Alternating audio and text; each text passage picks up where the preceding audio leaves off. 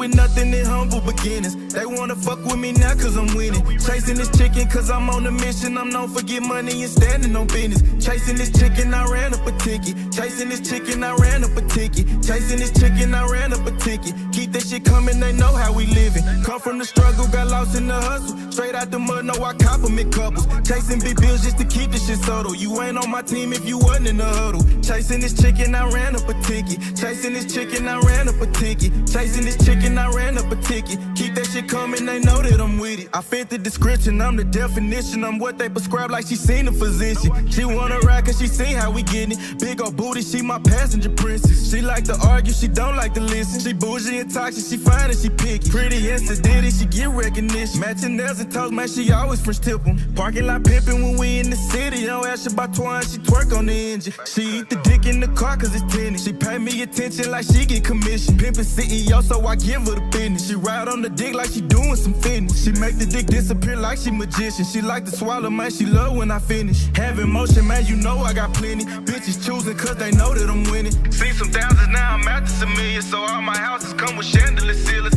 Pillow talking, man, that shit just ain't in me. Keep it pimpin', I can't do no pretending. Jealous hearted, man, you know I ain't with it. Cuffin' hoes, I can't do no commit. No, we started with nothing in humble beginnings. They wanna fuck with me now cause I'm winning. Chasing this chicken cause I'm on a mission. I'm known for get money and standing on business. Chasing this chicken, I ran up a ticket. Chasing this chicken, I ran up a ticket. Chasing this chicken, I ran up a ticket. Keep that shit coming, they know how we living. Come from the struggle, got lost in the hustle. Straight out the mud, no, I compliment couples. Chasing big bills just to keep this shit subtle. You ain't on my team if you wasn't in the huddle. Chasing this chicken, I ran up a ticket. Chasing this chicken, I ran up a ticket. Chasing this chicken, I ran up a ticket. Keep that shit coming, they know that I'm with it.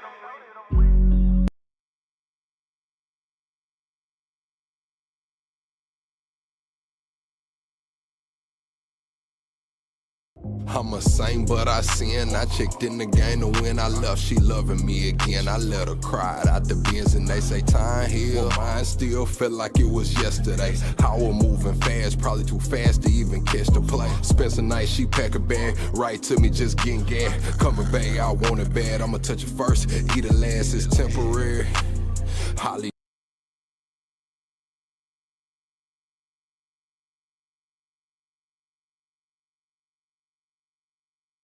I'm a saint, but I sin. I checked in the game to win. I left, she loving me again. I let her cry out the bins and they say time heal. Mine still felt like it was yesterday. How we're moving fast, probably too fast to even catch the play. Spend some night, she pack a bag, right to me, just getting gas. Coming back, I want it bad. I'ma touch it first, eat it last, it's temporary. Holly damn emotion said it's temporary. My pain deeper than the ocean. Temporary feelings mixed with temporary pleasures. All these temporary moments and these temporary treasures. Temporary circumstances to temporary measures. Temporary friends and even temporary schedules. Temporary smiles and temporary goals. Temporary women sliding on temporary poles.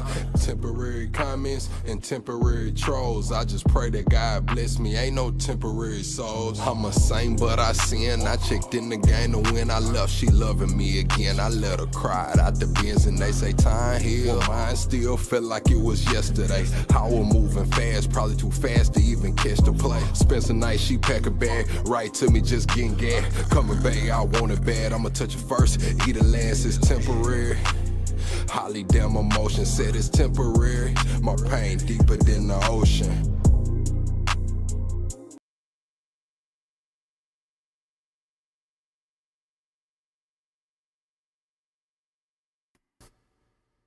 Welcome to the greatest damn show on YouTube.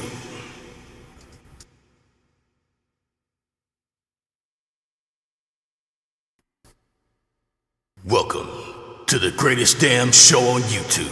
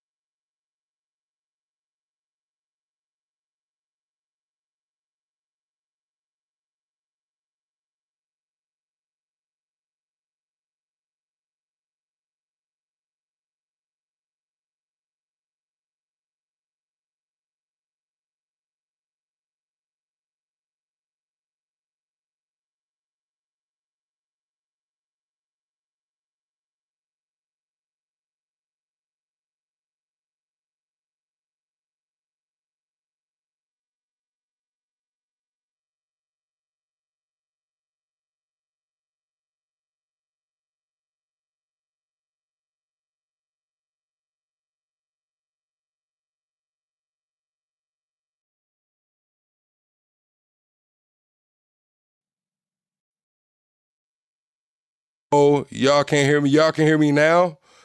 That's crazy. I just did the whole intro and y'all couldn't hear me, chat? Hold on, man. What? What? Hold on, chat. That's crazy work. Press 1 if y'all can hear me now. Press 1 if y'all can hear me now. That's crazy work, chat. Wow. Okay, here we go, man. Oh, man. Double tap the screen, shut alive out. What we doing tonight, chat? Double tap the screen, shut alive out. What we doing tonight, chat? Hey, saying Netanyahu cover up exposed. Where is he? Tucker and Joe can't come at Trump over Iran. And the hearings going wild. I need everybody to double tap the screen. We are chasing 100 likes. So double tap it or go to the top and hit the like button. If you having a good night, say what's up, plug. If you having a bad night, I hope it gets better because you sitting here rocking with us, man. Double tap the screen, shut alive out. What's up, Jason? What's up, Big Niche? What's up, Jared? Chat, we do have an action-packed episode. We're gonna get into Netanyahu. The internet has done what the internet has done, and they're coming out exposing all of the Netanyahu videos. They're saying that some rabbi's supposed to make an announcement tomorrow announcing their Messiah coming back. It's a spell. We're gonna break down all of that, man. Afroman had a case. He's going viral. We might have time for that. I don't know. But look, we got a few more miscellaneous clips. We're going to get into the inflation. Jerome Powell came out and spoke today and said that there was basically net zero job creation in the private sector. And I know for sure, I just heard Trump get up there a couple months ago and say that he created added like 600 and some thousand jobs to the private sector. Why the hell is Jerome Powell telling us something different? What's going on, chat? We're going to get into that as well. We have Tulsi Gabbard? Yeah, Tulsi Gabbard, she had some hearings going on. They was grilling her. Cash Patel got grilled about the damn personal jet use. We got Tucker Carlson sat down with Joe Kent, and they said a lot. They came at Trump. They came at the Charlie Kirk situation. They said that Joe Kent said so much that he is now under investigation. He was not under investigation formally, or it had been announced until after this Tucker Carlson interview. So we'll get into that as well, chat. We got a lot to cover tonight, so we're gonna get straight into it. Double tap the screen, shut a live out, man. If you had a good day today, press 3. If your day was piss poor, I hope it gets better for rocking with us, chat. Let's get into it, man. This guy right here, he's fighting inflation. He said that he lived in a storage unit for 2 months. 2 months, man. He lived in a storage unit. He hooked up electricity in that bad boy, had a cell phone service and everything, chat. And I'm predicting that we'll see a lot more of this as the economy continues to crumble. We see that a lot of analysts are saying that $200 to $250 oil prices is on the table. Jerome Powell said inflation will get worse. They're saying you need to start planting your garden now, chat. Let's get into this clip, though. So if you're going to live in a storage unit, you're going to need to be as invisible as you possibly can be. You basically need to be a ghost.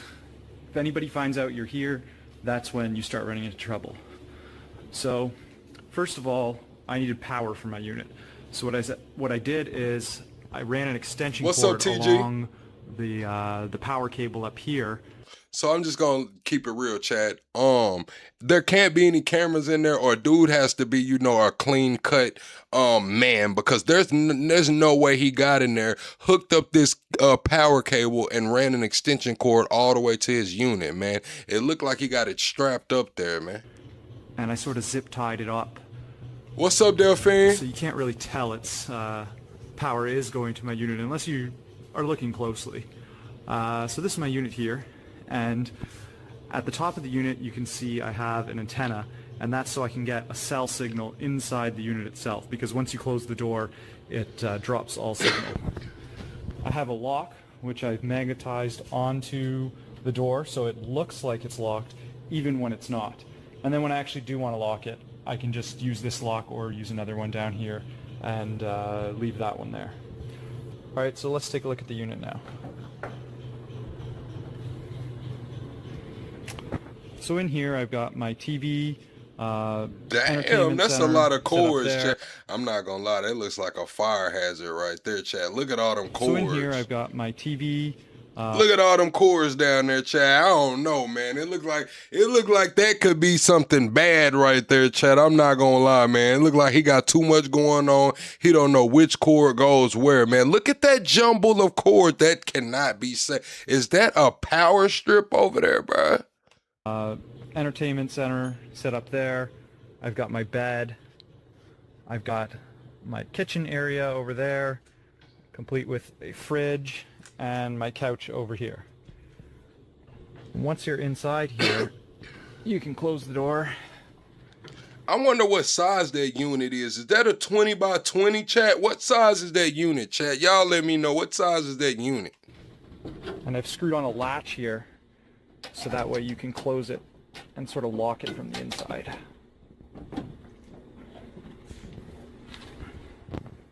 I've also put a mirror up so you can see what you're doing. Up here I've got a toaster. Yeah, look at him, chat. Look at him, man. We seen him in the mirror, chat. Look at him. I've also... That's the reason he was able to get up there and hook up the damn power strip and run the extension cord, and he got all those cords and shit in there, man. He doesn't look suspicious, man. He looks like a regular man. Doesn't look like he's using drugs or anything, man. I'm just gonna keep it real, man. His suspicion radar was very, very low. You know, everybody can't just do some shit like this, man. They'll foil your plans before they even get started. So put a mirror up so you can see what you're doing. Up here I've got a toaster oven, and this toaster oven actually works pretty well. I'd say it works just as well as a conventional oven. I've got some dishes over here. And that man done bolted up shelves and everything. Oh, he got a tiny home. He's in a efficiency, bruh. Got some more pots and pans over here, and he got a hot plate in that bad boy right here. I just thought about this, Chad. He's stealing them folks' electricity. I just thought about that. Like, he's paying for the unit. He's stealing the fuck out they power, ain't he? Man, all them damn cords and shit. He's in there cooking, and he's stealing the hell out they power. Underneath, they've got a filing cabinet, some tools, and some storage for some other stuff I have. Up on this part of the kitchen, I have cutting board, so I can make some lunch or dinner there. I have a hot plate for boiling water, cereal. Up here is the Tupperware, and then over here I've got a food cupboard for all my food. And this is the sink I've built, and the sink is basically like a 25-liter container filled with water, and I've attached these tubes here, so you just open it up, and then the water comes down this tube and out there. So you've got running water, you can do dishes, get a drink, whatever, and then the water filters into this bucket, which goes down into these holes here, which goes into a funnel, which leads into a separate container here. And I usually find I have to empty that container and refill that one, usually once a week, maybe twice. So over here above the bed, I've built a bar, and this is just to hold all my liquor and drinks and everything. But I've also got stuff at the back there behind the bed. So what I've done is I've built this little... That man is got a bar, chat. This is how we are. Listen, man. The man is on some survival shit, man. But he's so American that he put a fucking bar inside of there, bro. To hold my liquor, man. Like, what? Hinge here. This comes out, and then the hinge drops down, and then that... Chat, I don't even have a bar. That's how I don't even have a bar. What's going on? Can hold in place while you go and get whatever you need to from back there. Over here, I've built a clothing rack, and this works just like it would in any closet. You put your clothes there, except I've included this little latch here on this string, so you can push the clothing further to the wall, giving you more space. Up here I built some shelving for some I'm not gonna lie, items that I'm That little bungee cord right there is kind of dangerous, man. Like, look at how he got that strapped in there, man. That thing snaps, bro. His eye might go out, chat. It's gonna hurt regardless, man. I'm not gonna lie. Bungee cord in that little tight environment might not be the move. More space. Up here, I built some shelving for some items that I'm storing in here that I don't really use too much. I got my snowboard hanging from the ceiling there. A snowboard? And as you can see, all the stuff I've built in here is all built basically hanging from the ceiling. And the way I did that is I just got 2x4s, really long 2x4s, and put them all the way across the unit, and then... Oh, he done modified this thing, Chad? He done came in here and modified the... I used L brackets to build shelving down from that. Man, listen, if he's somewhere where he needs a snowboard, I want to know what the fuck he does when it gets cold in there, man. That's where the hazard comes into place. When he gets cold, he try to put one of them damn space heaters on that power strip that's already damn near about to explode. He plug up that damn heater in there and it's not energy efficient, man. It might just go boom. It might just go boom in that bitch, chat. I'm not gonna lie, man. He's wildin', bro. Propane? No way he's gonna put propane in there. You saying he needs to use? He's gonna die. Like that's damn near like sitting in your car in the garage with your car running, man. What do you mean propane? Propane inside of the storage unit? Yeah, I don't know, man. That don't sound like a good idea, man. I don't think you need to use propane inside of the storage unit, Chad. I don't know, man. Y'all living a little too risque for me. Y'all, I don't know, Chad. Y'all talking about put propane in there. It's a little crazy. It's a little crazy. All right, Chad. This is inflation, man. Inflation is nowhere near where it's supposed to head, and this is Trump's America, man. Is America great again when you look at these prices, man? $7 for 10 slices of cheese? $7 for 10 slices of cheese, baby. I'm gonna keep it real with you. You should have got them Kraft singles, man. You would have got like 24 slices for like $5, man. You should have got the Kraft singles or what's the other kind of cheese, chat? What's the other kind of cheese? I'm not talking about the cheese that don't melt. I'm talking about the cheese that actually melts, that don't turn into a Cheez-It, man. Look at that cheese she trying to get, man. Look, man, that cheese look expensive. It looks expensive, man. Should have went got Kraft singles, lady. For 10 slices of cheese? I need to get the fuck out of the US. Man, you need to go get some Kraft singles. I'm telling you, you trying to buy this Sorian, some fucking cheese you can't even pronounce, lady. Go get some Kraft singles, man. You can get American, you can get the white cheddar. They even got a jalapeno joint. Trust me, I tried it. $75 for 3 steaks. Do you think? Now this is crazy, man. $75. Them is some bad boys though. Them some alright steaks, man. But $75, chat. $75, man. And come on, man. $75, chat. That's ridiculous. Last week I was here, it was $70 for 3 steaks. Now it's $75. Because I'm looking for some ground beef for my lasagna and also for my spaghetti. I found the ground beef. Why is it $30? $30 for a 5-pound roll of ground beef. Crazy, chat. Crazy.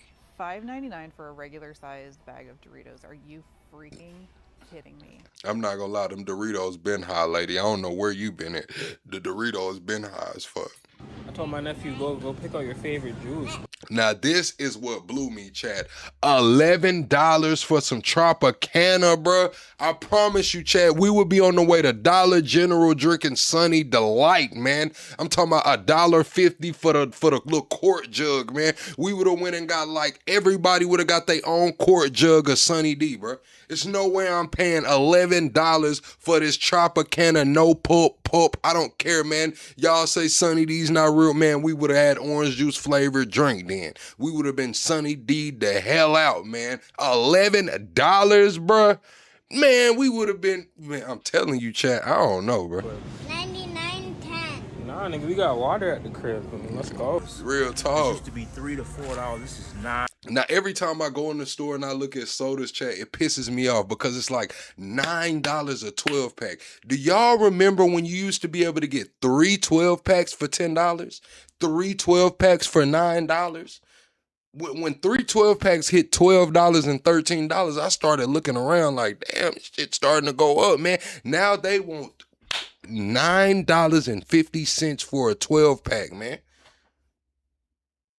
I go into the corner store and try to buy a single soda. The man looking at me like he want $1.50 for a canned soda. The hell is going on? $9.29 for a case of sodas. Look at this, $3.29 for a regular damn Hershey's bar. $3.29 for a Hershey bar. Listen to his voice, man. That shit pissed him off. He was probably getting Hershey's back when that shit was 50 cents, man. $3.29 for a Hershey bar, man. Look at this, $3.29 for a regular damn Hershey's bar. That pissed him off. Crack. 10 pretzels in there. How much do y'all think these pretzels cost right here, Chad? This is a box of 10 pretzels, man. If y'all got 10 seconds, if somebody gets the answer right in 10 seconds, I send them a plug sack Zot bag, man. 10 seconds. Whoever gets the right answer, man. Starting now. 10, 9, 8, 7, 6, 5. You got to get it exactly. 4, 3, 2, 1. Okay, it's over with. It's over with. I don't think anybody got it. All right. $25 fucking dollars. $25.26, chat. $25 for 10 pretzels, bruh. $25 for some sprinkled chocolatey peanutty pretzels, bruh. $25, bruh. $25, bruh. Man, I'll throw all this shit away, man. I'll put my whole cart back if I came to some shit like that. $25 for this shit, bro. Look at it. He done opened it. Oh, it's not open. $25 fucking dollars, dude. Go fuck yourself. $25, chat, man. This shit is crazy. I don't know, chat. This shit is wild, bro. All right, what's the? I got one more miscellaneous clip, then we'll get into the news. Where's the other miscellaneous clip at? Right here. All right, chat. So I want to know who was wrong in this situation. So this lady right here, she was accused of stealing from Aldi. She was accused of stealing from Aldi, and they handled her a type of way. Now, the online discussion is a lot of people are saying she's in the wrong. A lot of people are saying the employees are in the wrong. So I wanted to bring it to y'all, man. Who's in the wrong? You said it was only 2 things scanned. Only 2 things got scanned in this cart, yeah. Okay, so you're telling me that out of all of this stuff, I just saw it. you just saw it? Yeah, I did. Okay. Showed me everything up here. I can go print out your receipts if you'd like. Okay. Hey, I need you up here. Now let me show you this. Okay, so now, why didn't you just show me that a minute ago? I didn't get a chance to. I just asked you. Ma'am. Honey. Look Okay, at this. let me see the date. Okay. You didn't tell me. I asked you where the rest of them was. There was only 2 items on the first receipt, so I just asked for the second receipt. Okay, and so you just accused me of stealing. I just said, I'm gonna look. I came out of the bathroom and I'm just asking you for your other receipt, and you only had 2 items on the other receipt. Frosted Flakes and something else. You can just go. Ma'am, I don't even have, sir. You're good. Can you, but I should be, because but do you see how hostile she is? She just accused me of stealing. Though. So whenever it dings, we have to come check receipts. So if you hand somebody a receipt, you have a cart full of stuff with 2 things, I'm gonna ask for another receipt as well. Okay, so basically, you're accusing me of stealing too. No, I'm not accusing you of nothing. I'm just telling you. when you look at this receipt, you guys see this? Look, you see this? He's taking my things out of the store with my. Now, this is where he messed up. So at this point, it went back and forth. This is my opinion.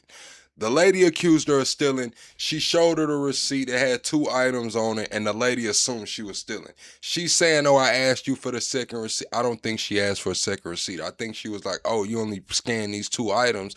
Let's see what's up. So now the lady presents her receipt. At this point, the guy, which I'm assuming is the superior, is like, okay, you're good to go. You can leave. She's like, hey, hold on. Y'all accuse me of stealing. I want to, get this out. Like, let me just finish what I'm saying. And then he proceeds to take her buggy and push it out of the store. Now, mind you, Chad, her purse is in her buggy.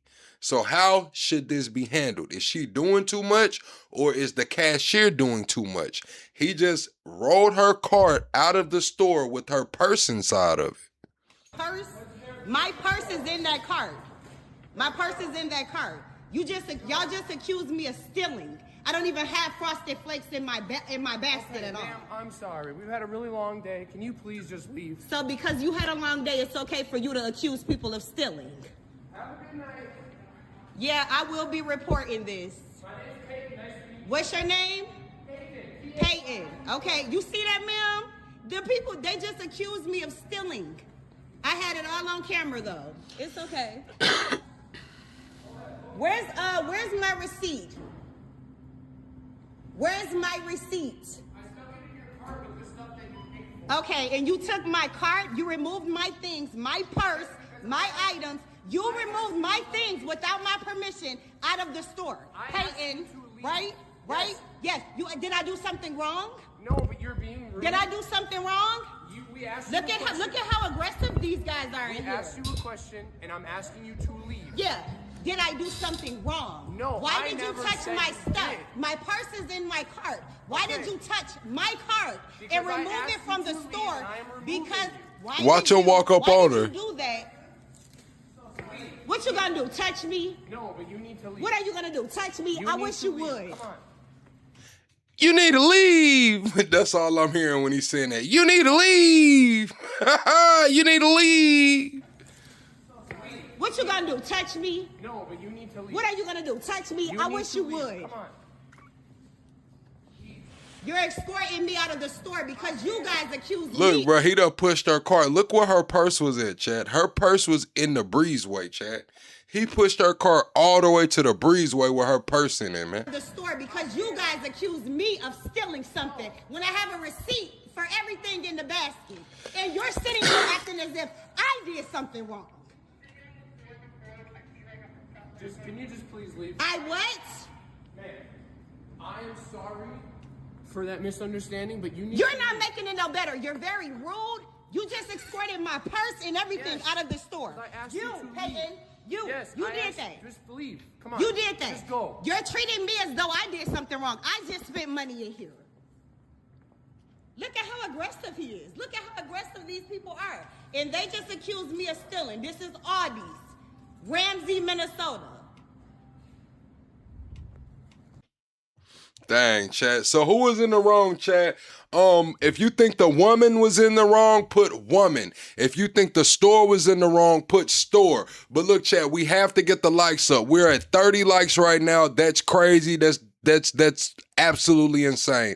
I expected more from my chat. I'm not gonna lie. I thought my chat really rocked with me. I thought y'all showed up to hang out, man. But 30 likes is crazy. So double tap the screen or go to the top and hit the like button, man. Let's smash through 100 likes right quick. We're finna pull up this clip. Afroman was in court, and he's going viral right now for being in court. They raided his house. He said they raided it unjustly, and now he's making music videos calling out all of the law enforcement officers. He's calling them out. He's saying that he's got a lot of their video footage. He's making music videos. He's calling them PDFs and letting PDFs off. He's calling them lemon pound cake, and I don't know. Afroman's going viral right now with this trial. You the right to do everything you under the circumstance that I got freedom of speech.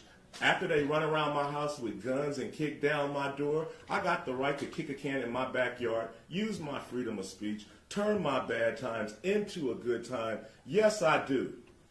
And I think I'm a sport for doing so. because I don't go to Daniel said, you know the world is listening and you sound seriously stupid, bro, like a child. It's painful. Get the fuck out, Daniel Matthew TJ6PW. That's all you got to do is get the fuck out. You don't never got to see me again. Matter of fact, you can click block, hide, whatever. Nobody cares. Nobody came to see you, Otis. Have a good night, Daniel. their house, kick down their doors, flip them off on their surveillance cameras, then try to play the victim and sue them. You were at Lisa Phillips's deposition, correct? Yes, sir. In your lawyer's office? Yes, sir. Same office where you filmed part of that video last Friday? Yes, sir. And you saw how upset she was when she was answering your lawyer's questions about how this had affected her, right? Yes, yes.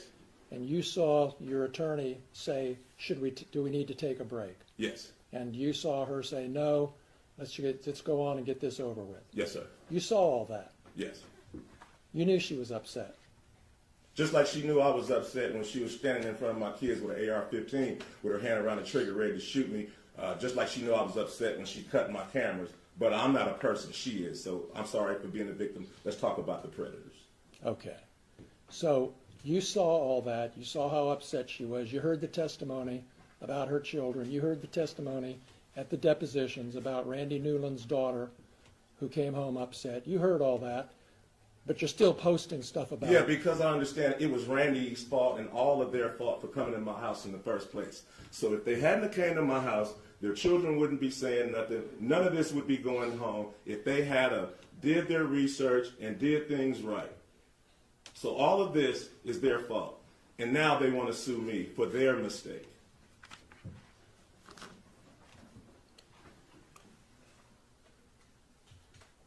Is there anything that could change your mind about what you're doing to these deputies? Is there anything that can change my mind about the fact that they shouldn't have been at my house in the first place? Is there anything that can change my mind about how my money shouldn't have been touched in the first place? No. Afroman stood on business. They raided his house. It was wrongful. They had the AR-15s on his family. They took his money and he went and monetized it. He made hilarious songs about everybody involved, had their family all involved, and now they're like, oh, did you not see the kids upset and shit? And he's like, well, hell, the lady put an AR-15 on my kids. Did nobody care about my kids being upset when she wrongfully came to my house and drew down on me and my damn family? Yeah, Afroman stood on business with that one. I'm not gonna lie. Let me see if I can find the video where he was talking about the deputy. Where is it at? Where the hell is the Afroman video? Chat, double tap the screen for me. Shut the live out. Hit the like button. I can't even find the lemon pound cake. Let me go to X. I want y'all to see this lemon pound cake shit, bro. This shit is funny, bro. Oh my gosh. Oh, Afroman lemon pound cake. Hold on.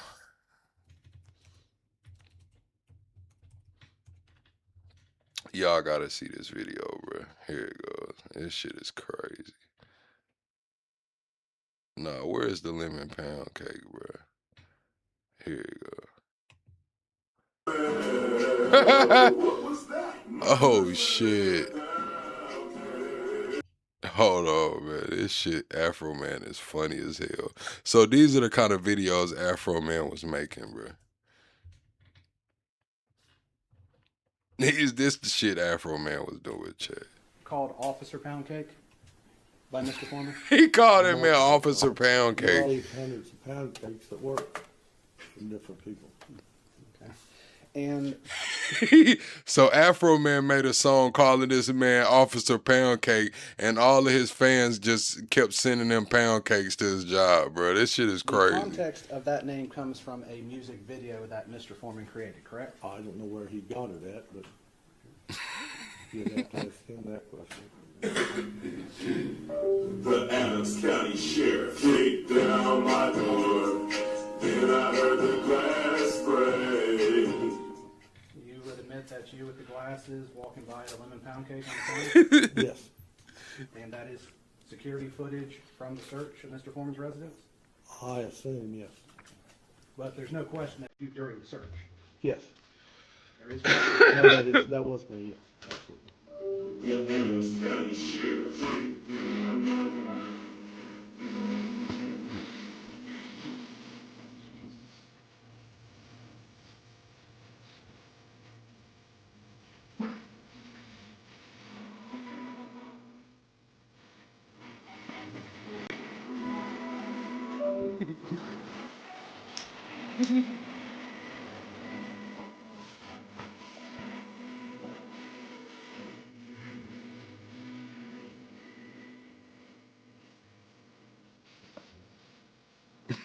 Bruh, that Afroman is stupid. So that's pretty much y'all can see how the trial was going, man. All right, let's get into the news, chat. Let's get into the news, man. I just wanted to bring y'all that, man. I had a couple more miscellaneous clips, but we'll pass on that. Double tap the screen, shut the live out, chat. We are chasing 100 likes. We gotta get through the 100 likes. I was trying to get to 100 likes before we started the news, but we're not there yet. We're sitting at 51 likes, man. We need 49 more likes. Double tap the screen, shut the live out.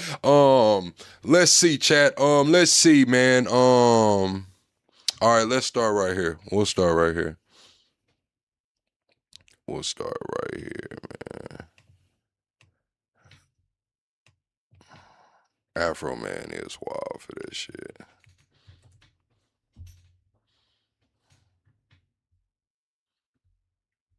Lockheed right now, there are craft that can go to Mars in a few hours.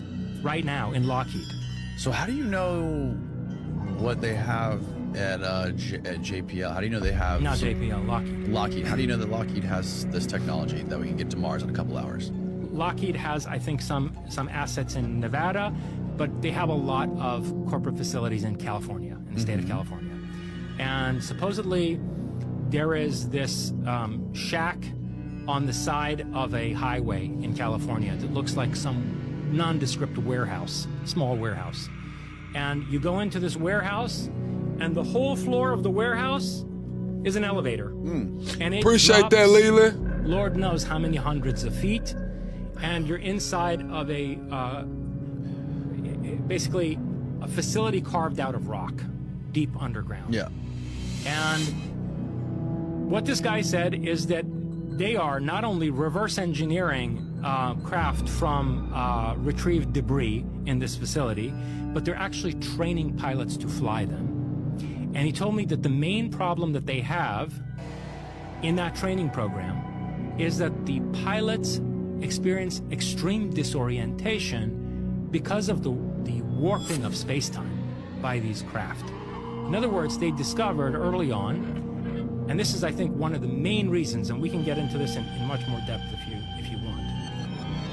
This is one of the main reasons this technology is being hidden, because they discovered very early on that these are not simply devices with propulsion systems capable of navigating space very quickly. So one of the UFO guys, I forgot his name, because Trump, they registered aliens.gov today as an official domain. So we are about to get the alien files. We're about to get alien disclosure. It's probably coming this week or at the top of next week. The US already registered alien.gov. It'll be like the Epstein portal, the MLK portal, the other portals. So what they're saying is, the guy is saying that he hasn't seen any aliens. He hasn't seen any alien technology. Everything that he has seen thus far has been ancient human technology. So he's saying that the shit that we're calling alien technology is actually ancient human technology. I want to know how y'all feel about that, chat. Do y'all think that a lot of this technology is alien? If you think it's alien, press 2. If you think it's ancient human, press 3. Like they can take you from New York to Australia and, right? They're flying time machines. They warp time as they traverse space. Right. And our pilots don't know how to handle that. They have a very hard time. They get disoriented, temporally disoriented. They get their sense of the passage of time gets really messed with. So anyway, he told me he went down into this facility and that they're reverse engineering stuff, and that they're trying to train pilots in how to fly these reverse engineered zero-point energy craft. But okay, what's the really important thing about that is that on a theoretical level about how UFOs are actually time machines.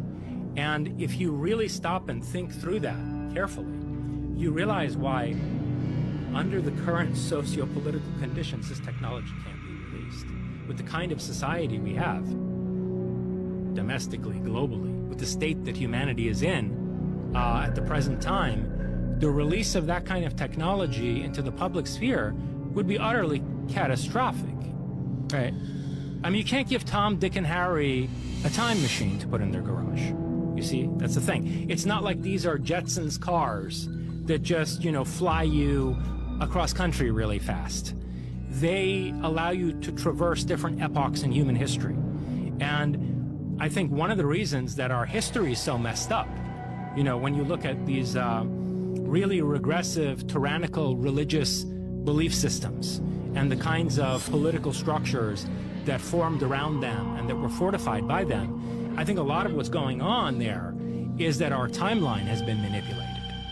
It's been manipulated at all junctures, from the present far into the future. I do believe what he's saying on a lot of that. I don't believe everything, but I do believe that the timeline has been manipulated, and the timeline is being manipulated right now in our face. I believe that the timeline is accelerated, maybe even on a scientific level and on a religious level. Like we're going to get into this Netanyahu shit too. And they're saying that the reason that Netanyahu, they're trying to act like he's still alive is because he was supposed to be dubbed Israel's last prime minister. There's not supposed to be another prime minister after Netanyahu. There are rumblings that tomorrow, one of the rabbis is supposed to make an announcement. It's supposed to be blast all through Jerusalem radio announcing their Messiah. So that's what the world is waiting on as of tomorrow. They have shut down, the Tomb of Jesus, the Holy, I forgot which church it is, but they have shut that down indefinitely, allegedly. They shut it down before during COVID, restricted people, but as of right now, since February 28th, it's been, pretty much shut down. So a lot's going on. I do believe the timeline is being manipulated. I believe it's being accelerated right now. We're dealing with accelerationists that are trying to bring on the end times. And you need to listen to this, because all the research I've done all day, all the reporting I've done all day. Oh, this lady's going viral. She's talking about the news cycle that happened yesterday. She's connecting the dots to the news cycle that happened yesterday. And she has a pretty good take, I think. I'm not going to lie. When I listened to this, I was like, it might be something to that. Has just snapped into place. And I think I know exactly why. What's up, Southern Breeze? You plugged in. I've made 2 videos today talking about Joe Kent, who up until this morning was the U.S. National Counterterrorism Center Director. He resigned this morning after being like Mr. MAGA head extraordinaire, right? And I talked in these videos about wondering why he would do that. And earlier this... Okay, Chad, I see you saying, why would anyone want to bring on end times? Just let it happen naturally. So we have to remember that end times to certain groups of people don't mean the world is over. They mean Armageddon, it will be a battle, then it will be 1,000 years of peace and some more shit. So they're trying to get through this part of it so they can get to the 1,000 years of peace to where they're back in the favor of God. Right? So when we think of end times, Armageddon, we think of the world being destroyed and there's just no more world. That's not how other groups of people are looking at it. They're looking at it like shit's going to get really, really bad for a while, and then it'll get really, really good. This evening, I posted my daily Substack article all about Ali Larijani and how we had received breaking news this evening that last night he was killed in an Israeli airstrike. And if you don't know, Ali Larijani was the secretary of the Supreme National Security Council of Iran. Meaning, even though he wasn't such a good dude, we still needed him to be alive, because if we were going to talk to anyone in Iran about diplomacy, ceasefire, peace, etc., it was going to be him. So then I went over to Ali Larijani's X account, because I knew that he was someone who was very active on this social media platform, often, giving threats to the US or threats to President Trump himself. And I found this post from 2 days ago. It says, and this is translated from Arabic, it says, Yeah, she's kind of low, chat. Y'all are just gonna have to bear with her. Her video's just low. I have her turned all the way up. But she's saying that the only person that was left really to negotiate for the Iranians was unalived in the airstrike yesterday. After he was unalived in the airstrike yesterday, you get Joe Kent, the director of counterterrorism. He steps down. So all of this is happening within the same 24 hours. Boom. The last negotiator on the Iranian side is unalived in a strike. Now Joe Kent stepped down. Now this is where she's at and her, breaking down. It has been reported that what remains of Epstein's network is working to prepare. So now she's saying that 2 days before the Iranian guy was unalived, he put out a post that's saying the last of Jeffrey Epstein's network is trying a 9/11 style attack that they're going to blame on Iran. After he put that out, 2 days later, he was unalived in a strike. Right? So now the guy that just put it out that, hey, they're finna try some 9/11 shit, he's unalived in a strike. He's also the guy that was to negotiate. Then you have on the U.S. side, the director of counterterrorism stepping down immediately after. So that's all going on. That's what we're leading to. Prepare a conspiracy aimed at fabricating an incident similar to the September 11th attacks in preparation for accusing Iran of being behind it. The Islamic Republic of Iran categorically rejects such plots and terrorist operations on principle and does not wage war against the American people. So he's coming out saying that, look, they're going to try this shit. They're going to try to blame it on us. We're putting it out there now that we do not wage war on the American people. We're not going to do this. We're telling everybody that, hey, stand down. This is not us. While we have to take everything with And then he was dead 2 days later. Dead 2 days later. A grain of salt here, I'm pretty sure Larijani is saying we recognize the American people are not attacking us. It is this crazed madman that is Donald Trump. So again, that tweet was sent out on the 15th, 2 days ago. So 2 days after sending that message out to the world, Larijani turns up dead. And even if there is only a small glimmer of truth that was sent out from... So now, this is before, this video was posted before Joe Kent sat down with Tucker Carlson. Joe Kent said today on Tucker Carlson that the last conversation he had with Charlie Kirk was, do not let us go to war with Iran. And Joe Kent said that today. After that episode aired, they're saying that Joe Kent is now under investigation. After Joe Kent went on there and said that this war is not us, there's never been an imminent threat. Even back in June when we bombed it, it wasn't an imminent threat. The last words Charlie Kirk said to me was, do not let us go to war with Iran. Now he's under investigation. The same guy right here that just stepped down.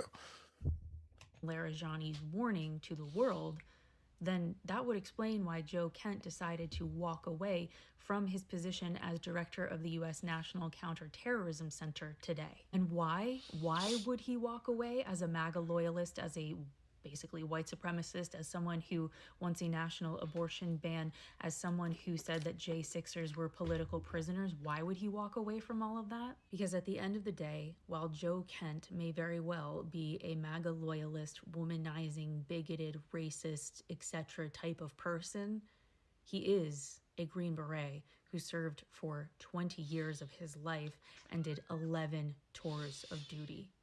And I think if there is any line in the sand, it is the idea that he would even play a little bit of a role in having to lie about terrorism in the United States when it was really our own government who attacked and killed and injured the American people. I think that would be the one line in the sand for him. Let me know your thoughts in the comments. And I just gotta say, in my heart of hearts, I feel like... So how are y'all feeling about that? I'm trying to pull up the Tucker Carlson one to see if he has timestamps. I was gonna watch it from the X because I want to see this Joe Kent shit. We do got some other stuff to cover, like Netanyahu's ears and shit. But I want to see if Tucker Carlson has timestamps. If he has timestamps, that'll be amazing if he has timestamps, chat.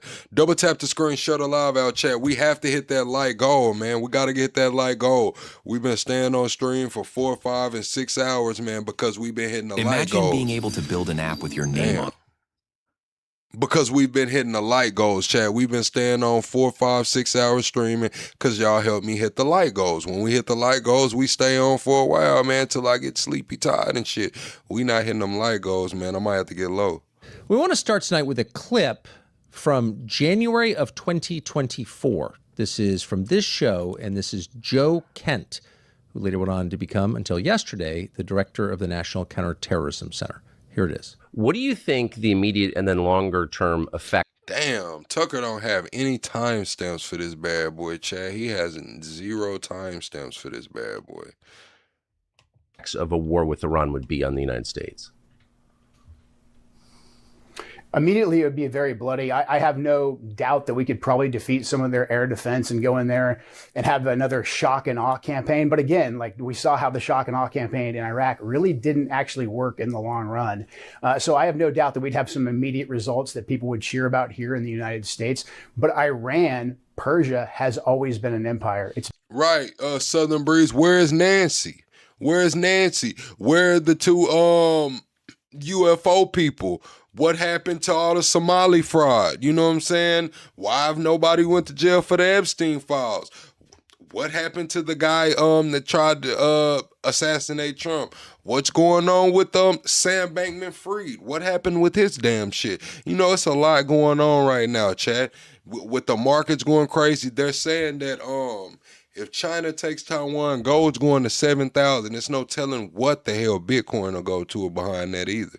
It's been around longer than any of the other players in the modern Middle East right now, and they are not going anywhere. If we get deeply involved and deeply entangled with Iran, we are playing right into China's hands, because China would like nothing more than for us to be committing our military industrial base to a war in Eastern Europe, in Ukraine. Where's Netanyahu? Why hasn't Netanyahu done a live interview? Why hasn't Netanyahu taken questions from some reporters, man? Why is the video of the picture of that Netanyahu and Mike Huckabee have?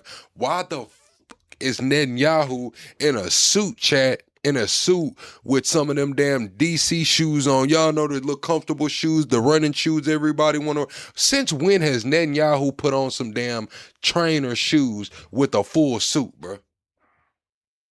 And then Mike Huckabee got the same shirt on. Have y'all not seen that? Netanyahu's in a full suit with some damn trainers on. Some trainers, bro. Chill out, Netanyahu. And then to be committing our conventional military power, our blood and our treasure back in the Middle East. That will make the Pacific, our actual border, extremely vulnerable to Chinese aggression. Or China will simply just watch us bleed out. That's what I'm saying. I do think Netanyahu is unalived or he's seriously injured, man. I do think he's either unalived or he's in Germany seriously injured, because there's so many reasons for them to keep it secret. Netanyahu does not have a direct successor, right? The reason Netanyahu does not have a direct successor, allegedly, is because of he's supposed to be the last prime minister. Netanyahu is supposed to be the last of the prime ministers, man, according to this what they got going on. Also, what else surrounding Netanyahu?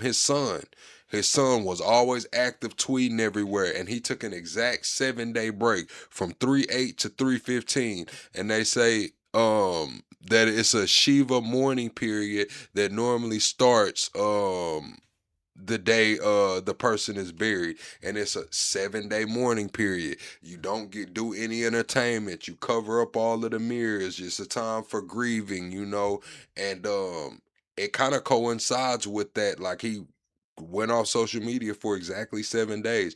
We seen Trump looking shook on the 8th. We seen the guy come out of that security interview and come back shaking. It's a little crazy going on, Chad. It's a little stiff right now, Chad. Also, I think it's a psyop. I think it's a psyop. I think they're testing to see this immortality shit.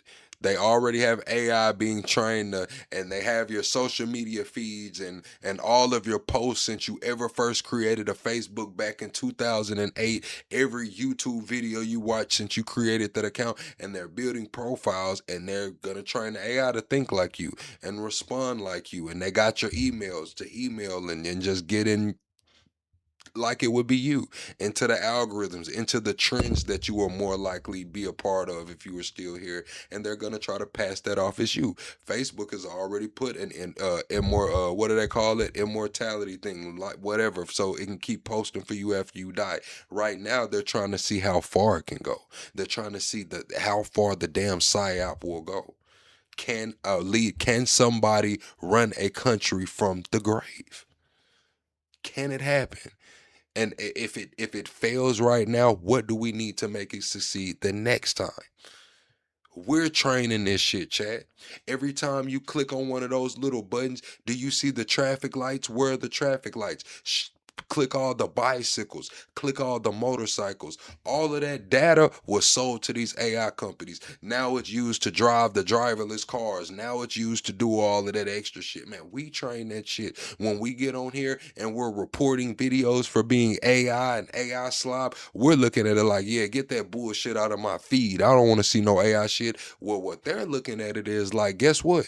Now we know it's AI slop. Now we know how to make it better. Tell us what was wrong with this video. The voices were wrong. I knew it was AI. Just, the dog was too big or whatever. And they're going to use that to train it so that the next time you won't be able to report it because you won't be able to know the difference. That's where we get into that reality of believe none of what you hear and half of what you see. We're almost here, chat. We're probably maybe 6 months away from that being reality.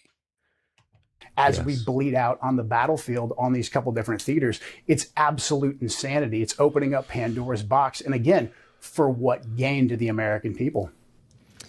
So the very first thing you notice about that clip, which was shot almost exactly a year before the current president was inaugurated. You are correct, but that's half the truth, Sean. When you say if Netanyahu is unalived, they won't admit it and we won't find out. Prime example, the last prime minister was the prime minister and was kept on life support for 8 years. He was kept on life support for 8 years, but he was only running the country for 3 months after that. So allegedly, after it came out that he was whatever, he was still in the prime minister role for 3 months. And then I guess they had an interim or they, moved on from him actually being prime minister. But they did keep him on life support in a coma for 8 years. You are correct on that. But he only had the prime minister role for about 3 months after that. Is that it was right. It was prescient. He called it. He called the general outline. Not that it was hard to call, but Joe Kent knows what he's talking about. He spent a lot of his life in that region, and he said, a year before this current presidency began, this is a big, serious country. It's the oldest civilization. You said the Zionists got me. How, man? How does Zionists got me? How? What, y'all just come in here and say whatever, man. Y'all just come in here and say whatever. I think it's the flag, chat. I think it's the do-rag and the flag in the back. They just don't know how to react to that shit, man. So they just throw all kind of accusations out there. In the region, and if we went to war with Iran, there would be a momentary sugar high. Americans would support it because they support their own country and they certainly support their military. And you said, I clicked on it because I love watching someone who knows what they're talking about. I know a lot about a little. I know enough to know that I know nothing. So we try to, break this shit down. A lot of these clips I break down live. I give my thoughts and opinions. I've never claimed to be an expert on any matter. So that's what we do over here. I'm gonna give you my thoughts and opinions, and I'll even outline why I think this way, but I'm not gonna get over here and try to shield y'all some shit like I'm an expert, chat. I'm not gonna do that. People would approve of it. But thank you, very Lala. quickly, you could see a process. Lala said hit the like button, chat. Everybody double tap the screen, go to the top of the screen and hit the like button. We gotta smash through the next like goal. Thank you, Lala. By which we got caught there, trapped there. Bear trap. Hard to extricate yourself from that. And sitting on the sidelines would be our chief global competitor, China, who would be silently nodding along with a slowly spreading grin, knowing that they were the main beneficiary of what they were seeing, of our waste. So reports are coming out that China is gonna take Taiwan maybe in the next 90 days. They have a 2-year timeline, but they're saying the timeline is accelerated. They're saying that they might take Taiwan without fire or dropping a single bomb. They're talking about blockading Taiwan, not letting anything in or out, and just basically starving the whole country. Just making it until they surrender. They'll go take Taiwan and they'll take TSMC. And they'll have the chips. They'll have a 90% holding on the chips, and they'll be able to control the market from there. I had a conversation earlier. That gave me a little more insight in that situation, but I'm gonna do some more research before I speak on that. Of American lives and treasure, as Joe Kent said. So we haven't reached that stage, thankfully. We're moving toward it, and everyone who's watching carefully knows that. And if you're on... Do I believe this? Yes, I definitely believe that China has been one Taiwan. China has never actually acknowledged Taiwan as being sovereign. You know, they are saying that that's still us. Why is my camera lagging? Hold on. Let me get the camera together, Chad. Hold on, Chad. My camera is behind my mouth moving on the screen, and it's pissing me off. All right.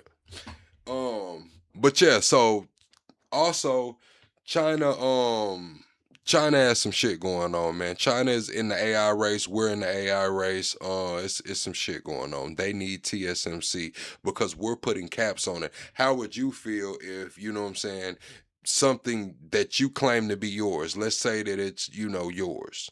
It's yours. China's claiming Taiwan, saying it's theirs, right? Now you have another country telling you the amount of technology, the level of technology or chips that you're allowed to purchase from said country that you still lay claim to. You're not going to let that shit go on for too long. You're not going to let that shit go on for too long. Honest, you know that. So this is a very serious moment we're in, and we're watching not just a war in Iran, but potentially a total realignment of the world and the loss in some sense of what the United States has globally. This could be the beginning of the end of our influence in a lot of the world. You said, how did you learn? Well, I'm not going to drop any tips, but they say that allegedly if you donate to some certain people, you can get private national security briefings. You know, we might have to, you know what I'm saying, see what's to them private national security briefings, man. I don't know. Just talking. That's just the beginning.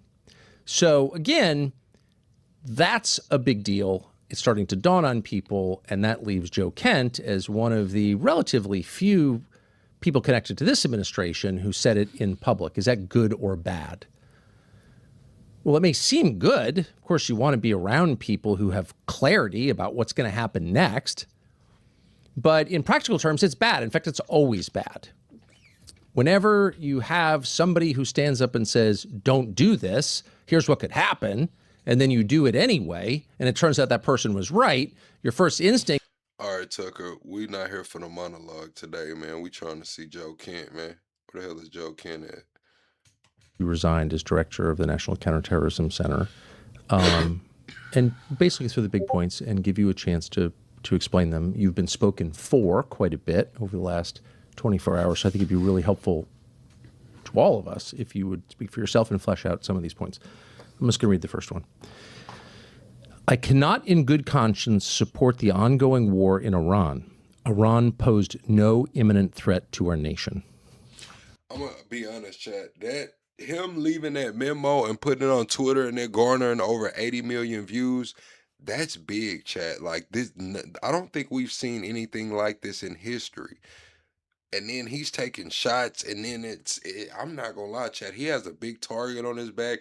They just launched an investigation. Let me see who launched the investigation into Joe Kent. Who launched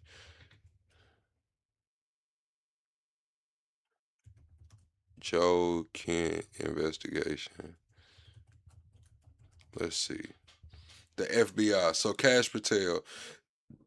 It says the FBI opened investigation into Joe Kent. President Donald Trump's former counterterrorism chief who resigned from his post over opposition to the war in Iran. So FBI is investigating Joe Kent for alleged leaks, but the investigation wasn't announced until Tucker Carlson announced that he was going to be interviewing Joe Kent. And we know that Tucker Carlson is being investigated, I think, by the CIA right now. So this shit is crazy. Iran posed no imminent threat to our nation. How did you reach that conclusion?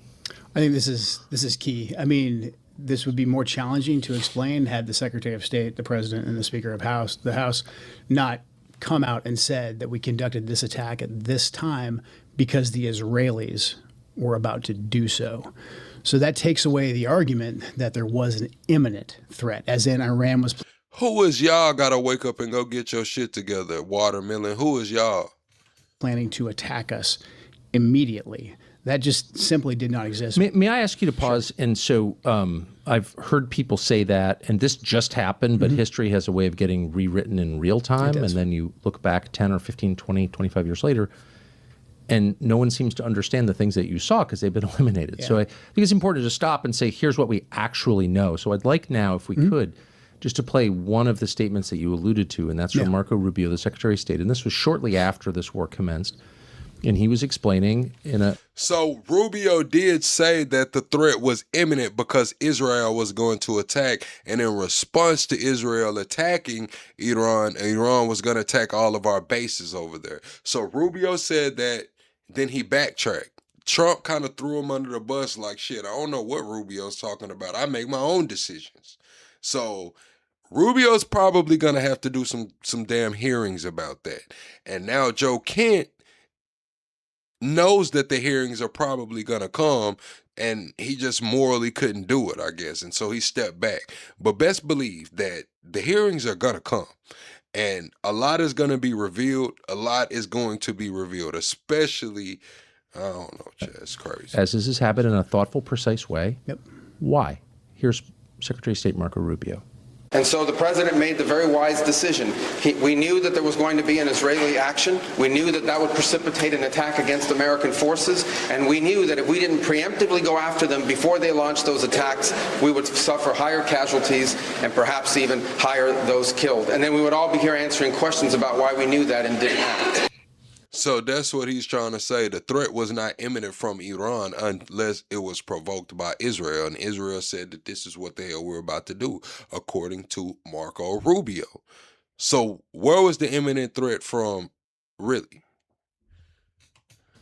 Okay, so that is his almost contemporaneous explanation, and it's not offhand. He reasons it out. He explains there's a logic chain there, and he says, we knew not that Iran was going to attack. He did not. Chat, I need everybody to hit the like button. We're chasing 200 likes right now, chat. If everybody hits the like button right now, we'll smash straight through it. If you're having a good time in here tonight, press 4. You can double tap the screen or go to the top. We're also 25 subscribers away from the next sub goal. The more likes, the more subscribers, the longer we hang out, man. Let's get it. Let's go. Say that. Right. He said we knew that Israel was going to attack Iran, and in retaliation for those attacks by Israel against Iran, Iran might attack American forces. So the imminent threat that the Secretary of State is describing is not from Iran, it's from Israel. Exactly. And I think this speaks to the broader issue. Who is in charge of our policy in the Middle East? So that's what I said. Who is the imminent threat from, really? Tucker says it's Israel, and I believe Joe Kent, kind of seconded that. Who's in charge? According to what Marco Rubio said. Now, if you go to what Trump said that, no, that's not true. So we have conflicting stories. So who do y'all believe, Trump or Marco Rubio, chat? Who do y'all believe, Trump or Rubio? Of when we decide to go to war or not. In this case, with what the Secretary described, and later on the President, later on the Speaker of the House, and the way the events played out, the Israelis drove the decision to take this action, which we knew would set off a series of events, meaning the Iranians would retaliate. Now, I think there's a potential there where we could have done several different things. We could have simply said to the Israelis, no, you will not. And if you do, then we will take something away from you. I think that it's fine that we offer defense to Israel. But when we're providing their... Boogeyman, how about you hold my nuts? You talking about how about you stop talking about what you don't know? I asked don't matter because it was me, stupid. What are you talking about? What are you talking about, Boogeyman? Don't, man, listen, don't get packed up in here tonight, man. You'll be on your way out the door, man. You better have some decorum in this motherfucker. How about that? How about you hold my nuts? The means for their defense, we get to dictate the terms of when they go on the offensive. Otherwise, they stand to lose that relationship. And the Israelis felt emboldened that no matter what they did, no matter what situation they put us in, that they could go ahead and take this action, and we would just have to react. And so that speaks to that relationship. But also, it just shows that there was a lobby pushing for us to go to war. I know we'll get into that later on in the statement. But we had a real potential, I think, knowing what we know of the Iranians and how they react, and in particular, how they react to President Trump's leadership. The Iranians, under President Trump's leadership, especially in his second term, they have shown that they take a very calculated approach to the escalation ladder. For instance, in the lead up to the 12-day war before Midnight Hammer, the Iranians didn't attack us. They were engaged in negotiations with us. When President Trump came back into office, they stopped their proxies who were attacking us under the Biden administration because they knew Biden was weak. They stopped their proxies from attacking us as well. So they knew President Trump was someone who wanted to negotiate, but more importantly, they knew that President Trump was not someone to mess. Hannibal says Tel Aviv looking like Gaza. All this shit gonna look like Gaza by the end of it, Chad. I'm just gonna be honest. I had a conversation today. They're allegedly sending lasers over there, but I'm gonna read this excerpt. Actually, I'm gonna read this excerpt. I had a conversation about this excerpt right here. Where is it at? It's yesterday. Hold on. It's a really good read. Y'all double tap the screen for me. Okay, here it is.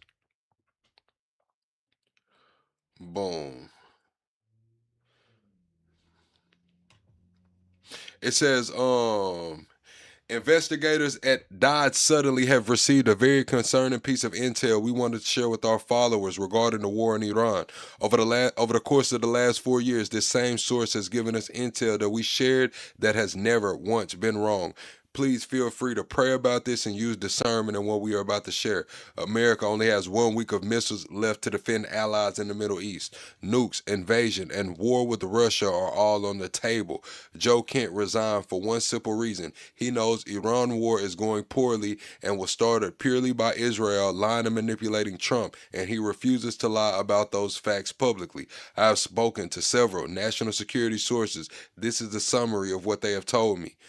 1. America is 1 week from exhausting our supply of interceptor missiles, without which we have no effective means of stopping the incoming missiles and drones to Israel, Jordan, Qatar, UAE, and Saudi Arabia.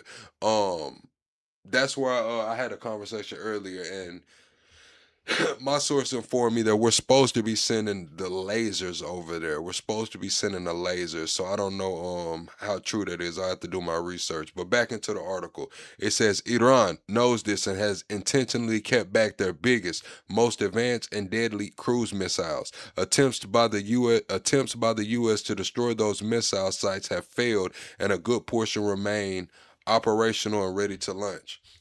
We seen some barrages go today. We did see some things being hit on today. It says if America cannot protect our allies in the region, they will sue for peace without us. And without protection, Israel will suffer massive casualties. The stockpile is dangerously low from the Trump administration using missiles to defend Israel since October 7th attacks and the war in Ukraine. The current supreme leader of Iran survived the decapitation strike and follow-on attempts, and has now successfully fled to Russia, where the U.S. is weighing committing another act of war with Putin by trying to kill him in Moscow. AI videos or not, Iran will never surrender if they find out they successfully unalived or gravely injured Netanyahu. 3. America has no good options to end this war, which needed to be finished quickly due to tyranny of variables stacked against the U.S. such as terrain, distance, lack of ground forces, and durability of the Iranian government. Options now are being considered are nuclear, futuristic weapons like the ones deployed in Venezuela that struck fear into the minds of all of our adversaries. The same adversaries now watching in shock and laughter as America falters on its half-cocked expedition against one of the strongest nations in the Middle East. China is weighing an invasion of Taiwan by July of this year. That's what I was speaking about earlier too, Chad. I hadn't even read this full article, but yeah, they are saying that might happen in the next 90 days because of the very real distraction and depletion of the U.S. military stockpiles, troops, and resources for the Iran conflict. U.S. casualties have easily reached 500, with many injured and unalived that have not been admitted by the Pentagon. To that fact, the Pentagon did, I do believe that they had a private ceremony for the soldiers. No cameras were allowed. They had a private ceremony for the soldiers. So that's kind of crazy that they're alleging the casualties are higher than that's being reported. That is kind of crazy. Back into the article though, chat. Back into the article. It says, America has lost 4 fixed-wing aircraft, more than we've lost in 20 years of war combined. The aircraft were not shot down accidentally, as previously thought. They were drowned by symphonizers in Kuwaiti Air Force. The pilot indeed went rogue, and other fractures in the shaky Middle East alliance are plausible as this war drags on. China and Russia have been capturing data from the combat operations and providing satellite and intelligence support to Iran, and as part of this have cracked the signal communication for America's B-2 bombers, meaning one of our primary deployments means for nuclear weapons previously stealth and untraceable in radar can now be tracked in flight and shot down, a major blow to the nuclear deterrence and mutually assured destruction threat against other superpowers. This war may have effectively evened the playing field for China. America's only options are bad. Kent knew this when he resigned. The best thing we can do is literally and figuratively is put down the shovel and stop digging our hole deeper. Cease all combat operations before this escalates into a new world war and more Americans and allies are unalive. That article right there is from Died Suddenly over there on X. That's an article from Died Suddenly. With because he killed Qasem Soleimani, he killed Abu Mahdi Mohandas, he had defeated ISIS. They knew that President Trump was a man of action. He is militarily strong, and so they said before we take an action, we need to make sure that it's calculated. So I think in this scenario, even if the Israelis told us we're going to strike on this date at this time, and we didn't, try to negotiate with the Israelis and say, hey, we'll take something away from them, I think we still could have back-channeled to the Iranians and said, hey, if something happens here in the next couple of days, it's not us. We're still serious about negotiations, and we don't want to escalate this because it's well known what the Iranians' plans were. We knew that they were going to hit potentially our bases in the region, potentially our allies. We knew about the Straits of Hormuz. All of these things, I think, were fairly well known. And the Houthis' ability to close the Red Sea, which they've not yet done, but which would be catastrophic to the world. Everybody knows somebody who has had an Damn, Tucker be hitting with them damn ads, bro. All out the window. And this isn't just Joe Kent's opinion. Many scholars, and I think a lot of intelligence assessments have been written about this too. I know for a fact they have, is that if we struck the regime, it would only strengthen it. And that's not, I think that's just basic common sense. I mean, I think of myself, and probably you're in this camp as well. We didn't like Joe Biden. We didn't like Barack Obama. But if an outside force were to come in here and try and topple them while they were the president, I would 100% rally around the flag. That's just common sense. So if we wanted to strengthen, you actually did. You joined the military. Lane, you said, would you want to have a chat live sometimes? Yes, Lane, I do panel debates, things of those sorts. Like if you want to, for me to stop the show and, bring somebody up to debate, you got to send a $25 Cash App or PayPal and you can come right on up. But otherwise, if we hit the like goal, I always open up the panel at the end of the show. So I do the show, we hit the like goal, I open up my Discord and we get like 5, 10, 20 people in the Discord and we all have a conversation. So you can hang out, join the Discord later on. under Bill Clinton, Under whom Clinton. I assume you didn't vote for. Right. Tony, what the fuck do you mean I'm a Democrat? I'm not a Democrat. I'm not a Republican. I've never been either one of those. I don't know what you mean, Tony Kaiser. The dude sold out. I've not been a Democrat. I've not been a Republican. What are we here for? What are we talking about here? Right, you joined in 1998. You've gone the whole cycle of the war on terror, I notice, and served out as an NCO. I think your entire NCO and warrant officer. Yeah, warrant officer, 20 years.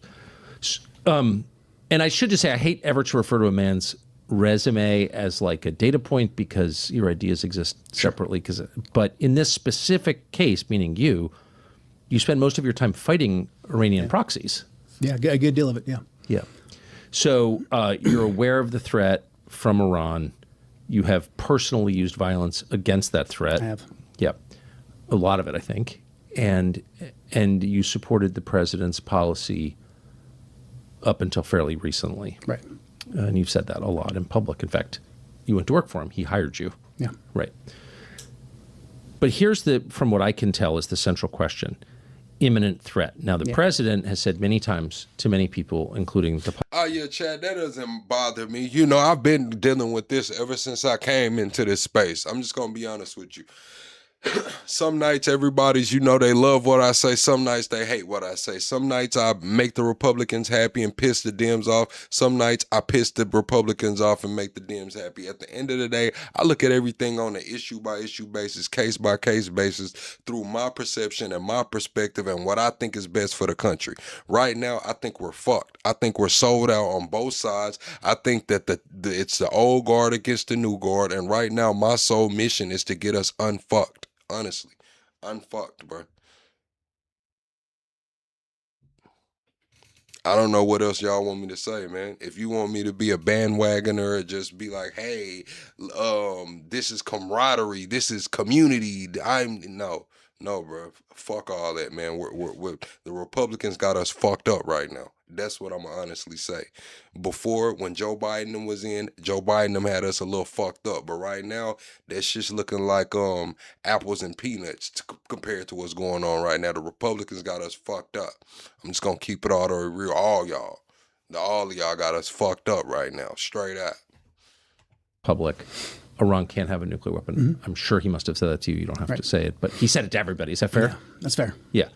They can't have a nuke. Whenever asked, we say, let's just start here. They can't have a nuke. Mm-hmm. Okay, got it. Everyone agreed with that conceptually. Was Iran on the verge of getting a nuclear weapon? No, they weren't, 3 weeks ago when this started, and they weren't in June either. You said, so you're just a crybaby then. No, I'm looking around. See, this is the problem we have. See, this is when you get to that yes man shit. You couldn't be a real friend. That's why I know a lot of y'all couldn't be a real friend. Y'all are too tribal to be a real friend. You're going to let your friend do whatever. You're going to be a yes man. It's whatever. You know what I'm saying? Especially if it's a friend that's a little intimidating. You know, one of those friends you know you really can't beat up. You would be a yes man, a bootlicker. Y'all don't really want to govern y'all people. Y'all don't really want to tell people what's up when somebody's in the fucking wrong. Nah, y'all gonna turn a blind eye, look the other way, shut up for the cause. Man, fuck all that, man.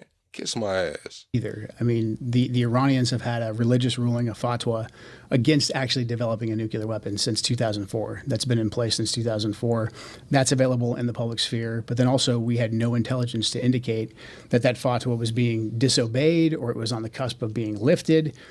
The Iranian strategy, it's actually pretty pragmatic. The Iranians are obviously aware of what's taking place. Yeah. You said true or false, is Nick Fuentes a real one? Hell no. Nick Fuentes say some real shit, but hell, everybody says some real shit some of the time.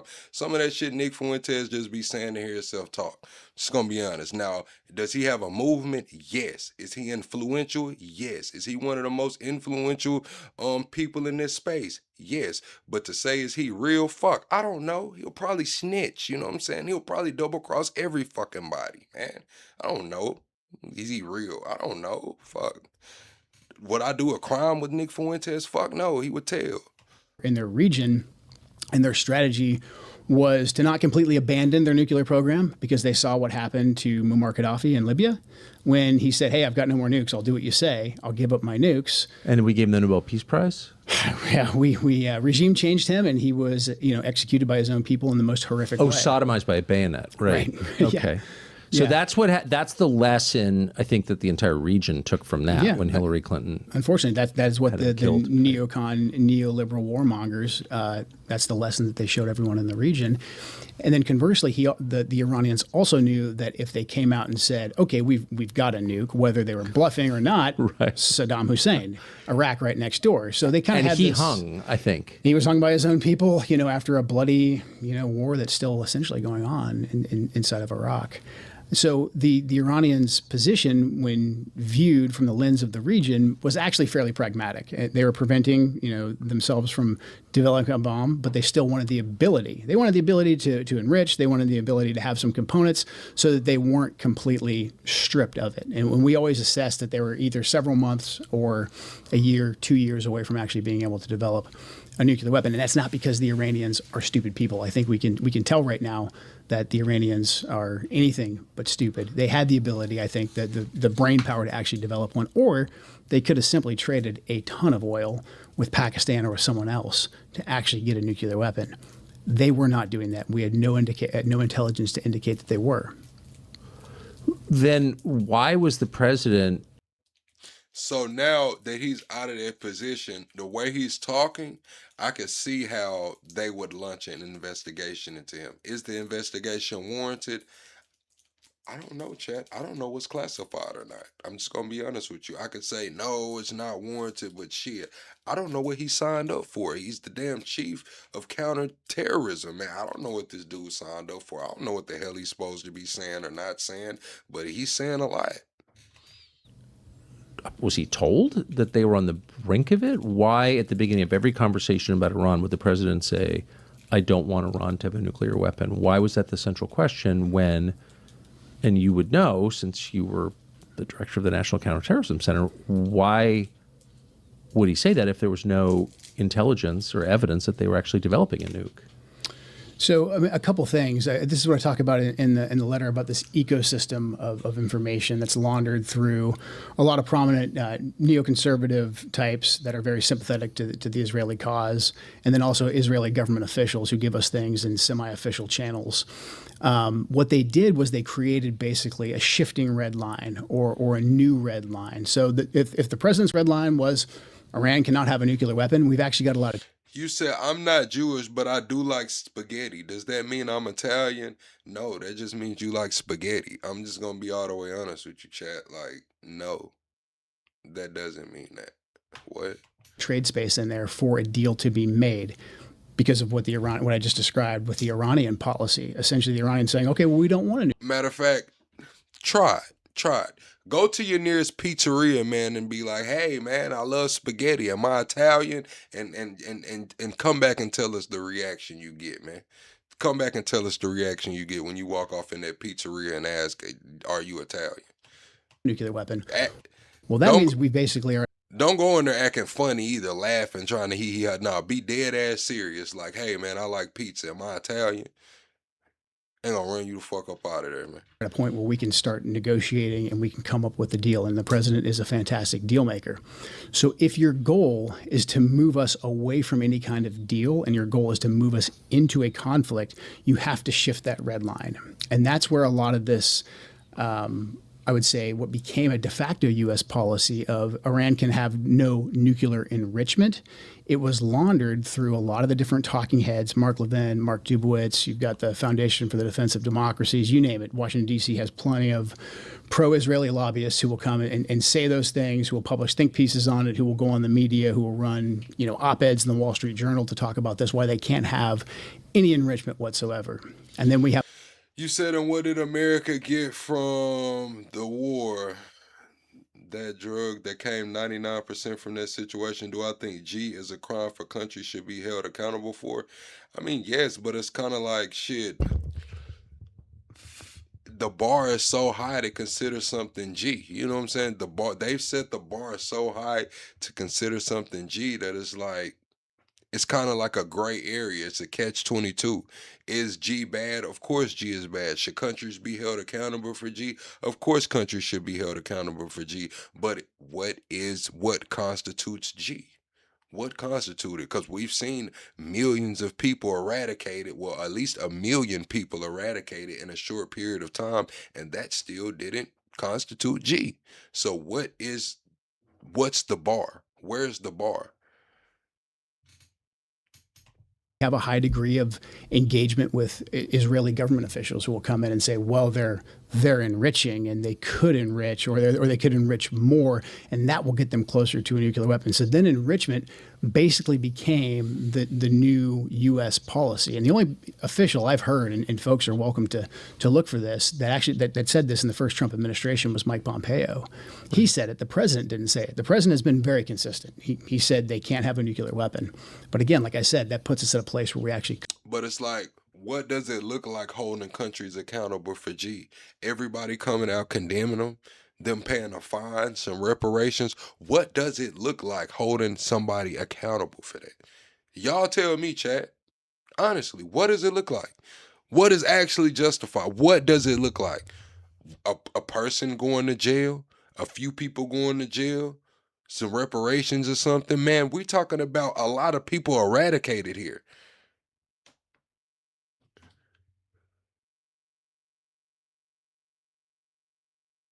What will make you feel better? Could have negotiations. And only President Trump, I think, could successfully have negotiations with Iran because he actually punched them in the face. And the Iranians had been walking all over us. They had been killing our soldiers. All of that is true. I have no sympathy whatsoever for the Iranians, what their proxies were doing. President Trump level set that when he killed Qasem Soleimani and he killed Abu Mahdi Mohandas. The folks who wanted to push an actual regime change war in Iran knew this, and they knew there was a potential to get a deal, or there was a potential for President Trump just to continue the policy of maximum pressure sanctions, and if you come after us, we will hit you hard. And that got the protesters out on the street in Iran, and that's actually what the regime feared the most. No, it's not that we can't do anything. I'm asking you a question. So instead of you letting your brain tick and your brain work and adding value to the chat, you would rather come in here and be a parasite and extract energy from the chat. Like, I guess we can't do anything, K do whatever. No, maybe you could have brought something valuable to the table, like, hey, let's say that they can't have this amount of weapons for this long. Let's say that maybe regime change. Let's say that they have to be a democracy. There was all kind of value you could have added to that, but instead you want to be a parasite to my chat. It's crazy, man. It's crazy. And these are the high IQ people that you guys champion. It's fucking amazing. I don't think the Ayatollah feared dying, not because he, is some crazy lunatic. I'm sure some degree of the Shia martyrdom culture played a factor in that. However, I think he knew that if he was killed, the regime would survive because the people would rally around the regime. Well, there's been a lot of noise in the news lately, but none. You're a senior, as of yesterday, you were a senior U.S. Intelligence official who's not hostile to President Trump, who's not here to write a tell-all book or launch a media career. So I think you're a sober voice on this. And just to be clear, there was no intelligence that showed an imminent threat. There was no intelligence that showed they were on the cusp of building a nuclear weapon. There was no intelligence, indeed, that showed they were trying to build a nuclear weapon. And nobody said, I've seen it, but you haven't. It exists, but you just haven't seen it. Did you ever hear anybody say there is intel that shows this? I did not, no. But I know how this works. I know the Israeli officials, some in intelligence, some in government, will come to U.S. government officials, and they will say... You said, how am I able to broadcast this? Because, me and, you know what I'm saying, I got a little pull around this thing. Sometimes I had to go through the struggle, lives getting snatched. Now I got a little pull around here. That's how I get to do it. And I pause the video often and give commentary, adding value. That's how I really do it. I don't know no fucking body, man. I just pause the video, add my value, talk to the chat. That's how I can play this. All kinds of things. And we give Tucker Carlson his credit. That we know from our intelligence just simply isn't true. And they'll say, hey, I'm giving you a preview. It's not in intelligence channels yet, but here's what's going to happen. And that doesn't usually come to Wait a second. I mean, I thought that U.S. policymakers made their decisions on the basis of intelligence collected and or vetted by our intelligence. That's why we have intelligence agencies that soak up hundreds of billions a year. But you're saying that Israeli officials short-circuited the entire U.S. government and just went right to American policymakers. All right, chat. I'm going to ask the chat. Live poll. Double tap the screen, chat. We got to hit the next like goal. Go to the top. If you can't tap, go to the top and the like button. Live poll. Do you trust Tucker Carlson? Yes or no? And I'm going to be all the way honest with you, chat. I like the way Tucker speaks and everything. I don't fucking trust him, man. I'm just going to be honest with you, chat. I'm not going to lie, chat. I don't know, man. Tucker might get in there, and this is my perspective and my perception. You know what I'm saying? Being honest, if I was a white man, I might trust Tucker. But me being FBA, man, I'm just gonna be honest with you, Chad. I don't know. Tucker might get in there and flip the script on the nigga. Makers and said, it doesn't matter what your country says. Here's what we know. Is that what you're saying? I mean, usually they're pretty slick, and and they'll say, "Hey, this isn't in intelligence channels yet because it's going to take some time to get there." And here, they're on the cusp of building a bomb. You know, they're going to. I don't know, you pick your topic. A lot of times they'll sample different things until they find what sticks. But in general, the narrative about, they're going to do a preemptive attack. Oh, you don't got to be sorry that you white. This not one of those channels. You don't got to apologize for you white. I'm just saying that if I was white, I probably would trust Tucker. I think Tucker has the best interest of white America in his mind. I honestly think Tucker genuinely cares about white America. I do. I think Tucker honestly cares about the working class, regular white Americans. You know what I'm saying? Honestly. Or really just they're going to build a nuclear weapon. And if we don't stop them now, they're going to build a nuclear weapon. And enrichment is the pathway to that. They're going to continue enriching at whatever percent. Enrichment became the narrative. And so that hung up and that short-circuited and really sabotaged the entire negotiations, because the Iranians basically said, like, we're not going to negotiate if the whole starting point is no enrichment. And again, that had nothing to do with a nuclear weapon, and the Iranians essentially agreed to that. So the Israelis came in, they moved that red line, and they would do a lot to say, like, oh, they're enriching, and you know what that means? That means in X amount of time, they could have a nuclear bomb. You have to ask now. And then the way the ecosystem would work is that the talking heads on TV, your Mark Levin's, Sean Hannity's, et cetera, they would say basically the exact same thing that night on TV, or there would be a piece written in the Wall Street Journal, the New York Times, that would say something very, very similar. Yet, if you looked in classified intelligence, we didn't see any of that. I mean, that must have been such a weird experience for you. Bizarre. Since you have access to the biggest and most powerful and presumably the best intel agencies in the world, and you're seeing people say things as fact when you know that they're not facts. Right. What was that like? Infuriating. And I think that's why, in general, in the lead up to this last iteration, a good deal of key decision makers were not allowed to come express their opinion to the president. I'm not gonna lie, chat. I bet he got some crazy shit at his house, bro. I'm talking about, chat. I know he got some attachments on some shit over there, chat. Man, listen, I'm not gonna lie. I know he got that shit over there. President. Not allowed by whom? I think it's important for me right now just to stay on the facts. I don't want to point names. I don't want this to become a name calling or this guy did this on this day. But any leader has gatekeepers, and so you're saying that you were prevented from bringing this information directly to the president by gatekeepers.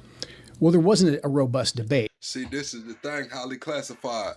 I like that comment. Highly classified says, I don't like how this movie is going. Too much plot flip-flopping. The plot never changed, highly classified. See, the scenes change. It's an action movie, but the plot is Armageddon. The plot is the New World Order. The plot is burning everything to the ground so the phoenix can rise from the ashes. The plot never changed. Highly classified. It's a lot going on. It's people fighting and kick fighting and kung fu, and it's a western and it's a dystopian future and shit, but the plot never changed, baby. They want to end this bitch, man. They want to rebuild anew. So in general, because our assessment really hadn't changed, we would send those up through intelligence channels. Everybody's kind of reading the same intelligence, but then what actually gets briefed to the president can be very, very different depending on who and how it's delivered. And without a level set from the intelligence community, someone like D&I Gabbard coming in and saying, Mr. President, like, here's the full scope of the intelligence, And what it means, you're kind of lacking that sanity check of where we're at, or at least a good sampling, to gauge how accurate what the Israelis are saying is. And that process, in my view, was largely stifled in this second. Y'all got to understand that this shit has been going on a long time right here in America. What was those? Excuse me, chat. What was those stones in Georgia? They said they need to get the world population down to 500 million. How do y'all think that's going to happen? Y'all think it's just going, that was just put there for no reason? Nobody really believed that. Nobody was trying to make that shit happen. They just put this big ass stone tablet in the middle of nowhere talking about get the fucking world population down to 500 million. That's the end of the world. But that doesn't mean that the world ends. If y'all picking up what I'm putting down. Yes, it's the end of the world. It's Armageddon. Billions of people die. I'm sorry. This is what these people want. This is their plot. This is what's going on. This is why the World Health Organization put out that nuclear warning today. This shit might go nuclear. Doom and gloom plug, doom and gloom plug. I understand. It's like that. I'm sorry. I don't get on here every night happy to say this shit. I tell y'all I'm trying to get us unfucked. I don't know, Chad. There was robust debate and robust discussions leading up to the 12-day war into Midnight Hammer. But this second round, to me, and I'm sure others will refute this and disagree with me, but what was conducted by just a handful of small of advisors around the president. That is true. I believe what you're saying is true. My sense, though, and you would know more than I, is there weren't a lot of people directly around the president who work there, who work at the White House, the principals, who are making an aggressive case for this war. Do you think was there a majority of his top 10 advisors who were saying we must do this now? I think the circle that was around him was very, very tight and very small, and I think they were all on the same sheet of music. And I think a lot of them were getting their information from the ecosystem that I described. And I think we'd be in a different place if we would have talked about what the intelligence picture is and what our interest is. So Israeli government talking points laundered through Fox News and the Wall Street Journal, is that the ecosystem you're talking about? Yeah, and then the Israeli officials coming in and basically either ahead of time or after the fact saying the same thing, like the enrichment is going to get them a nuclear bomb in a set amount of time. Do you believe that? So how close do y'all actually think Iran was from getting a nuclear bomb, Chad? Do y'all think it was months? Do y'all think it was a year or two? How far away do y'all think it was? Joe Kent said they were always at least a year or two away. Do y'all think they were always a year or two away, or do y'all think it was shorter? You and the DNI, for whom you worked until yesterday, had as much FaceTime with the president as Israeli officials did? I don't know. I don't know that for sure because I don't know exactly how. Chat, let's get to 200 likes right quick, man. If everybody hits the like button right now at the top of the screen or double tapping your screen, we'll smash through it, man. Let's get to 200 likes, man. I see a lot of y'all are saying 11 days, 15 minutes. It was years. I honestly think that they could have got it done within 6 months. I'm going to be honest with you. We can say 2 years if they try, but I believe if they really just put the gas on it, like flying in the Russians, flying in the Chinese, getting with India and Pakistan, and, opening up that big money, man. Hey, money make the world go round, man. Enough money, they probably could have had that bad boy in about 6 months, man. Frequently, the Israelis were engaging directly with the president. It did seem like Benjamin Netanyahu was, obviously that was all public, that he was in the White 7 House. times. Quite a bit, yeah, quite a bit. And then his other officials as well, Dermer, et cetera, those guys were in, they were making phone calls, just a lot of engagement from them. And again, when we would hear, or you'd hear what they were saying, it didn't reflect in intelligence channels, even intelligence that we shared with the Israelis, that the Israelis were giving us in many cases.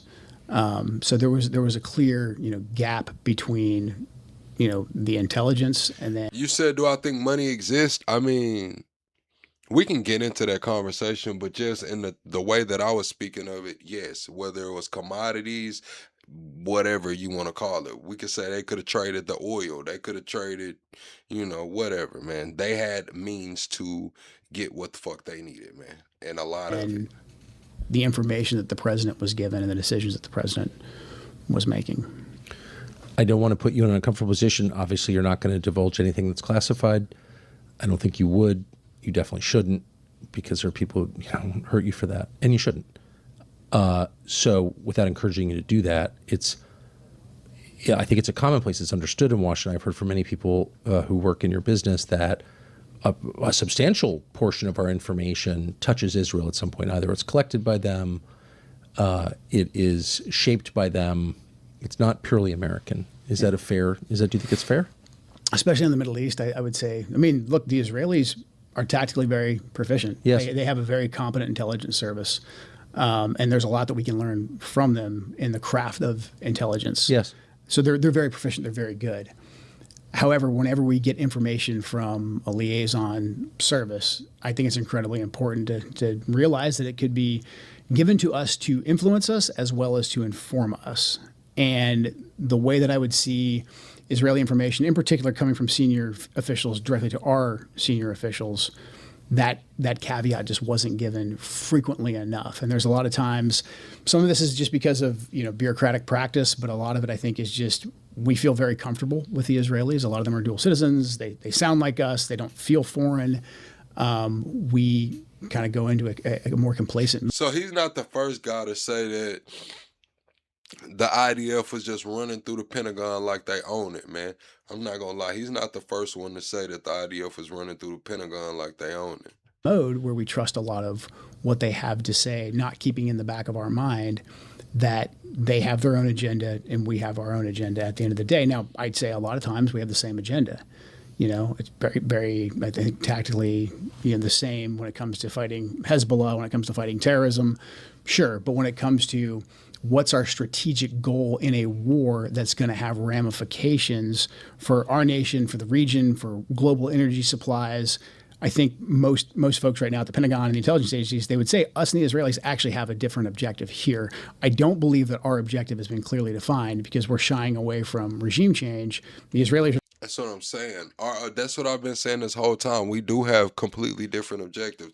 Their objectives is, the greater Israel, man. I think that they don't give a fuck if they have to purge, man. If they have to purge that whole area. Look at Gaza, it's a parking lot. If they got to purge all of that shit, man, to bring on prophecy, they'll do it, man. America right now, we saying we don't have a clear defined goal. Yes, we do. It's been the same goal that we've had for the longest. Remaining the hegemon, man. Remaining the hegemon. Making sure that straight up moves is really all the way together to where we can keep controlling shit, man. Just blew up all of the oil and shit over there. At the same time, we got Venezuela's oil. They're talking about if they hit the the one that Iran shares with Saudi, they ended up hitting it. They're saying if they hit the next one, it's going to take 14 years to build their infrastructure back up. Right at the same time, that we just came up on some shit, man. It's America trying to remain the hegemon, man. Sometimes they flex muscles, man. This is what we seeing going on right now, and I think they bit off more than they could chew. They bit off a lot more than they can chew, and now we stepped in shit, chat. We just stepped in shit. It's crazy. They're not shying away from regime change. They want to knock out lock, stock, and barrel the current government. They don't seem to have a plan for what comes next. Well, that was my next question. And I think you would have heard tell of such a plan. So if you're going to take out a government, I think it's fair to ask what replaces it. And I have asked a bunch of people, many people, this question, never gotten any answer whatsoever other than there's no plan. The Israelis don't have a plan because they don't care. Do you think that's fair?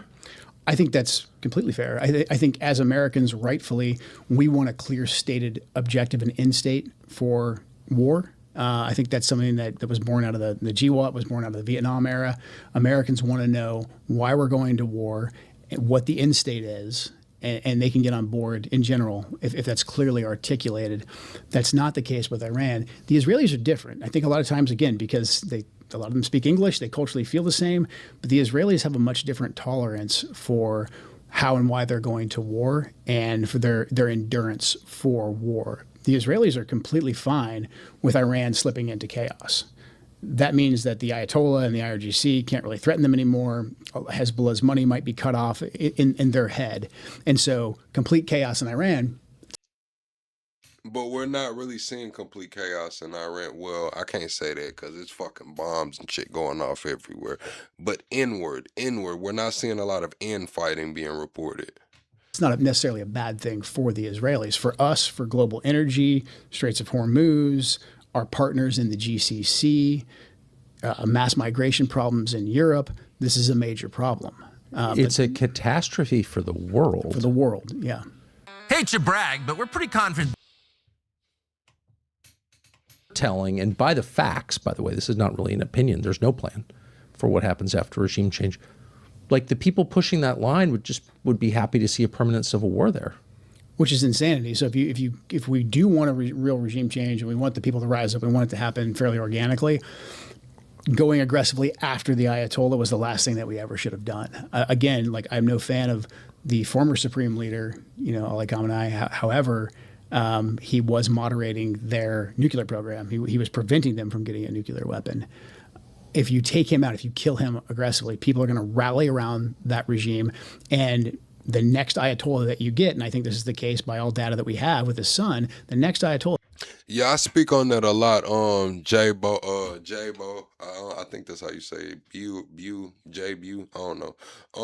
We'll call you Jay. All right, how about that, Jay? You said imagine if the U.S. was getting bombed, it would be total chaos. Yes, most definitely. Most definitely. We've been here living in America over the last however long, getting fat and happy. We've been getting fat and happy. We are consumerism at its finest. Let's just be all the way honest, Chad. You could go jog to your Starbucks. You can walk in the Walmart, pick up anything that your pockets can afford. You can, even if you live in an urban area, you can go to the food trucks and, we don't have to worry about that, man. Getting fat and happy, man.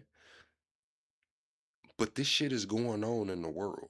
Like, it's places in the world that look similar to America, updated cities, getting damn drones smacking against hotels and airports and bombs falling out of the sky. Shit that looked regular yesterday is a damn parking lot tomorrow. It's crazy.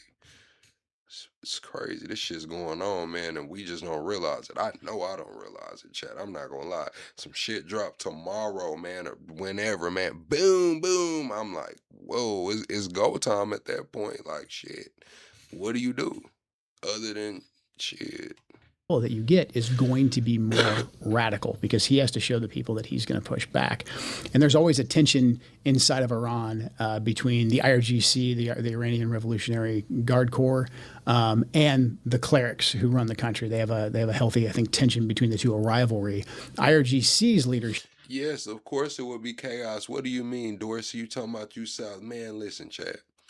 If it gets ready to sleet too hard, Walmart runs out of eggs, milk, and bread, Chad. A strong rain come through and the stores get to running out of toilet paper and shit, man. What do you demand? Some bombs get to dropping in America? Yeah, all right. These are costing. You're gonna be wiping your ass with a washcloth and rinsing it out. Soleimani's troops. These are the guys that Soleimani trained. These guys, most of them cut their teeth in the Iraq-Iran war. A lot of them cut their teeth fighting us in Iraq. They cut their teeth fighting ISIS in Iraq and Syria. They created Hezbollah. They trained and armed Hezbollah. So these guys are actually pretty serious and pretty hardline, and they're willing to fight, and they want to fight. And so by killing the Ayatollah, we've given them more power because now internally they can go and they can say, hey, all you guys who thought that we could negotiate with the Americans, you're chumps. We have to fight them. So I think the longer this goes on, the more negotiators, the more moderates that are killed off. Like we just killed, Ali Laranjani, who was a negotiator, who was eager to get us a deal. Again, look, I've got no love for the IRGC. I've got no love for the Iranians. But you've got to realize, just to be clear, if you want it to end, in case you're cheating right now, you fought their proxies. I fought their proxies. I mean, I put countless of them in flex cuffs or much worse. Yeah, that's what I'm saying, Chad. This guy his life will never be the same. This guy will never have a normal life again, Chad. He's got an FBI investigation going on. He'll be tracked for the rest of his life. He probably, I don't know if he's well off or not, but getting a job's probably going to be pretty hard for this dude, man. Any government job, man. That shit's probably cooked, man. He might have to go back to private security. I'm just going to be honest with you. He might have to go get on the damn TAC team doing celebrity security or something, bro. Because it's damn over with, man. The establishment, man, they finna do him bad. I've gone after the Iranians. I was in specialized outfits that went after the Iranians and their proxies. These are very serious people. They're not supermen by any means. They're humans, but they're serious. And if you give the IRGC a reason to take more control and they get support from the people, because again, you kill off the Ayatollah, they can say, hey, the last guy was too moderate. Look at what it got us. Like, give us more control. I get it. And the Iranian people are going to be like, well, actually, yeah, I don't like getting bombed by the Americans and the Israelis. Maybe we do need to listen to the IRGC. So a lot of these, the points that you're making, I think are insightful, but listen, y'all saying he could run for something. Okay, maybe he could run for something. I'm saying this guy's life as a normal person is over with, man. If he goes and he's a politician and shit like that, whatever, maybe. But as a regular guy, man, every time he gets ready to step on a plane from now on, they finna pull his ass to the side, man. Make him squat and cough probably, man. That shit's over with, bro. That shit's over. Do y'all not hear the shit that he put in that note, man? It's over with, bro. This man he know he changed the direction of it. This man was the chief of counterintelligence. He knows how deep this shit goes with this surveillance, man. It's cooked, done, man, done. they're also pretty obvious if you kind of game it out for 10 seconds.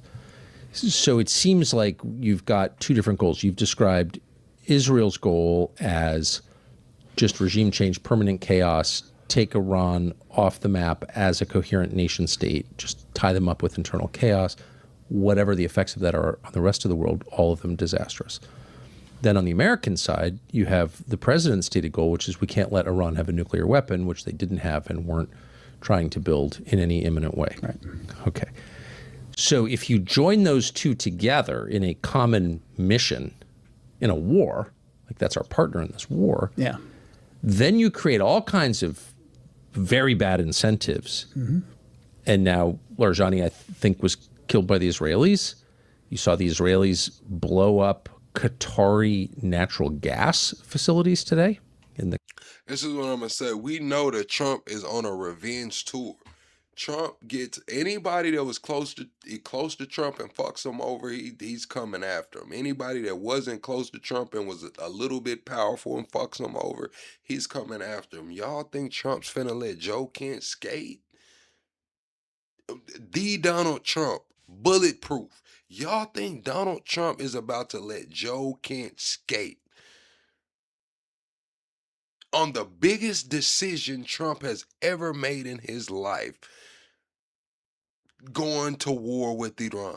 This is the biggest decision Trump has made in his life. This guy, Joe Kent, that he appointed, just came out and spilled the beans. Y'all think Trump is about to let this shit slide?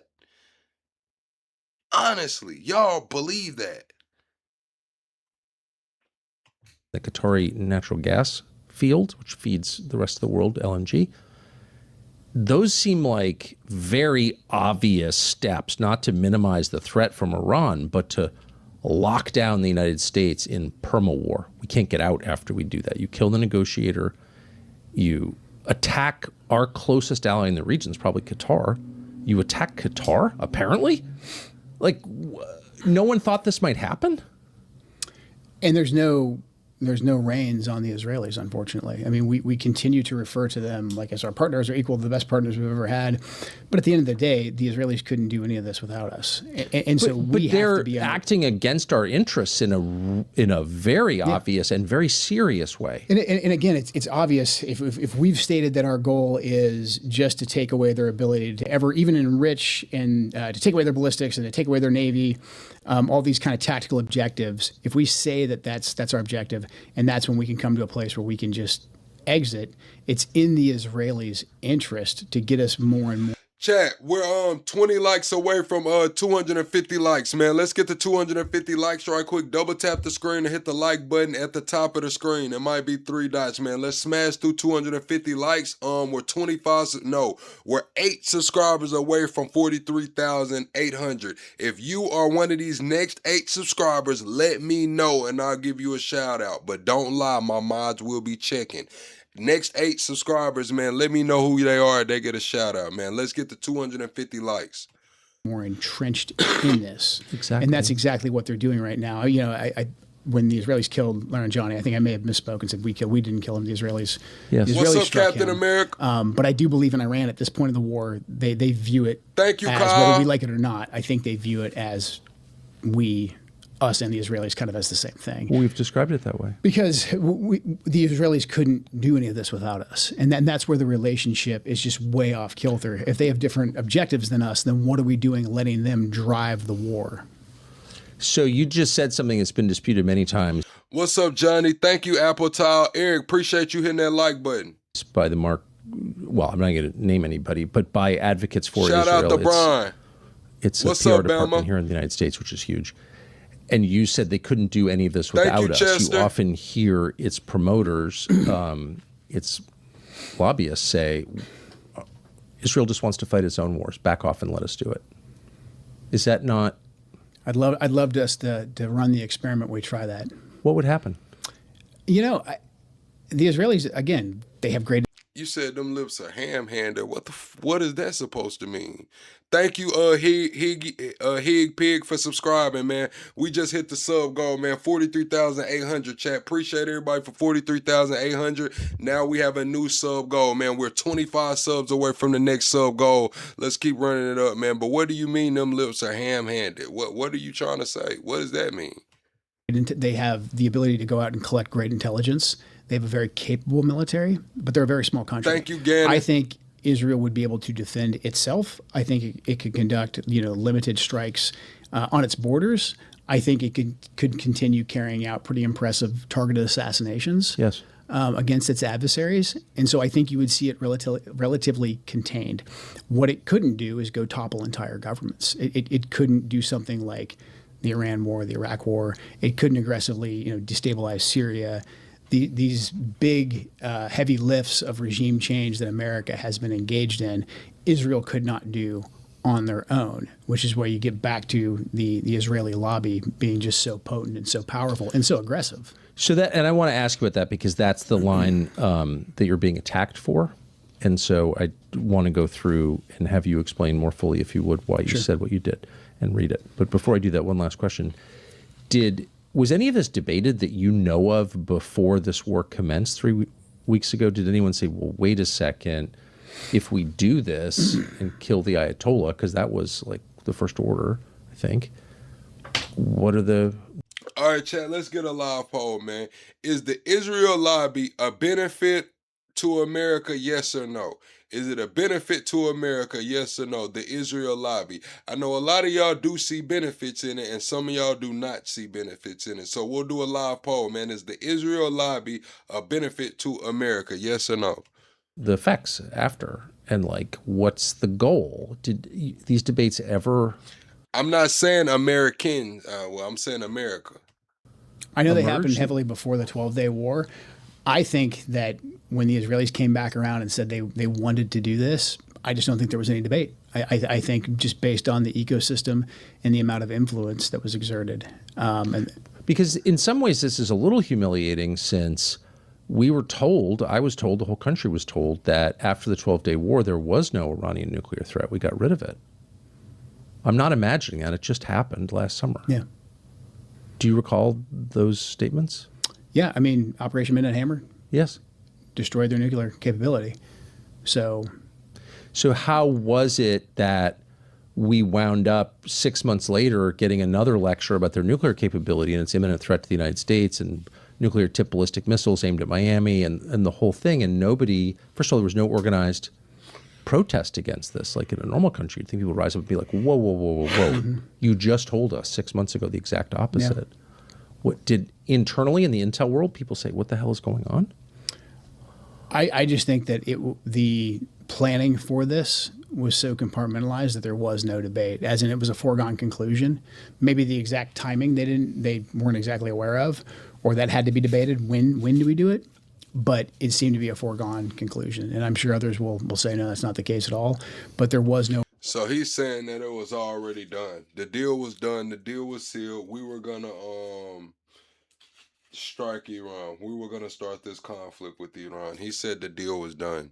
This is the chief of counterterrorism, man. This is crazy. He's saying the deal was done. Compartmentalized, man. No robust debate like there was going into the 12-day war. Because the big question that a lot of us had that were skeptical of Operation Midnight Hammer was, okay, so we do this. We know the Israelis' whole goal is regime change. What makes us think they'll stop? And if they do stop for a period of time, why won't we just be back in the same place in 6 months where they're saying that we have to go back in? And that's essentially exactly what happened. So this was raised? This was raised, to my knowledge, in June. This was like, hey, what happens next? So you take out the nuclear, the ability for them to enrich and to potentially develop a nuclear weapon. That's done. We know the Israelis have a completely different goal. Part of that strike, Midnight Hammer, was also to get the Israelis to wrap up the 12-day war. But we knew, because of what the Israelis told us, that they wanted, this is the time to take down the regime. And they don't want the Ayatollah to be in power. They want a regime change. They want a new government there. So we said, okay, knowing that, we know that this strike, this limited strike that we're going to do, isn't going to be enough. At some point, the Israelis are going to come back to us and say, hey, we have to go again.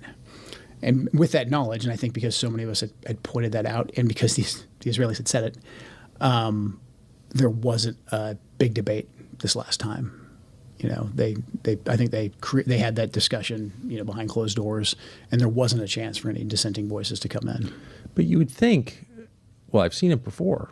You know, when a question like this arises, the people making the decision go immediately to their own intel agencies, and in your case, the agency that has jurisdiction over those agencies, and say, all available intel on the question of the Iranian nuclear program, all available intel on the question of ICBMs or its ballistic missile program, all available intel. Oh man, I don't know, Dorsey. Nah, man. Okay. Dorsey wanted to poll the chat. Should females, if a draft was to happen, should females be drafted as well, man? Yes or no in the chat, man. How do y'all feel about that? Females in the draft, if the draft was to happen, man. That shit is crazy, bro. Intel on what might happen if we topple the regime in place. Like, this has all been gamed out for a long time. There's a constant process of gathering intel on it, correct? Yeah. And that's what we did in the lead up to the 12-day war. But this time, no. But this time, no. Not to my knowledge. And I'm sure the administration will come out and say, no, you just weren't invited. But I've got a pretty good idea of how those meetings look. And even if I wasn't invited, I at least would have known that they took place. Again, it just seemed to be a foregone conclusion that, like, this was happening. So most people don't wake up in the morning and decide. Right, man. Man. And it's crazy because it's like I'm sitting here like I'm with you when you said it won't be my daughters, won't be mine either. But then it's like, damn, my baby boy. It's like, oh my gosh, this shit is bad. By using the media, there was already a ton of blowback, because the Gaza war. Hamas used propaganda very, very effectively to, I think, curry a lot of favor with younger people here in the United States and abroad. Mr. Anderson said, plug, you should check out Ben Shapiro. For what, man? I just said the other day, man, that all these other podcasts is keeping Ben Shapiro's career alive, man. What Ben Shapiro done said, man? What he said. And there was multiple terrorist attacks in America in the last year where Gaza was cited because they consumed some of the propaganda coming out of Gaza. And these people weren't, infiltrated Iranian agents. They were here, folks that were homegrown.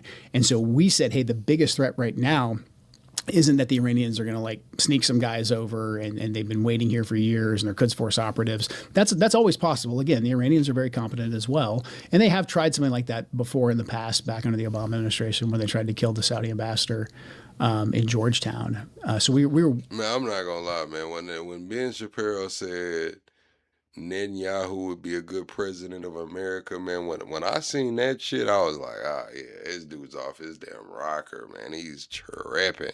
Worried about that, but what we were more worried about was the fact that Biden had the border open for 4+ years, and I testified publicly in Congress laying out the all 18,000 known suspected terrorists that potentially could be in the country. Since then, we've discovered potentially more. The problem is the bookkeeping under the Biden administration was kind of like the border. It was wide open. And so we don't know how many folks are actually in the country that shouldn't be here. It's millions. How many of them have ties to countries that are adjacent to Iran or that are Iranian? We're still, as I left, we were still working on some of those numbers. But we've seen several terrorist attacks since these operations began in America, and they all fit that lone actor inspired model. So the blowback is, the longer this goes on and the more the propaganda. Corey World, you said vote you for president, man. You wouldn't even be a student council president right now, Corey World. You wouldn't even be president of the book club, Corey World. You wouldn't even be president of the damn 40 and over men's football team, Corey. Like, you wouldn't be president of shit, man. Nothing, honestly. Propaganda inevitably gets weaponized. We are going to see, more than likely, more people here that are radicalized. Now, frankly, I think that none of the, and this is another great thing about President Trump, none of these people should be in the country. We should have tighter immigration policies. We should be focused right now. Our focus should be on finding everyone who shouldn't be in our country right now and getting them out as soon as possible, not in another foreign adventure. I wonder, I mean, so you've already seen in the wake of a recent terror attack, neocons use that attack as a way to try and censor, shut down, maybe even imprison critics of the decision to go to war in Iran. So it's almost like you control both sides. Like you advocate for a war, which inevitably stokes religious hatred because you advocate for the killing of a religious leader, okay? So you're helping to create religious war, permanent generational religious war. And then when your country or the country you happen to be living in that you don't really care about. Corey World, man, listen, I wouldn't follow you into a store, man. I barely follow you back on Bigo, man. You my partner, Corey World. I love you. I fuck with you, man. But I'm not trying to follow you in. I don't know where you will lead us, Corey World, but I do not think it would be to the promised land. I'm just going to say it, man. I don't think you would lead us to the promised land, Corey World, man. Damn, bro. Feels the effects. When Americans are killed as a result of that, you use their deaths to justify the silencing of people who criticized you. Does that make sense? No, exactly. Yeah. So how much are you concerned we're going to see more of that? I'm very concerned. I think I pray we won't, but the odds are not in our favor, just considering how open our borders have been. Obviously, this type of propaganda radicalizes people. Again, we've already seen attacks. We saw attacks inspired by the conflict in Gaza. So I think we're going to see more of this. And then just, made the mistake of opening up Twitter a couple times today. There's people calling for, dissenting voices to be charged, to be locked up, of course, et cetera. And so, they may be. Okay, so so somebody said the prisoners. So, all right, what about the prisoners, chat? Should the prisoners get a chance to, regain their freedom by, serving, chat? Yes or no, man? Should certain prisoners now, it'll be some stipulations, but should prisoners get a chance to, go to the front lines, man, for their freedom, man, and benefits? Erosion of civil rights, I think, during a time of conflict. Yes or no, chat? Also, we're 10 likes away from 300. Let's smash through 300 likes right quick, and we're 12 subscribers away from the next sub goal. Let's get 43,825. Let's hit 25 on the sub goal. Let's hit 300 on the like goal. Hit the like button at the top. Double tap the screen, man.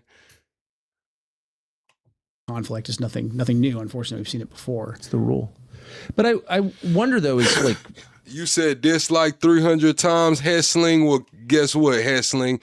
Everybody say goodnight to Hessling. I'm going to let him stay in here so he can hear this. You know what I'm saying, Hessling? I'm going to need you to Go over there and pick those rainbow flip-flops on up that you brought in here, man. I'm gonna need you to just pick them up, put them under your arm like this. You know how they walk out, Chad. I need Hessling to put his flip-flops under his arm like this because I don't need him to stop and do anything. We need you to get the fuck out of here, Hessling. Everybody say goodnight to Hessling. He will not be back, man.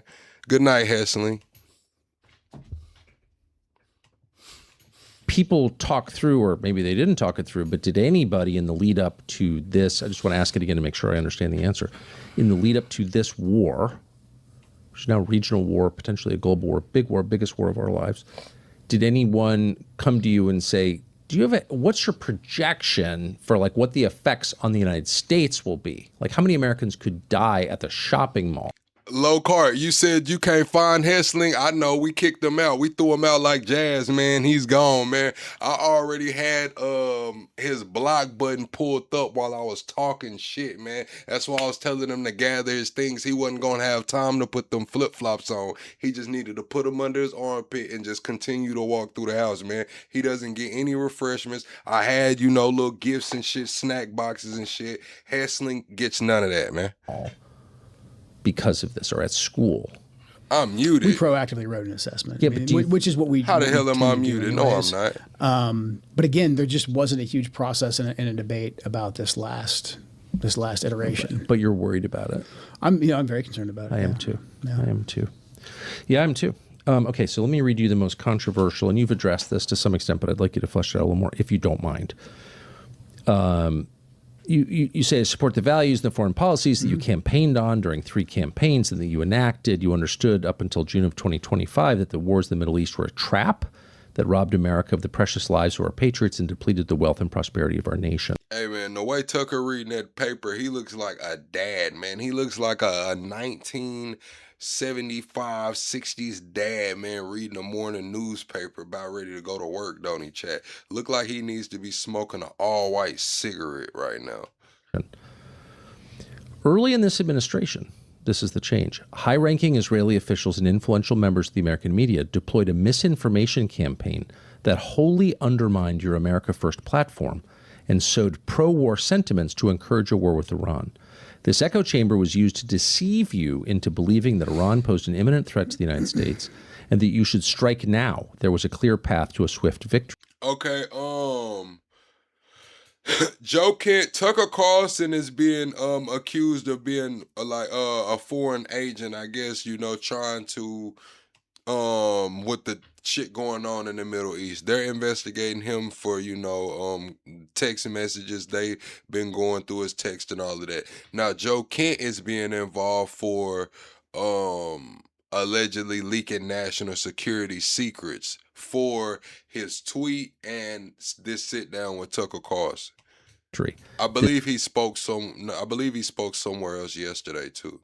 This was a lie. No, it wasn't yesterday. He's speaking tomorrow with Candace Owens. So he spoke today with Tucker Carlson, and that's now Cash Patel, the FBI, have launched an investigation into him. Tomorrow, I think Joe Kent's supposed to be speaking with Candace. Is the same tactic the Israelis used to draw us into the disastrous Iraq war that cost our nation the lives of thousands of our best men and women. We cannot make this mistake again. So I think you've explained how the echo chamber and the lobbying campaign worked. It wasn't just on Fox and the Wall Street Journal. It was by telephone and text message. It was in person, and it was relentless. And there was no countervailing campaign. There was almost nobody who went to the president and said, well, actually, here's the American view, which is frustrating. But then you allude at the end of that to the Iraq war. Mm-hmm. And I think you told me at dinner last night, I think you spent 5 years. You said we need to support these people, or you prefer to stay with the liar Democrats. No game. I just spoke about that type of shit, man. I'm not with none of that tribalism shit, man. I say that we clean the fucking slate, man. Get all of these people out of here, man. Get all of them the fuck up out of here, man. We need a whole new guard to come through, man. Honestly, man. We're sold out to the technocrats. We're sold out to, the bankers and the systems and shit, man. I say we get all of this shit the fuck up out of here, man. After Trump's term is over, man, he serves his 3 years, man. We need to vote appropriately, man. All of this Democrat this, Republican that, man. You see where the fuck it's gotten us, man, as a country. All of that shit's gotten us. We need to vote with some damn sense. Some sense. Not tribalism, some damn sense. Some damn sense. Do y'all understand what some damn sense? Not tribal, some damn sense. Common sense, logical reasoning and shit. Total, I don't know, 11 combat deployments. You spent about, you think, 5 years in the country. I mean, 9 of those deployments were to Iraq for 6 to 8 months. So, yeah. Okay, so you've had some time to think about the Iraq War. yeah. More time than is healthy, yeah. Can I just say, because it makes me... So here you go, you join the Army at 18. 18, yeah. You spend your whole young life there. Go to all these wars, 11 deployments. You spend 5 years in Iraq, over 7 deployments, and you reach a series of conclusions, fighting and being shot at by Iranian proxies, and now you say, I don't think this war is good for America, and you're being slandered as a bad, unpatriotic quitter who secretly sympathizes with the Ayatollah. I just have to ask you how that feels. I mean, they love you when you're just saluting and moving out, but then the second you say, I don't think we should be doing this, and I have an opinion now, then all the attacks come at you. But I truly believe that that God put me where I am right now, really putting me through everything I've been through in my life to bring me to this point. I don't believe that God said, hey, you're here now in this moment to just sit back and be a good soldier for this iteration. I've had lots of friends who have said, hey, I think you would have been more value staying in the administration with your experiences. And I understand that, and I'm flattered by it. But considering all that I've seen, the conclusions that I've reached, I feel like I'm here for a reason. And something I think probably on my 3rd or 4th deployment, as I was realizing that we were lied to get us into Iraq, and that we had a whole mess that we now had to clean up, and how much it mirrored and echoed Vietnam. I remember, as being in my mid to late 20s, being very frustrated with a lot of the Vietnam veterans who did not speak up against. I know some did, but especially Vietnam veterans who stayed in service as I had intended to do. See, when we get into this tribalism mindset, it's like, it's so embedded and ingrained to us. It's like almost like a social club. It's like a social club. Oh, I'm with the cool kids. You know what I'm saying? It's almost disgusting sitting back watching the tribalism between the Democrats and the Republicans, and how people are just so clicky and want to have a fucking friend that they don't even sit back and have a discussion or a conversation. It's just like, shit, whatever. Like, this shit is crazy, bro. It's crazy, bro.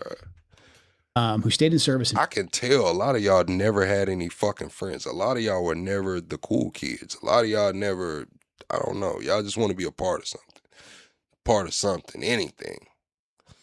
Who advocated for the Iraq War.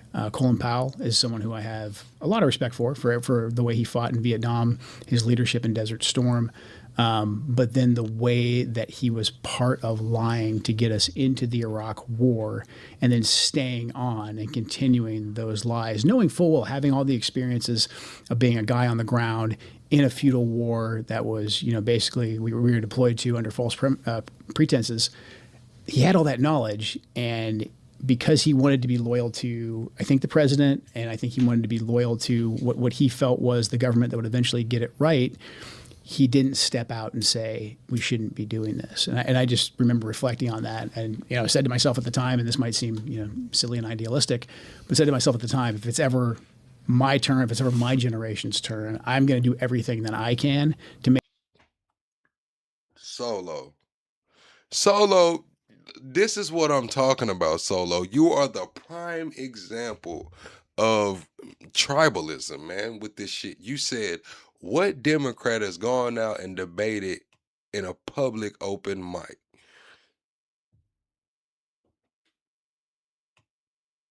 a town hall? Is that what you're talking about? I'm pretty sure that Democrats do all kind of fucking town halls, man. What are we talking about here? It's the only kind of public open mic that you're gonna get any kind of debate on, Republican or Democrat, man. Nobody just comes out and says, hey, it's open debate, come debate me. No, it's a town hall. Democrats do this shit all the time. Republicans do it all the time. What are we talking about? Make sure this doesn't happen to the next generation. So a real breaking point for me, I did the best I could for a couple weeks as this war started from the inside to try and find off ramps to try and provide information to see what I could do from the inside. But watching the casualties roll in, and I don't want to use anyone's loss as a political talking point, but for me personally, watching more casualties come in, I just couldn't stand by as both a veteran and then as a Gold Star husband. And say, like, I'm just going to continue to soldier on in this. It's time to try something different. I know this path that we're on, it doesn't work. I've seen enough data. It's time to do something different. How hard a decision was it?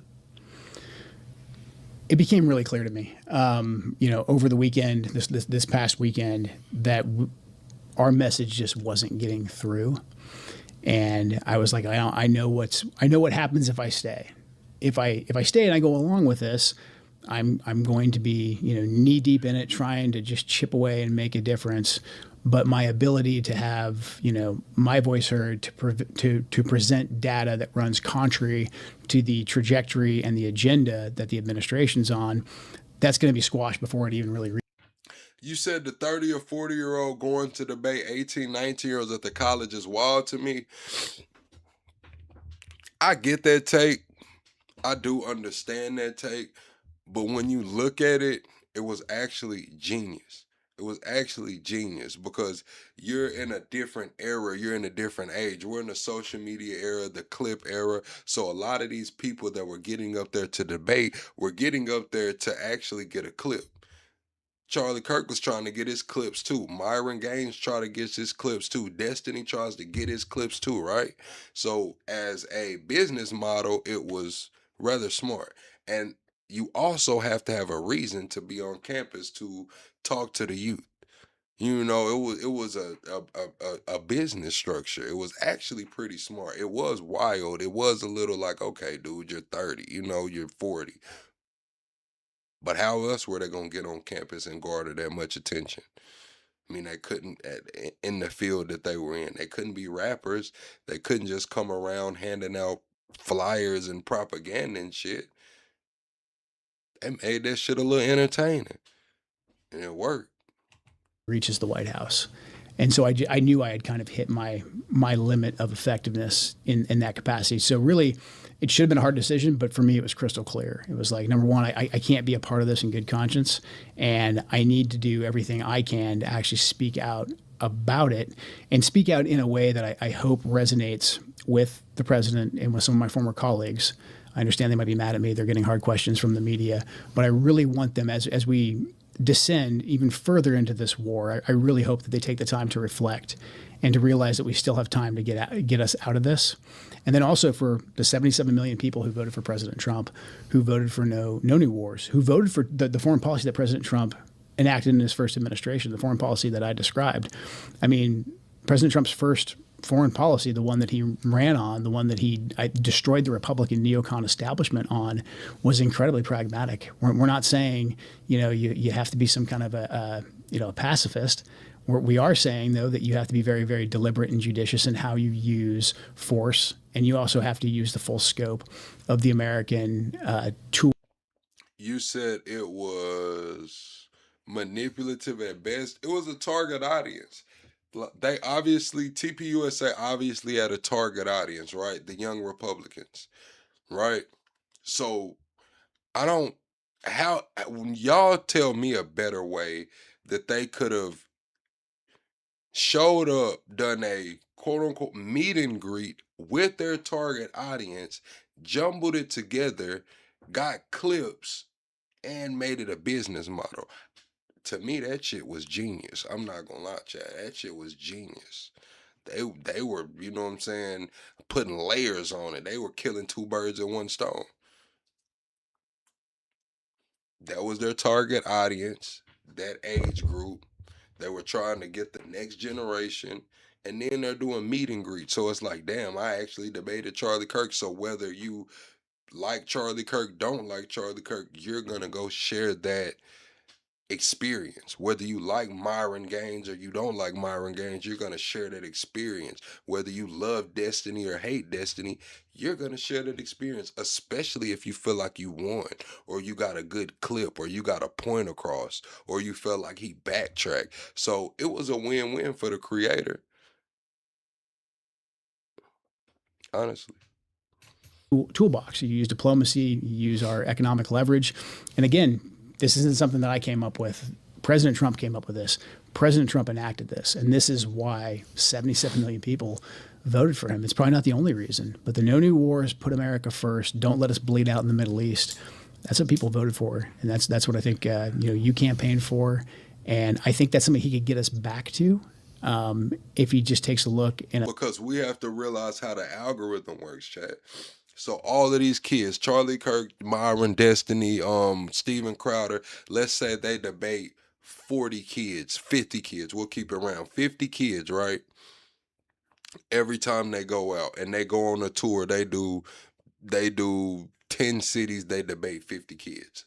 The way that this works is they'll put their clips up and run ads to the clips, right? Shorts, long videos, the shorts, and then the longer video is connected to the short, right? They'll debate these kids and they'll get the clips. They'll put the clips up. The kids will be getting their own clips and they're going to go share the clips. Tell their friends about it. Hey, look, search this up. Tell their other people about it. Share it in inboxes and shit, because they're trying to be creators as well. They're thinking, oh, this clip could jumpstart my YouTube career or my TikTok career or my Twitter X career. And that's where the algorithm sucks you in. Once you search that Charlie Kirk name and watch that clip and that next damn video slides up, you're in the ecosystem. It's advertising, and it's killing advertising budgets because we're not in social media anymore. We're in interest media. You know how once you look at something, it's about, you don't even have to like it or click on it. It's about the amount of screen time that you spend on it. I'm telling you, those folks were playing at a high level on social media marketing. They knew what the fuck they was doing. Assesses how we got to where we are right now. So I want to get to that in a minute. Your solution, and I just want to be. Oh, you're a damn lie. You said YouTube is no longer lucrative. I don't know where the fuck you've been, Richard, but when you're doing it on that level, the Charlie Kirk, the Anton Daniels, the Candace Owens, the Penguins and Ashman Gold, and when you're doing it on that level, man, YouTube is very lucrative. It's some creators now that are probably at 15-20,000 doing 5 to 10K a month on YouTube. There's creators where you can look it up, man. I think Candace is probably doing a couple 100,000 a month on YouTube. She's probably doing like 5 million a year just on ad revenue. That's just ad revenue. That's not counting the sponsorships and the other shit. She's probably doing like some crazy shit, bro. Asmongold Gold, it's like, I think Penguins, or it was either Penguins or Asmongold Gold, they showed that they made like crazy shit. I'm talking about they're doing like 2 million a month, bro. They're doing like 2 million a month, bro. Transparent about my motives. Not in this. But they probably spend a lot, getting clippers and a team and editors, but they making some fucking chicken, bro. To attack anybody. Right. I'm concerned to the point of agitation about where this is going and its effects on even the new creators. See, it's all about the content that you make too, because some of these tech channels, that haven't gotten in, they're just new people talking about the AI and showing people how to work Claude and what Claude can do and all of this new shit. These are new channels, chat. Some of those, the revenue payout is like $28 for every 1,000 views, chat. I'm talking damn near $30 for 1,000 views, chat. That's how much the ads are paying. And some of these dudes might be posting 2 or 3 videos a day, getting 50, 60, 70,000 views, bro. Some fucking chicken. They making some chicken, bro. I'm telling you. United States. I think I hope I'm wrong, but I believe it, and I think you do too. Yeah. I think this is the most serious thing that's happened in my lifetime. So I want to fix it, and I don't want it to happen again. Exactly. And I don't want history to be written in real time by liars in such a way that no one understands what we're going through. Good night, 11.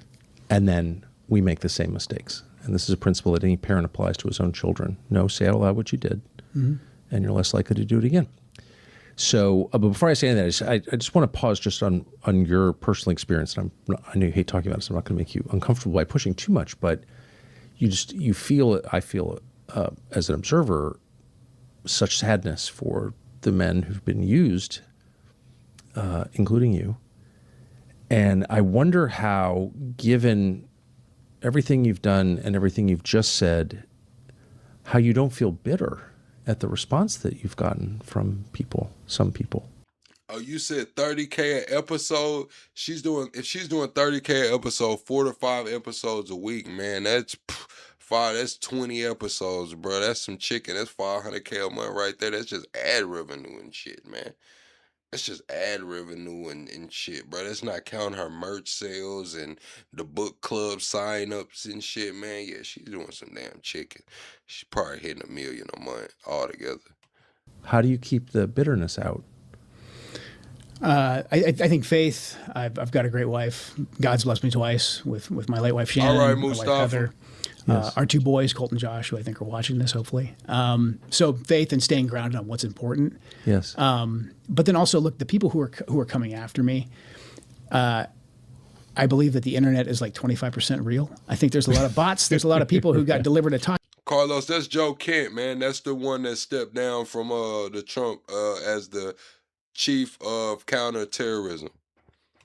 Point, and they're going to get a paycheck for it. I've noticed. Or they just, they want the adoration. So all right, chat. I know y'all in here. If y'all having a good time in here, man, say good time or say good or something like that, man. Let me know y'all having a good time in here. We are 25 likes away from the next like goal. So everybody double tap the screen or go to the top and hit the like button. We got to smash through 350 likes right quick. And we are 21 subscribers away from the next sub goal. If you are a new subscriber, let me know you're a new subscriber and I'll give you a shout out, man, if I catch it. Only new subscribers, man. Only new subscribers.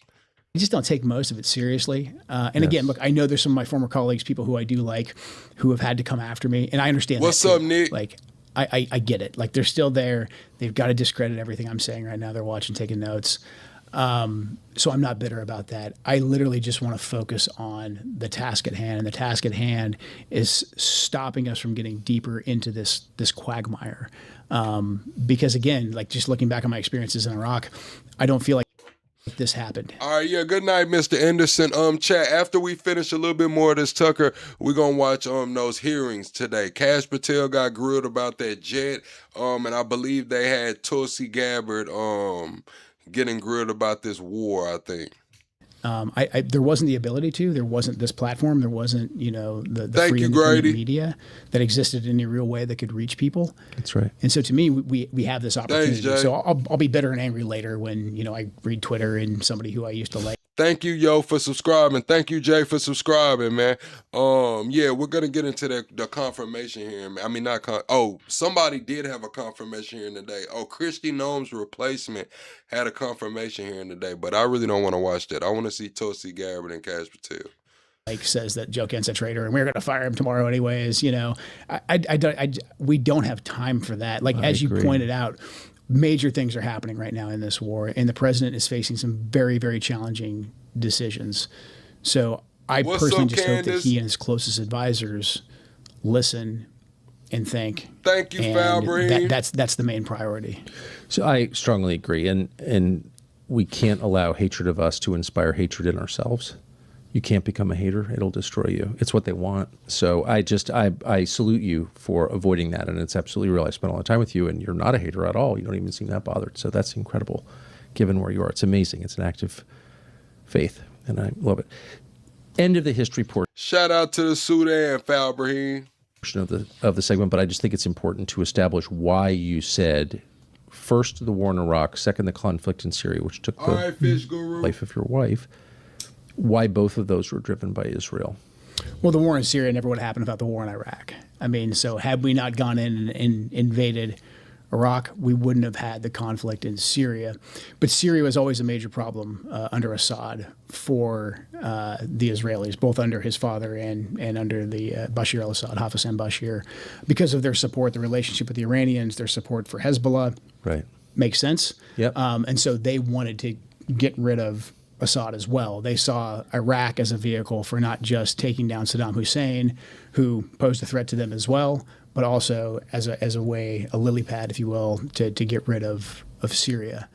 And basically, so Assad must go, which was a slogan that all of a sudden emerged out of nowhere. Right.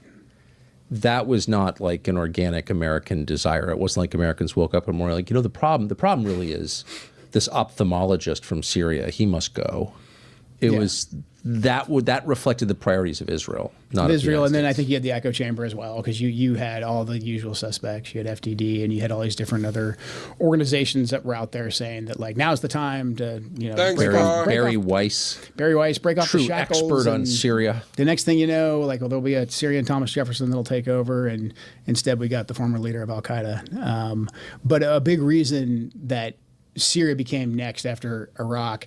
In Iraq, we screwed the whole thing up so badly that we toppled Saddam, destabilized, fought a bitter insurgency. The Sunnis eventually aligned with Al Qaeda, but then we beat them. I believe BB's no longer with us, or he's seriously injured. I don't know. It hasn't been confirmed. I'm gonna believe that BB's seriously injured or not with us until I see him do a live press conference, man. Until I see BB taking some questions from reporters, man. Even the picture like that I seen, it's like BB had on a full tracksuit and a full suit and some damn running shoes on. When have we ever seen BB in a full suit and some running shoes on? It looked like he had a damn sleeve. Y'all know those skin sleeves where they make your face look a little more puffy than it's supposed to look. Look like somebody had one of them Netanyahu masks on, man. I ain't gonna lie, bro. It's crazy. Them down so heavily because the Shias are the majority of the country. The Shias took over. Shias largely, the Shias that we installed in Iraq, the Dawa Party, Badr, Skiri, etc., heavily aligned with Iran. And so at the end of the Iraq war under Obama, there was this whole like, oh crap, we just handed basically the keys to Baghdad to the Iranians, who, again, hostile to us. Qasem Soleimani is running all over the place, funding proxies. It's a great... BB injured is a rumor at this point. I'm just saying, it's a rumor. It's not confirmed. But the video we seen that Mike Huckabee came out, it was just some inconsistencies. His head was shifting. BB had 2 ear holes, if you look at his ear, he had 2 canals in his ear. You look at the security briefing, it looks like a cabinet that he's sitting in front of. It's just too many inconsistencies with the videos, proof of life videos we've seen. I'm sorry. I know Mike Huckabee said he went over there and seen him. I'm sorry. I'm just not buying it, man. Till I see BB sit down, do a press conference like Trump in front of the people and take questions. I don't know, bro. I don't know, Chad. The plane going to Germany after it was allegedly attacked, plane circling around in the air for 4 hours, then going past all of those countries, landing in Germany. I don't know, Chad. His son not tweeting for 7 days when they have a 7-day mourning period when some shit goes on. I don't know, Chad. Great deal. It helps Iran circumvent sanctions, their relationship with Iraq, and we just spent trillions, lost nearly 5,000 Americans there, and now we have this Shia superstate. And so then there was a ton of pressure coming from not just the Israelis, but I think also a lot of the Gulf to say, hey, we've got to get rid of Assad as well, because now you have this Iranian land bridge that goes basically from Damascus all the way to Tehran, and then you can hook that down into the Lebanese area where Hezbollah is. Yeah, southern Lebanon. So next thing you know, well, if you want to get rid of the guy Assad, who's an Alawite, well, you got a country full of like really angry Sunnis, and what are those guys going to turn into? And so next thing you know, we're now on the side of ISIS and Al-Qaeda. ISIS gets out of control, and we have to deploy back to Iraq, back to Syria, to put out essentially the brush fire that we created. And so that's why we got to remember too that they're limiting the videos of Tel Aviv that's coming out. So if Bibi is alive, he could be injured. And it could be that they don't want the situation to them to know how grave the situation is over there. You know, maybe some people are alleging that Israel's running out of missiles, America's running out of missiles, and they don't want that to get out, you know, so they're just, I don't know, but the proof of life videos did more to question if BB is alive than it did to prove he was alive, which is crazy. I think I put all of those. I'm saying this, Chad. I'm saying this on live. I think that it is a psyop to test and see if someone can run a country from the grave. This is where we get into leaders that just are here forever.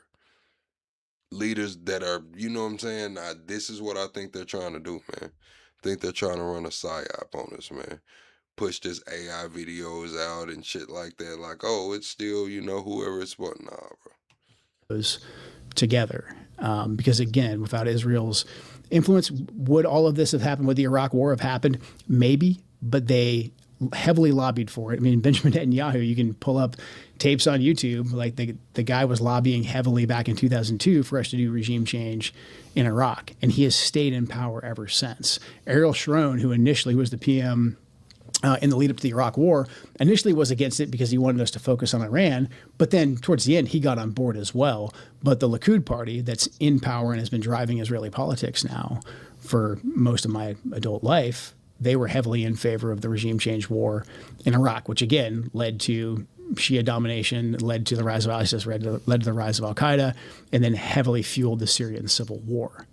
So again, this country, Israel, who they can be a good partner in some regards. I'm not anti-Israeli. I've worked with the Israelis. Again, very competent intelligence service, very wonderful people, but they have different objectives than we do. So to put them in the driver's seat of our foreign policy and to let them dictate our foreign policy is a disservice to the American people.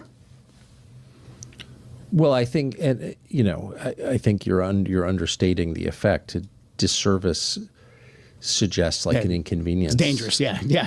Now we're looking at bankruptcy and death and collapse of the dollar and like lots. And I'm not blaming Israel. By the way, I'm not blaming Israel for any of it. I'm blaming supine American leadership that takes this. I don't understand it at all.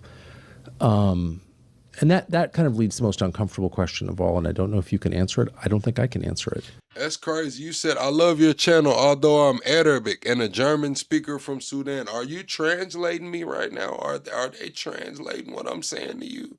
Because I'm using a lot of slang and terminology. I just want to make sure that they translating this shit right for you. But since all of these dynamics are very well known to everyone in Washington, everyone who pretends this is not real, the Tom Cottons of the world, Lindsey Grahams or whatever, you know, the liars, everybody knows. Everybody knows, pro-Israel people know, anti-Israel people know that what you're saying is true. I don't think there's any debate about any of it.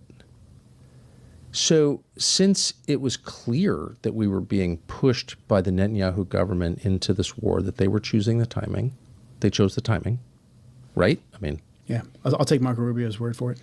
I'll take Marco Rubio's word for it. Was it ever discussed, the option that you mentioned at the beginning, like, how about no? Not that I know of.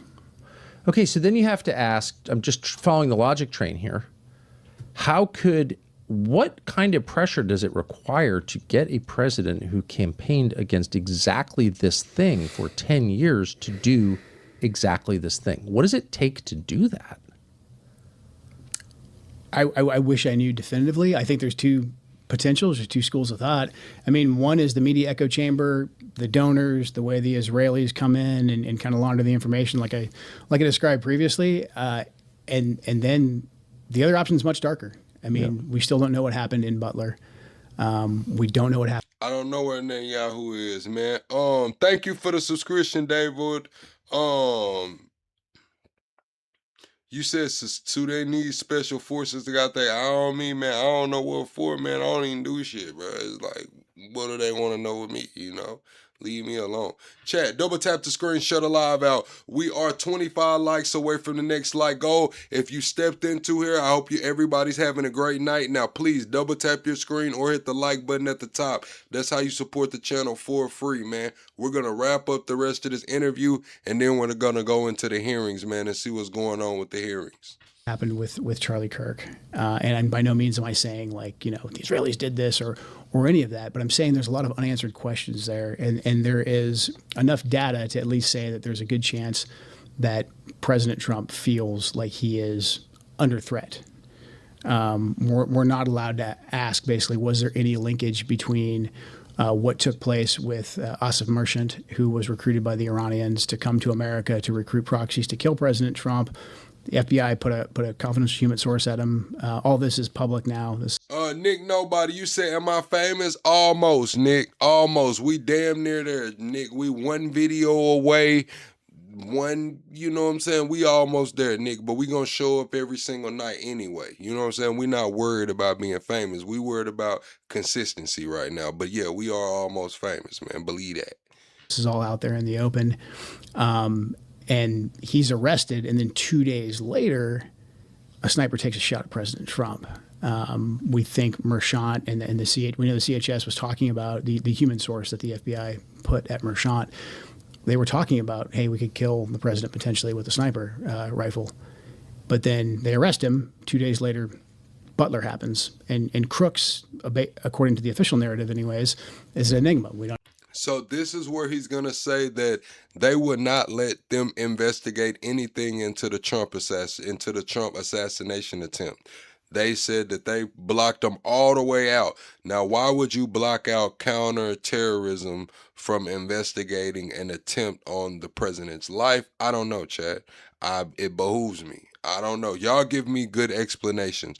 Why would you block out counterterrorism from investigating an attack on this, well, he wasn't the sitting president at the time, but, a former president. Why would you not let counterterrorism look at that, man? It's crazy.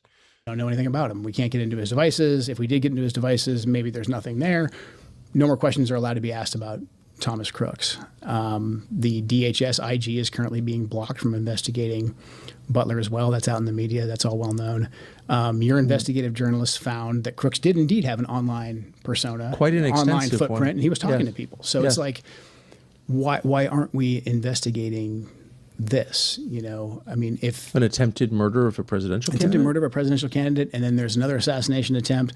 There's been multiple. It's not that he's just an attempted assassination on a presidential candidate. He's the former president. He has Secret Service for life. We seen the Secret Service around. The other nominees don't get Secret Service, do they? He's a former president, man. Like, shit is crazy. Public breaches of President Trump's security over the last year. And then, Charlie Kirk is killed publicly in a very horrific way. And we're not really even allowed to look into that at all. And Charlie Kirk was one of President Trump's closest advisors, and he also advocated heavily against a war with Iran. He was in the Oval Office in the lead up to the 12-day war. I wasn't particularly close with Charlie. He was very gracious to me when I was running for Congress, very, very supportive.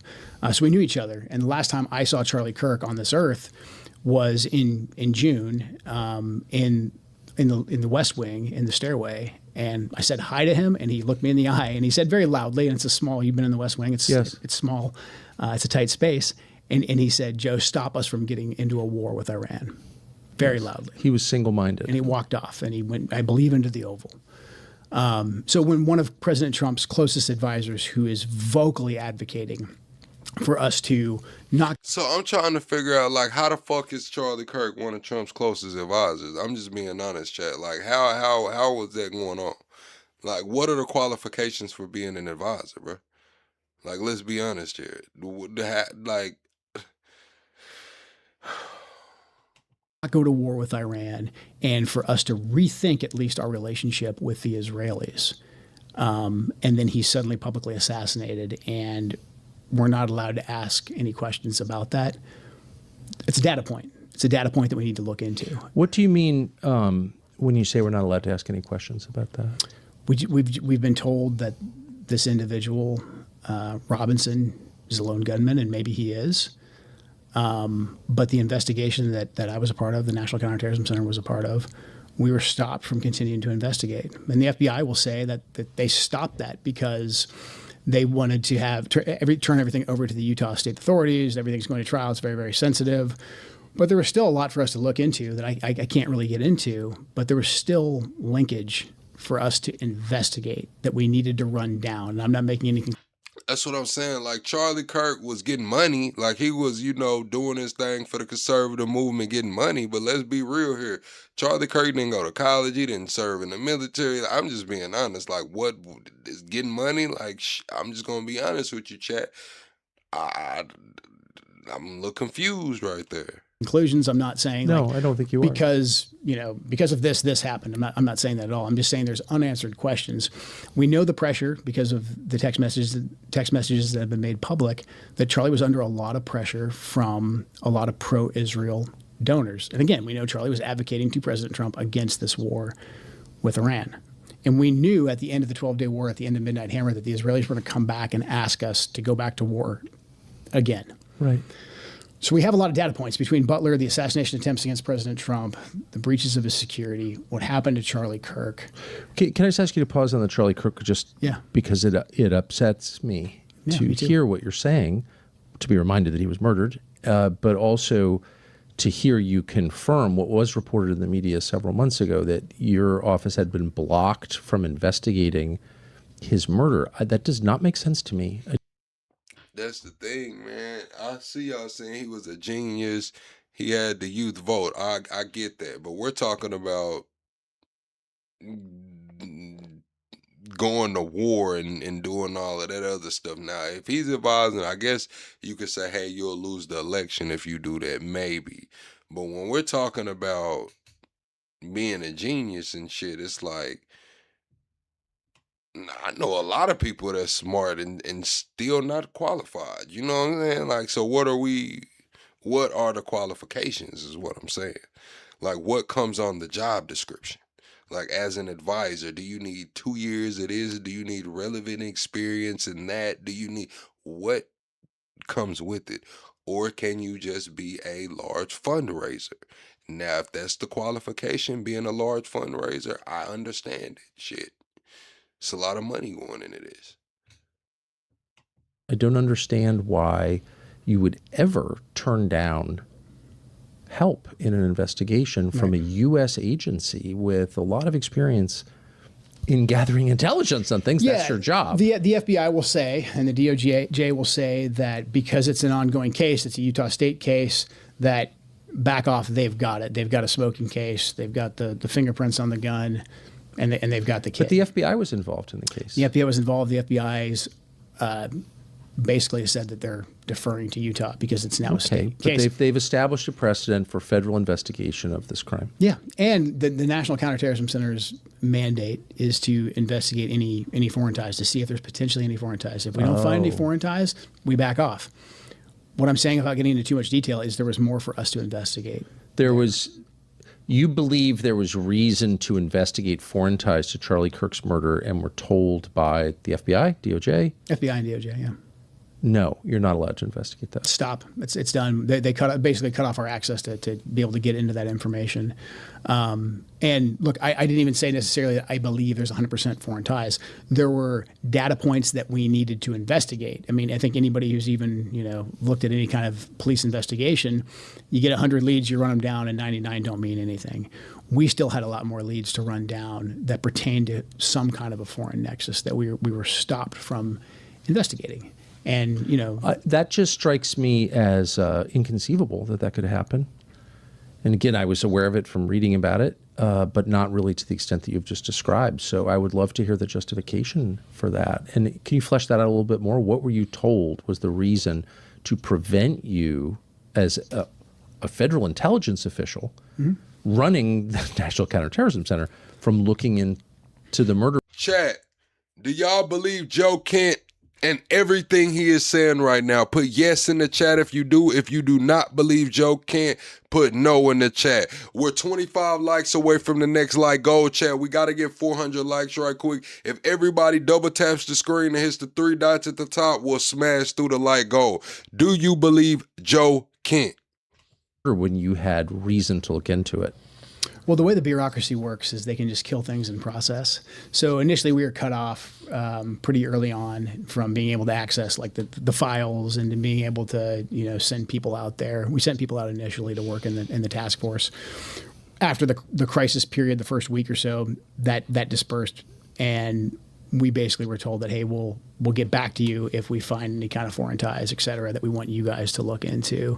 Meanwhile, we had already dug up a decent amount of leads. Again, I'm not saying that we had anything concrete, but we found more work that we needed to do to say that we had done our due diligence. We were then told that, hey, you guys need to stop. You can't work on this anymore. I had a bureaucratic dispute about it. Eventually, we were allowed to continue to investigate.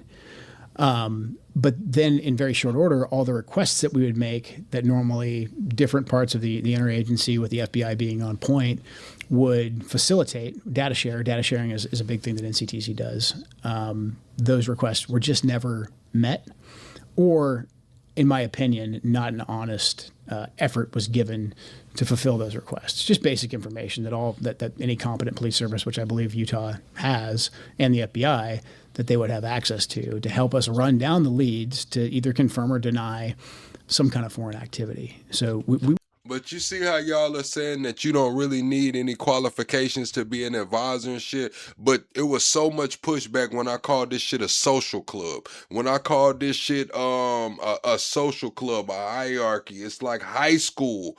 It's about who you know and the cool kids. And that's why I said some of y'all come to this shit tribalism, because you never had any friends. You were looking at the cool kids at the lunch table, and that's all it takes now to be an advisor. You know what I'm saying? Like, not just with a lot of these people.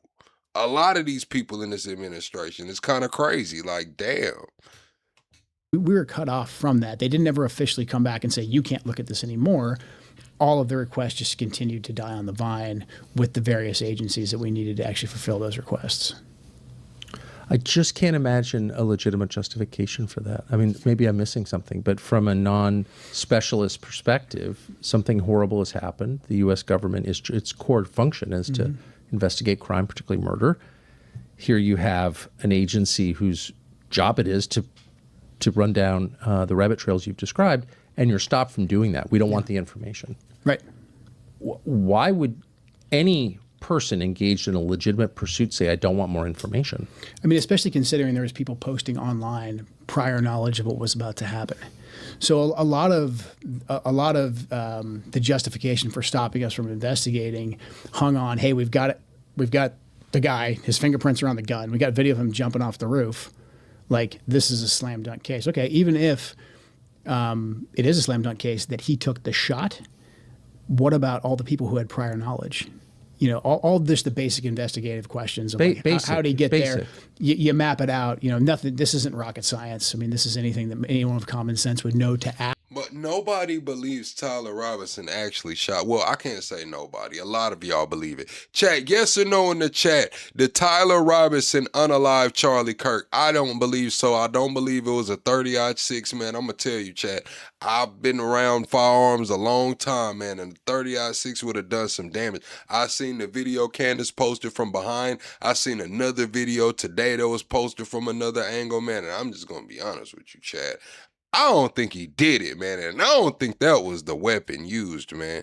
Talk slam dunk case, where?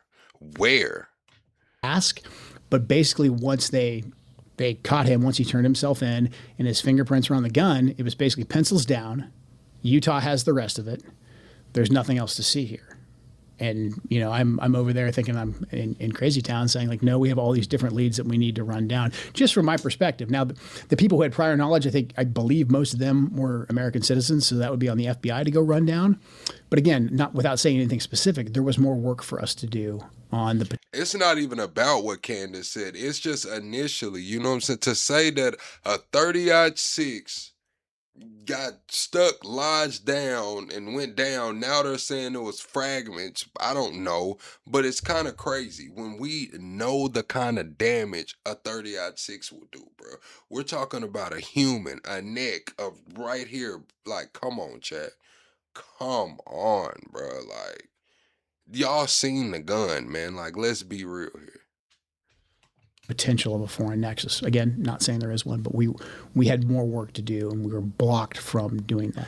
I can't. My heart is pounding. Listen to this. Then they just wanted you to say, "Oh, it was a miracle. He was a man of steel." Listen, chat. I'm just gonna be honest with you, man. 30-06 damn near put a bear down, man. You see what it do to a buck, man. Listen, chat. I'm just gonna be honest. A man of steel sounds kind of crazy for a 30-06, bro. It's kind of crazy, bro. I mean, I just would want people listening to this to assess two things. One, are you over your skis? Are you making claims you can't prove? No. Two, is there any conceivable motive, dark motive, that you would have for wanting to know more about this murder, to wanting to investigate it? And I don't think any rational person could construct a bad motive for wanting to know. It's your job. Yeah. It's the government's job. And so I think the onus is on people who are preventing the collection of information to describe why they're doing that. That's the question for them. Why wouldn't you want to know? Specifically, you may not know the answer, of the people who demonstrated prior knowledge of Charlie Kirk's murder online, and there were a number of them. This is the thing, Farge. You said if Tyler didn't do it, he should walk. No. That's if society worked as the way it should. If he didn't do it, he would get off. But right now, Tyler Robinson is probably a political prisoner, man. He's probably going to go down for this shit, man. They'll bury him, hide him, maybe let him out, in 20 years, 30 years on some shit, man. But his ass going to the farm, man. Somebody's got to take the fall. What do you think they're just going to say? Oh, Tyler Robinson didn't do it. We don't know who the fuck did it, but we're not going to investigate it anymore. No, his ass going down. His ass going to jail, whether he did it or didn't do it. His ass going to jail. For sure.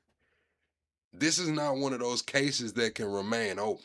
They have to close this MFer quick.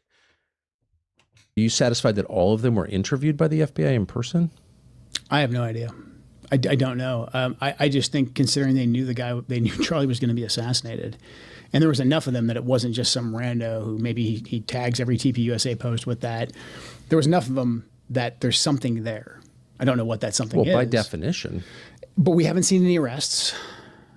So to me, there's more work to be done. And because that could have been posted from anywhere, that would be in the purview of the FBI or NCTC. No, Farge, this is not a conspiracy age. Have you not seen all of the cases throughout history of people coming out and saying, oh, I lied, that really didn't happen to me?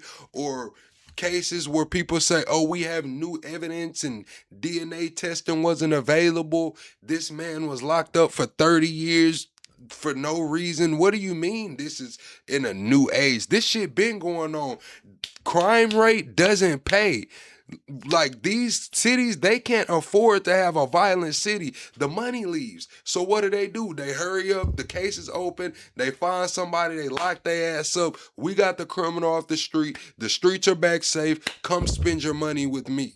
They don't want to say that, oh, we picked up the wrong guy and the criminal is actually still out here running around, even when they know good and damn well Buddy over here probably didn't do it. He just didn't have enough money for a lawyer and his alibi was shaky. But guess what? The money is the motive. His ass going to jail. We'll deal with it later. And to me, I personally did not see any effort being taken to continue to run that down. Now, I'm sure they will say, hey, we're open to anything. We'll continue to investigate. But, we're coming up on several months now. Why hasn't this been done? Are you bothered by it? I'm very bothered by it. I'm very bothered by it. Like, I personally did not know Charlie well. But Charlie Kirk is a generational figure. I mean, he led a movement he was speaking to millions of young Americans who came out and who voted for President Trump. And he was just a genuine great man, husband, father. I mean, how can you not like Charlie Kirk? But also the fact that he was murdered so publicly. And yes, there's been a lot of sympathy, and his movement has grown, et cetera. But actual curiosity about getting to justice, to figuring out what happened, that makes me furious that we're being blocked from that, and that we're not allowed to ask the question anymore. We're just not allowed to talk about it anymore. And I think that's absolute insanity. And what does that mean? What does that mean that there are people and there's entities out there that don't want us looking into this? And I'm sure they're preparing the response right now, and they're saying that's because we don't want to screw up the Robinson trial. Like, okay, if the Robinson... No, we know what it is, chat. I just broke it down. The money is the motive. What did Pam Bondi say about the Epstein? The Dow Jones just hit 50,000, man. What about Charlie? The Dow Jones just hit 50,000. What about Iran? The Dow Jones just hit 50,000. These people don't give up about nothing but money, man. Money, investments, longevity. The American dream, pass it down for generations, man. The money is the motive, man. They don't care about Charlie Kirk. They care about the Dow going to 50,000. They don't care about Iran. They care about the Dow going to 50,000. They don't care about the $2,000 tariff checks we was promised. They care about the Dow going to 50,000. They don't care about cutting food stamps. They care about the Dow going to 50,000. They don't care about mass surveillance and AI taking jobs. They care about the Dow going to 50,000. What are we talking about here? What are we talking about here? Robinson trial is so slam dunk, then don't worry about it. You know, he's got his fingerprints on the rifle, et cetera. But there was people publicly posting they had prior knowledge of this. And I'm here telling you, as someone who's involved in the investigation, there was more stones for us to overturn. And every time we asked, we were blocked. And then they, leaked to New York Times. We had a blow up, and we had to throw them out of the room because they're crazy, et cetera.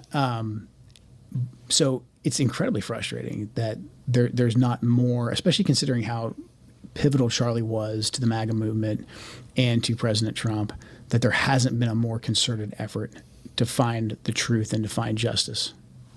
Do you think there will be? I pray there is. I hope this helps. I know, you and I will probably take some flack for it. I don't know why, and I doubt I'll be. Yeah, it's at a certain point. I've really tried not to say anything about it because I don't know the answers, but I want them to be found because I believe in justice and because I love Charlie, and but I think everything you have said, may be dismissed as. Yeah, do y'all think they will ever get true justice for Charlie? Yes or no in the chat.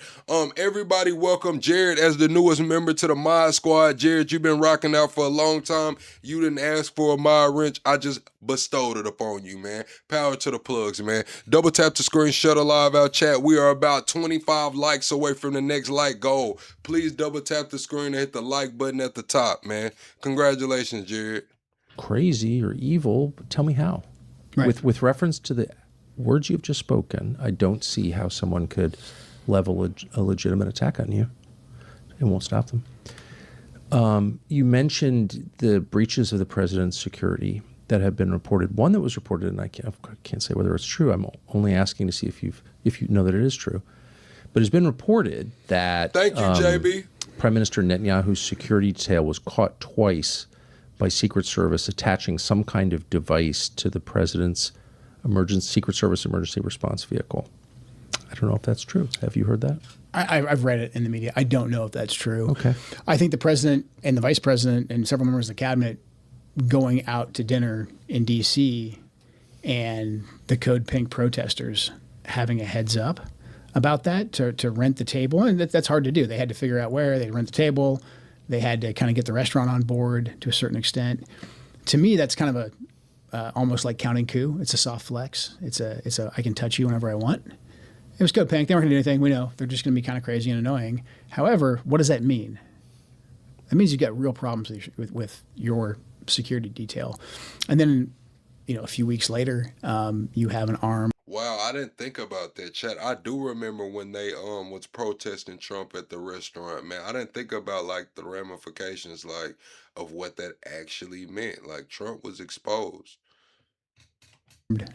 Police officer who's off duty, who's not part of the president's detail, come right up and shake the president's hand. And the guy's probably patriotic American, whatever. He probably just want to shake. Could have John Lennon them, chat. That is true, man. That's how they got John Lennon up out of here, man. President's hand legitimately, but that got a lot of publicity. And what does that mean?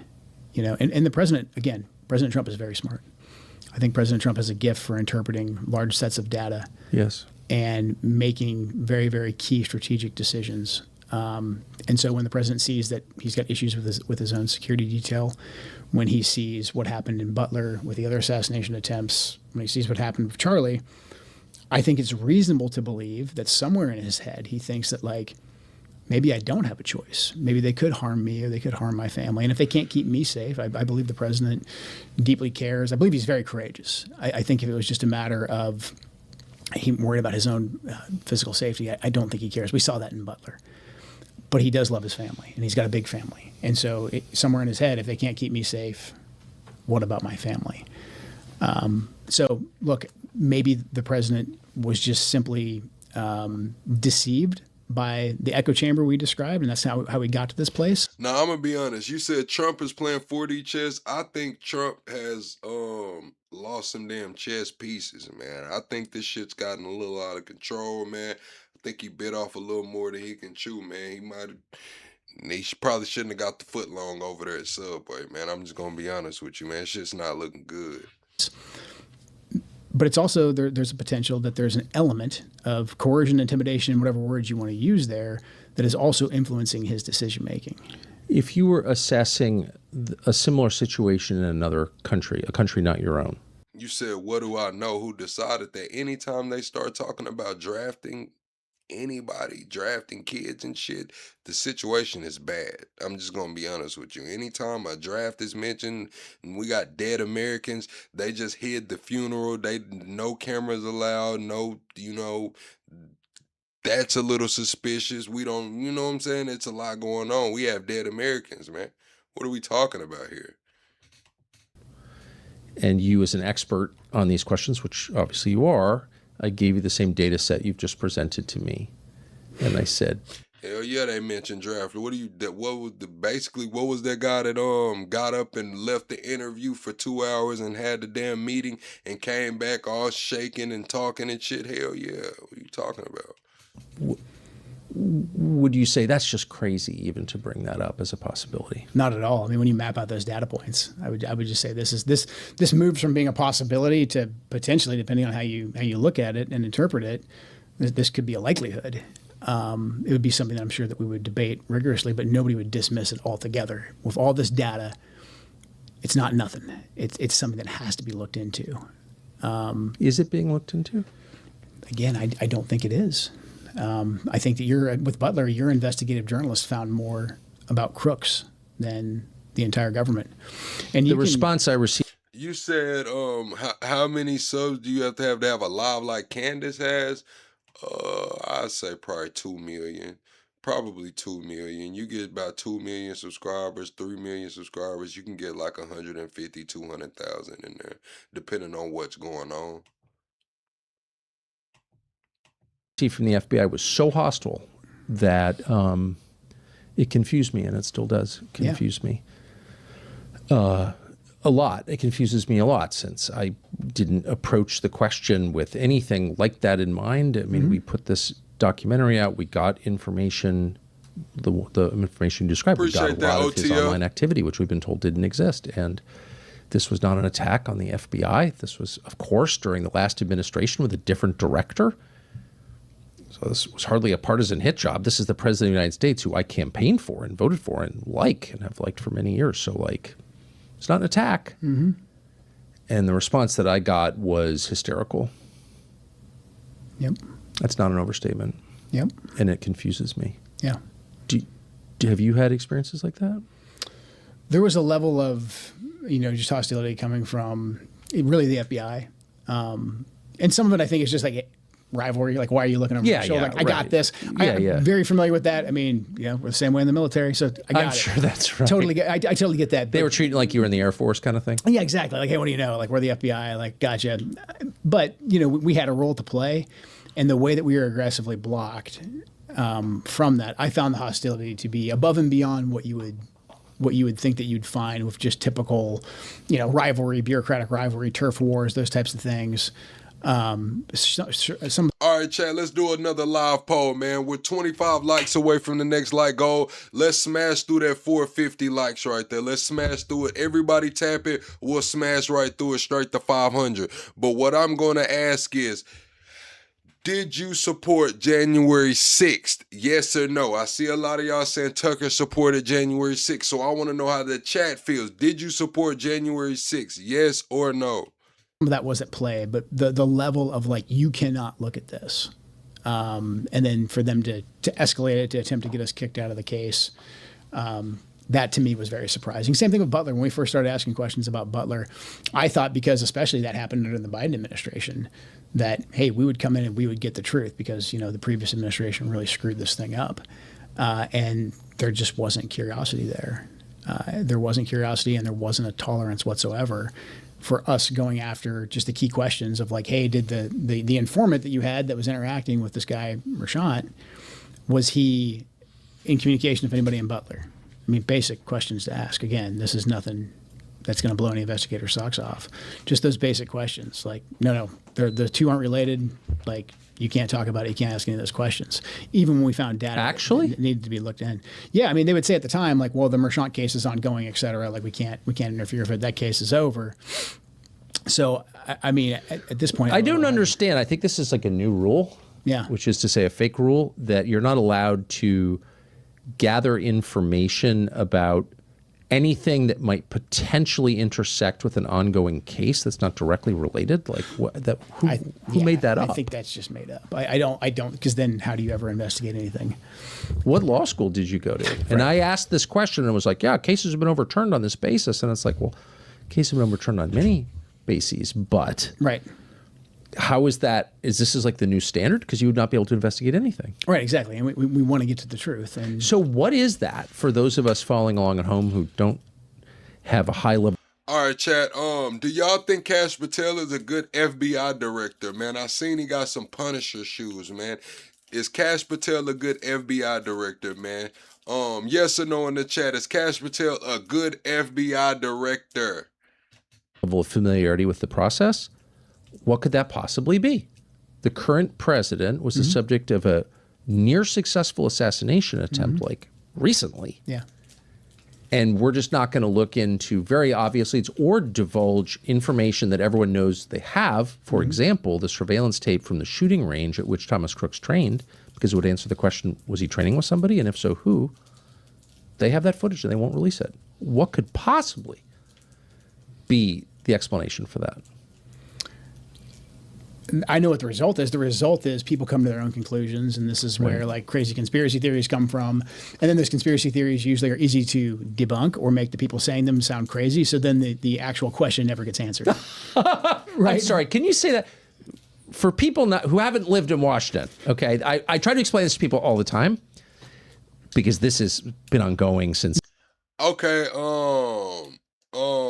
Tory, Kash Patel didn't have the Trump shoes. He had his own custom shoes made with the number 9 on them because they're Jordan 1 lows, yellow and black with the Punisher logo. They have the number 9 because he's the 9th FBI director. They have the FBI slogan on the back. And I said, if somebody gifted them to him, that's cool.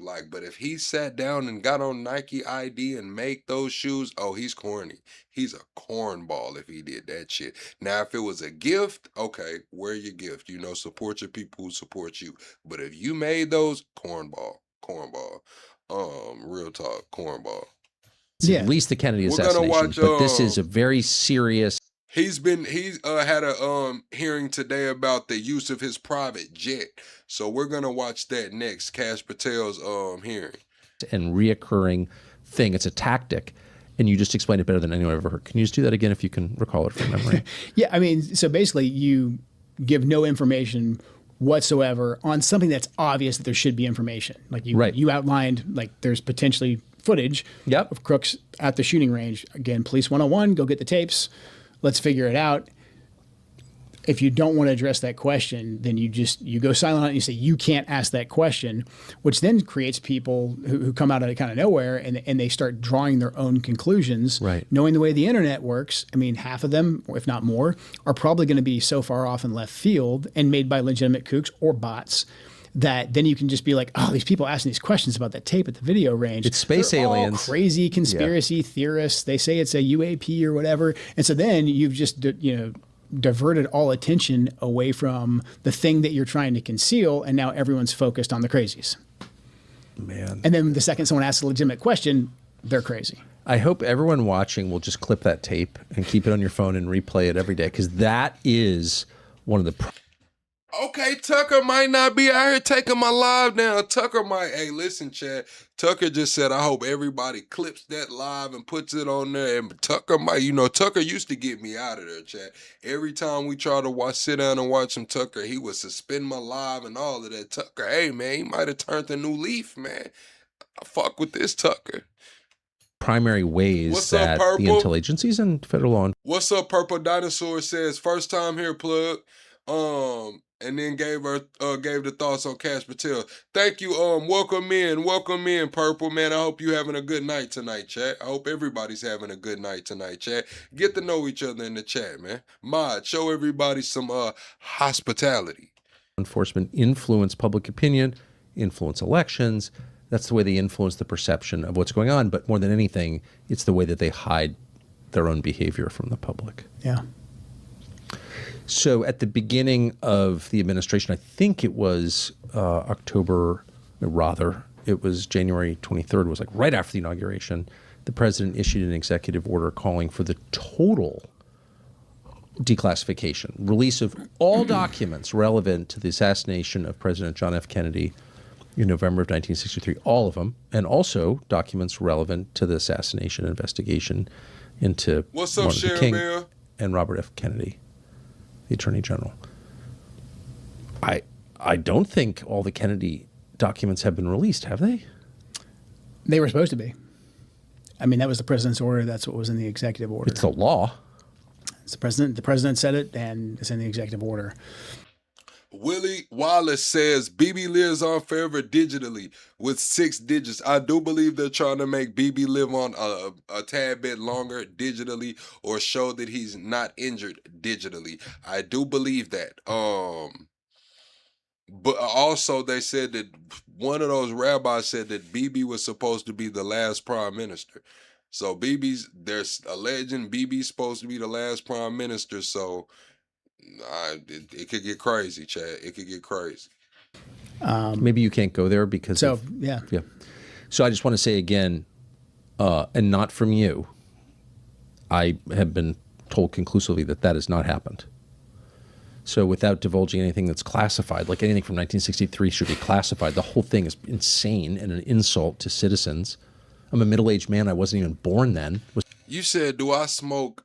I can't even say that word because it's, going to get me demonetized. No, I don't smoke. I'm smoking a Black and Mild, bro. Like, I'm just going to be honest, Chad. It is 2026, but Black people who smoke that kind of shit that he's talking about, that they don't look like this. You know what I'm saying? I'm just going to be honest with you, man. They look a little fucked up, man.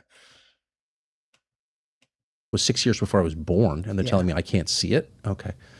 It's infuriating, and it's the end of democracy. But what could possibly be the justification for keeping classified a document that must, under law, be released, and that was produced generations ago? Yeah.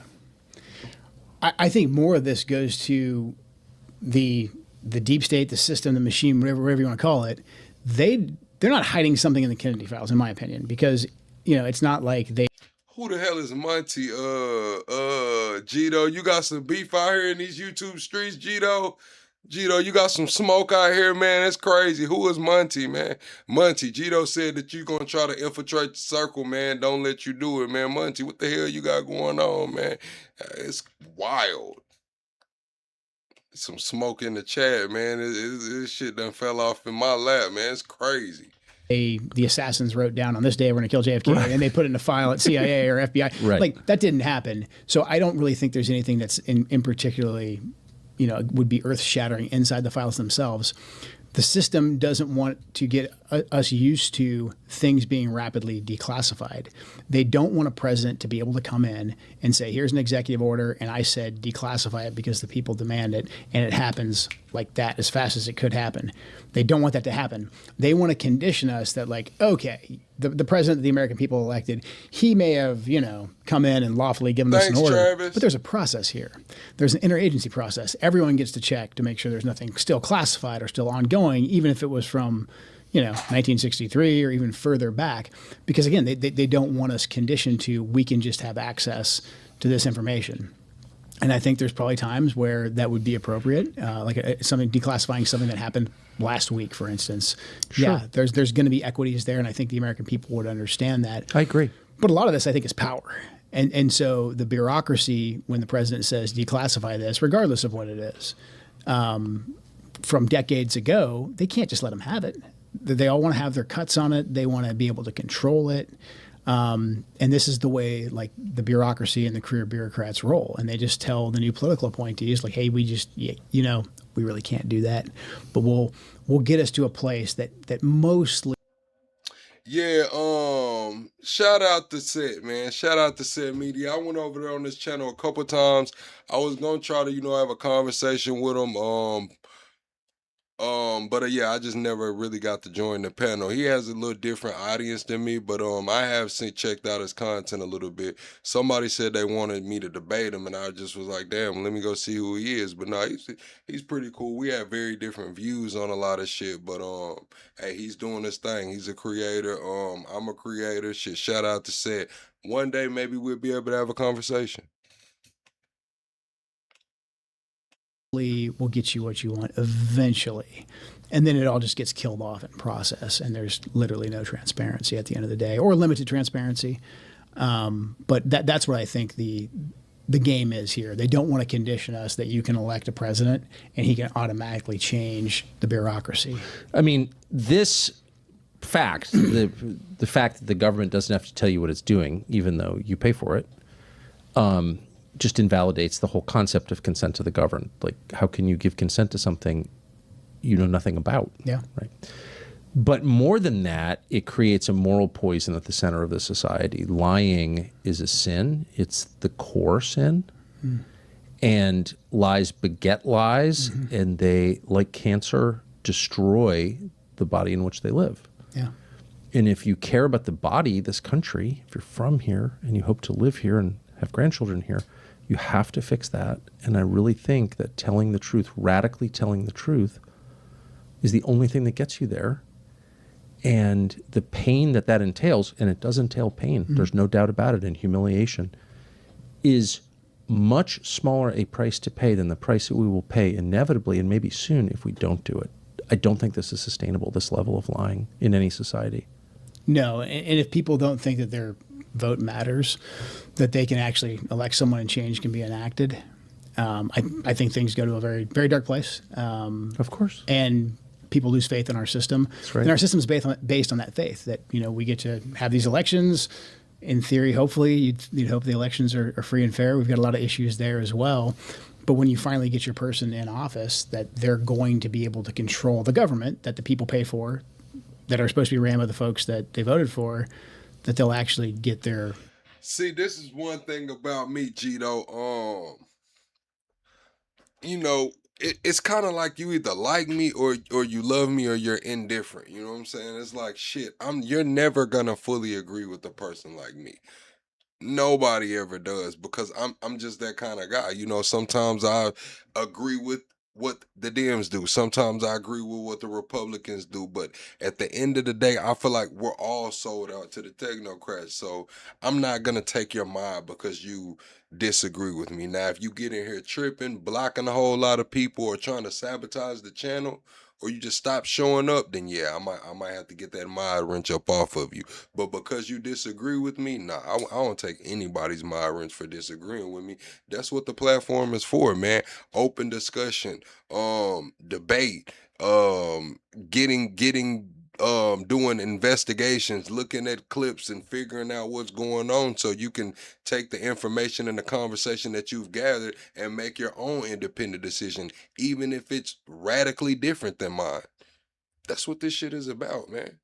I don't want this shit to be an echo chamber, because how can we grow? How can we grow? We'll just end up becoming tribal. We'll end up becoming tribal, and whoever's in charge is what says is what goes. And then it'll just be some bullshit. Fuck that. Their will implemented, or at least what's in the best interest for them implemented. That's right. And that's just not the case right now. No, it's not. So I want to end with a hopeful note. So we've been talking about this for 24 hours because I think that without even getting into it, anyone who's followed it carefully and is thinking clearly can see that the war with Iran is potentially like the end of a lot for the United States. Yeah. I mean, I don't think we could overstate the consequences of this. See, I don't want y'all to take that the wrong way. Like, I don't know, you know what I'm saying, like, what the situation Gito and Set had. I don't know that situation Gito and Set had, so I'm not really going to speak on it. I was just speaking on how it goes on my channel. Like I said, I tried to have that conversation with Set one day. I just couldn't get to the link. I didn't know where he was posting it, but he's a cool creator. You know, like I said, he shows up, he grinds. I went in there and I dropped some comments in his chat one day, and he responded to me like, shit, it was just cool, you know. But as far as what Gito's talking about in the channel, you know, I don't know. I wasn't around for that. I just wasn't. And I don't think I'm being hysterical. I've had 3 weeks to think about it. I've actually had 10 years to think about it because that's how long they've been pushing for it. So at this point, it feels like there's no way out. But you were saying to me this morning in a really thoughtful way that gave me hope that you think there is a way out. And so I'm going to stand back and let you explain how you think that the United States can exit with a lot of its interests intact and its honor intact and the president's administration intact, because the political cost of this is shocking. I mean, it's not the most important thing, but like right now it's all very broken. Okay. What's the answer? It's going to take drastic action. And the good news is I believe that this is something that President Trump is uniquely qualified to fix on his own through his sheer willpower. President Trump has an amazing ability. It's almost his superpower, I think, to be able to kind of breathe life into ideas and, again, to capture large data sets and to find leverage. And right now, it's clear that this conflict will just continue the way it is and get exponentially worse, especially if we go down the path of demanding a total surrender with boots on the ground, or maybe even something far, far worse. What President Trump needs— And that is the path we're on. Inevitably, if we say it's total surrender, what does total surrender mean? Now, again, this is where President Trump is uniquely suited. President Trump can define his own total surrender. He's in charge. I ended my letter with, you hold the cards, because President Trump truly does hold the cards. He's a very powerful, very respected leader. And what I think President Trump must do is number one, he has to address the main issue. The main issue is what the Israelis are doing. And he needs to very forcefully, and probably with a new team of diplomats, go to the Israelis and say, you're done. We will defend you. We will make sure that ballistic missiles aren't rained down upon you. However, you are done going on the offense, because this is our war. We're paying for it. We're bleeding for it. This is not your war. If you choose to continue this offensive operation, we're out. And as a matter of fact, if you choose to continue, we will start withdrawing features of your defense system so that you will be on your own. We have to say that to them, and we have to be very blunt, and we have to be very forceful. And I know a lot of people who like the Israelis are going to say, we can't do that. That's wrong. They're under fire, etc. But if we don't do that, if we don't address our relationship with the— Chat, when should we pull out of this war, chat? Should we see this war all the way through, or give me a timeline of when we should get out of this war in the chat right now? I also need everybody to smash the like button. We got to get the 500 likes right quick, man. Let's get the 500 likes, and we need 25 new subscribers, man. When should we pull out of this war, if at all? Should we see it through, or should we get out? The Israelis, even if we come up with a temporary ceasefire, we'll be right back in this same situation in very short order. So that's the first thing that President Trump must do, address the main issue. The main issue is how the Israelis are out of control and they are driving this entire war. Address that aggressively, get the Israelis to stop. How realistically, just having lived through this whole thing, how hard will that be? It will be hard, but again, President Trump can do it. President Trump can call the Prime Minister of Israel and get him to the table. President Trump. I don't think he can, man. Honestly, that's where I disagree with Joe Kent, man. I don't think Trump can call Netanyahu right now, man. I'm just gonna be honest with you, Chad. I don't think Netanyahu, if he is still with us, man, I don't think he's in a talking mood right now. Just gonna be honest. Trump can force it. I believe that. I truly believe that he can. So I think it's doable. It's only doable with President Trump. And then from there, once we get the Israelis to stop, we still, for now, have strong allies in the Gulf. We have the Emiratis, the Qataris, the Saudis, the Bahrainis, all these actors, the Omanis. They may not always agree with each other, but they're all pretty good partners with us. I think we need to use them. And again, I think we probably need to bring in some new diplomats, and we need to aggressively engage with the Iranians while we can to get to a ceasefire. This is why I think it's spiraling out of control. I think Netanyahu is either seriously injured or no longer with us. They just took out all of the Iranian leadership. The new Ayatollah is supposedly hurt. They just took out the chief negotiator, the one guy that came out and was like, hey, look, we're not the ones that's going to try to bomb it. It's going to be a false flag. They took him out. So all the negotiators are off the table. If Netanyahu's not here or he's injured, he's off the table. One really calling shots for this shit. If they already unalived Iran's negotiator and plus the rest of the damn leadership, I don't know, Chad. This shit might, I don't know, man. And to come up with a way that we can stop the killing, we can stop the destruction of not just these countries, not just the loss of more life, but basically the collapse. I'm staying with that narrative, Chad. I'm just gonna, it's not confirmed, so don't take it for word, do your own research, but I believe that. Until I see BB do a live conference, something similar to Trump with live news reporters and shit, I'm not gonna believe it. The videos, there's too many discrepancies in the videos they've tried to push off. We know at least 2 or 3 AI videos. Why? Then we see BB in a picture with Mike Huckabee in a full suit and some damn tracksuit shoes on. Like, or we see Mike Huckabee's face shifting in the video. Netanyahu has 2 ear holes and 2 canals in his ear, man. I'm just gonna be real. We gotta see Netanyahu do a live press conference, man, to make sure that he's still with us. Of the energy system that we have right now. So that we can open the Straits of Hormuz back up again, and so that we can make sure the petrodollar is being used. Because right now we didn't stop the flow of oil going to the Chinese. The Chinese are still getting their oil out, and they're settling those transactions in yuan, not the petrodollar. So we have to, once we get the Israelis to stop, we have to aggressively pursue our economic interests. And I think the only good thing in here is that our economic interests are in line with not just the GCC countries, but also with the Iranians. Because the Iranians want this war to stop. They want to be able to rebuild their energy sector. They want to be able to revitalize their energy sector.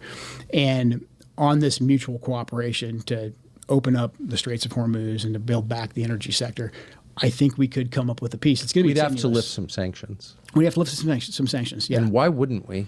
We've had sanctions for decades, and according to the neocons, they had no effect on the nuclear program, which posed an imminent threat. So, like, what is the argument? We've had sanctions for decades, and I don't see how we benefited from that at all. We didn't. I mean, we just lifted sanctions on Syria because the regime changed there, but we lifted sanctions on a guy who used to be the former leader of Al-Qaeda. Right, so, because he's pro-Israel. So I'm pretty sure we can go ahead and lift some sanctions. If it would be in our benefit to lift the sanctions, because not only would it help us in the war, but also a condition of lifting the sanctions would be you will settle all transactions that you're going to get from your new oil industry that will be reintroduced to the world economy. You'll settle that in the dollar. And we need the dollar to survive if we want our country in its current state to survive.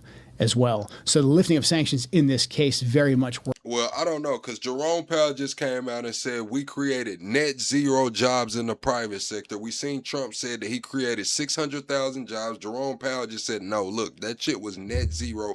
He said, prepare for massive inflation. People are calling for $250 barrels of oil. 3 steaks are $75. 10 slices of cheese is $7. It's going crazy right now, chat.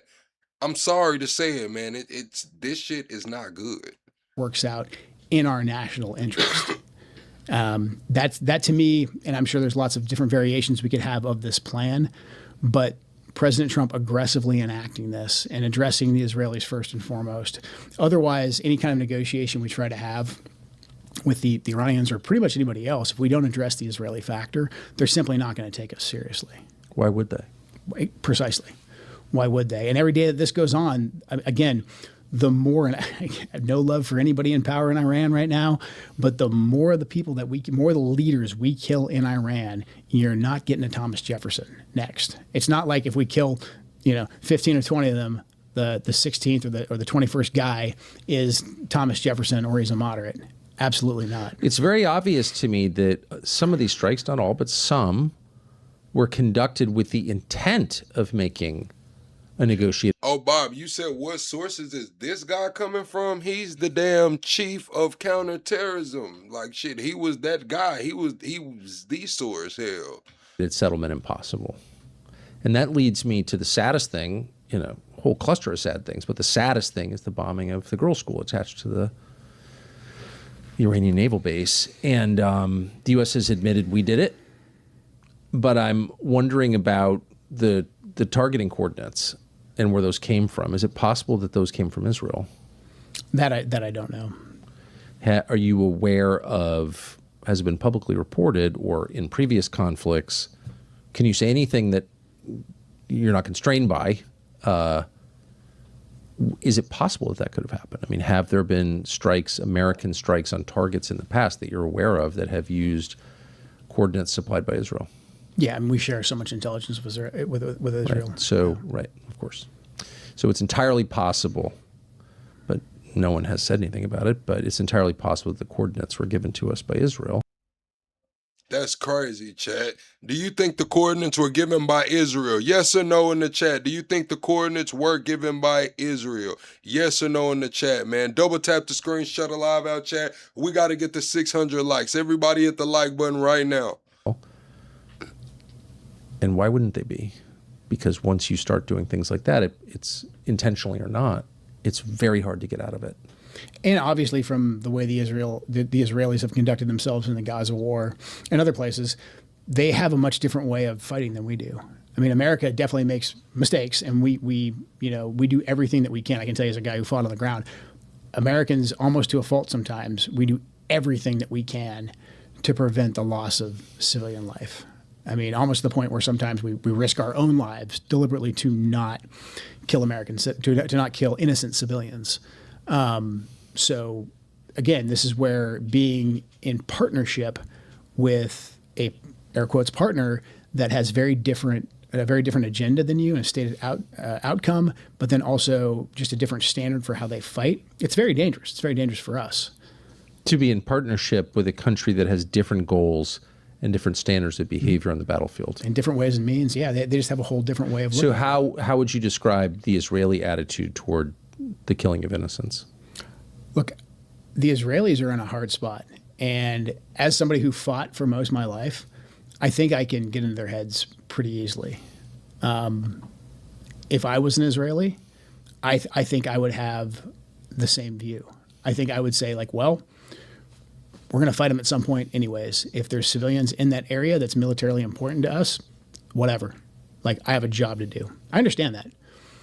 But it's also important for us to understand our air quotes partners. If we're going to be in a partnership with them, we have to be clear-eyed about that. Just because they speak English and a lot of them went to school over here and we have dual citizens doesn't mean that they're going to target the same way that we do. We have to be clear-eyed about it. And that's what I think is missing. If we're going to do joint operations with the Israelis, they are going to, look, we saw what happened in Gaza. And you can say that's a horrible thing. You can say that's just the way it is. But that is the way the Israelis fight. And so we have to go into that with clear eyes and understand that's how they're going to fight. And now we're going to be viewed as being not just complicit, but we're going to be viewed as being partners in that. And again, that's a very dangerous place for us to be, because at least our tactical objectives have been pretty clear that we want to take down the ballistic missiles, the nuclear program, the Navy, the Army, et cetera. And those are military targets. But we're in partnership right now with the Israelis, who they're going after some military targets, but they're going after a heck of a lot more that are not military targets. It's a very generous assessment of their motives. And I mean, as a compliment, I strongly disagree with you, but then I didn't spend my life fighting wars. And you're making every attempt to get into their perspective, even if you disagree with it, which I assume you do. And I think that is the way to assess things. It's like, what's the other guy's perspective, even if I hate it? Well, yeah, I mean, look, in the Middle East, you're going to do business with some unsavory characters. In the world, you're going to do business with some unsavory characters.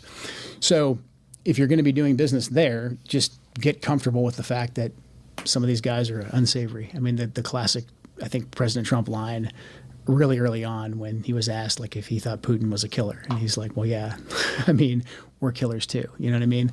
He's right. He was just very logical about that and very clear-eyed about that. Again, this is why President Trump is uniquely qualified to solve this problem, because I think he has the ability to understand things from multiple perspectives at the same time. Yeah, I'm keep it real. He know he fucked up. He know he's on Trump's hit list. He know Trump is on a revenge tour right now, man. He jumped off the ship, man, because he knew there was some shit going on that wasn't how it was supposed to be.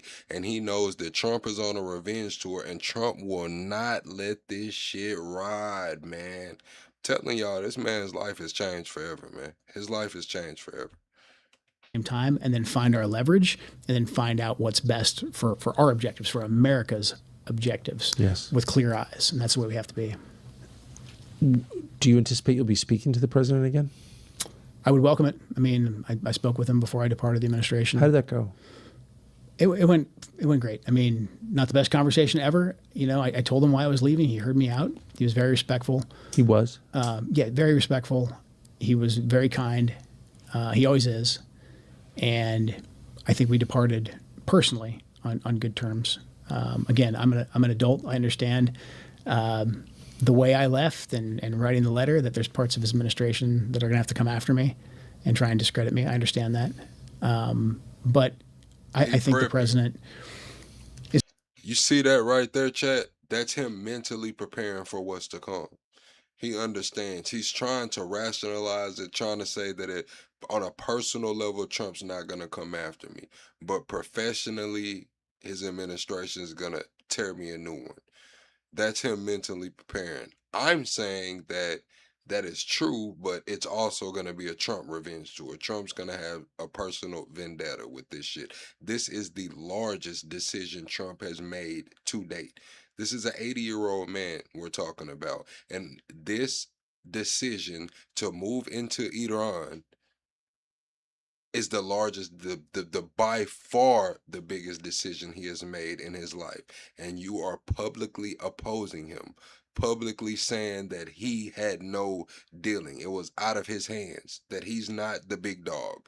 It was a war fought for some other shit. And you think he's just going to let you ride out into the sunset? Bulletproof. Donald Trump, the Donald J. Trump. Yeah, all right. Okay. Is someone who listens.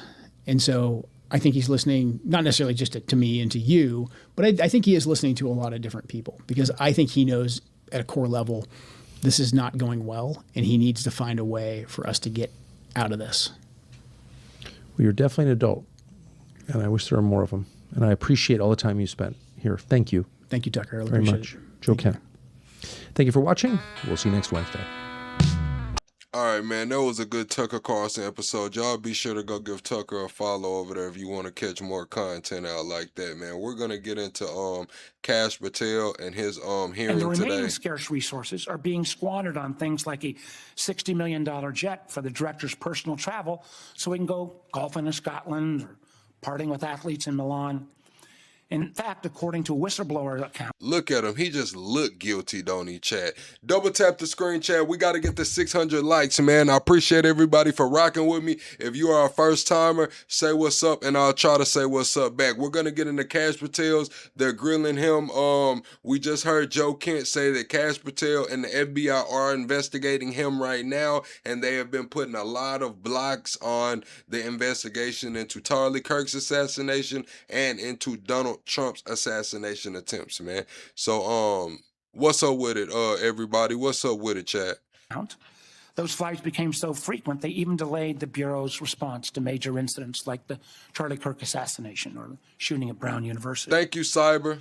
Credible reports also indicate that highly trained FBI agents from elite SWAT units have been reassigned to chauffeur his girlfriend.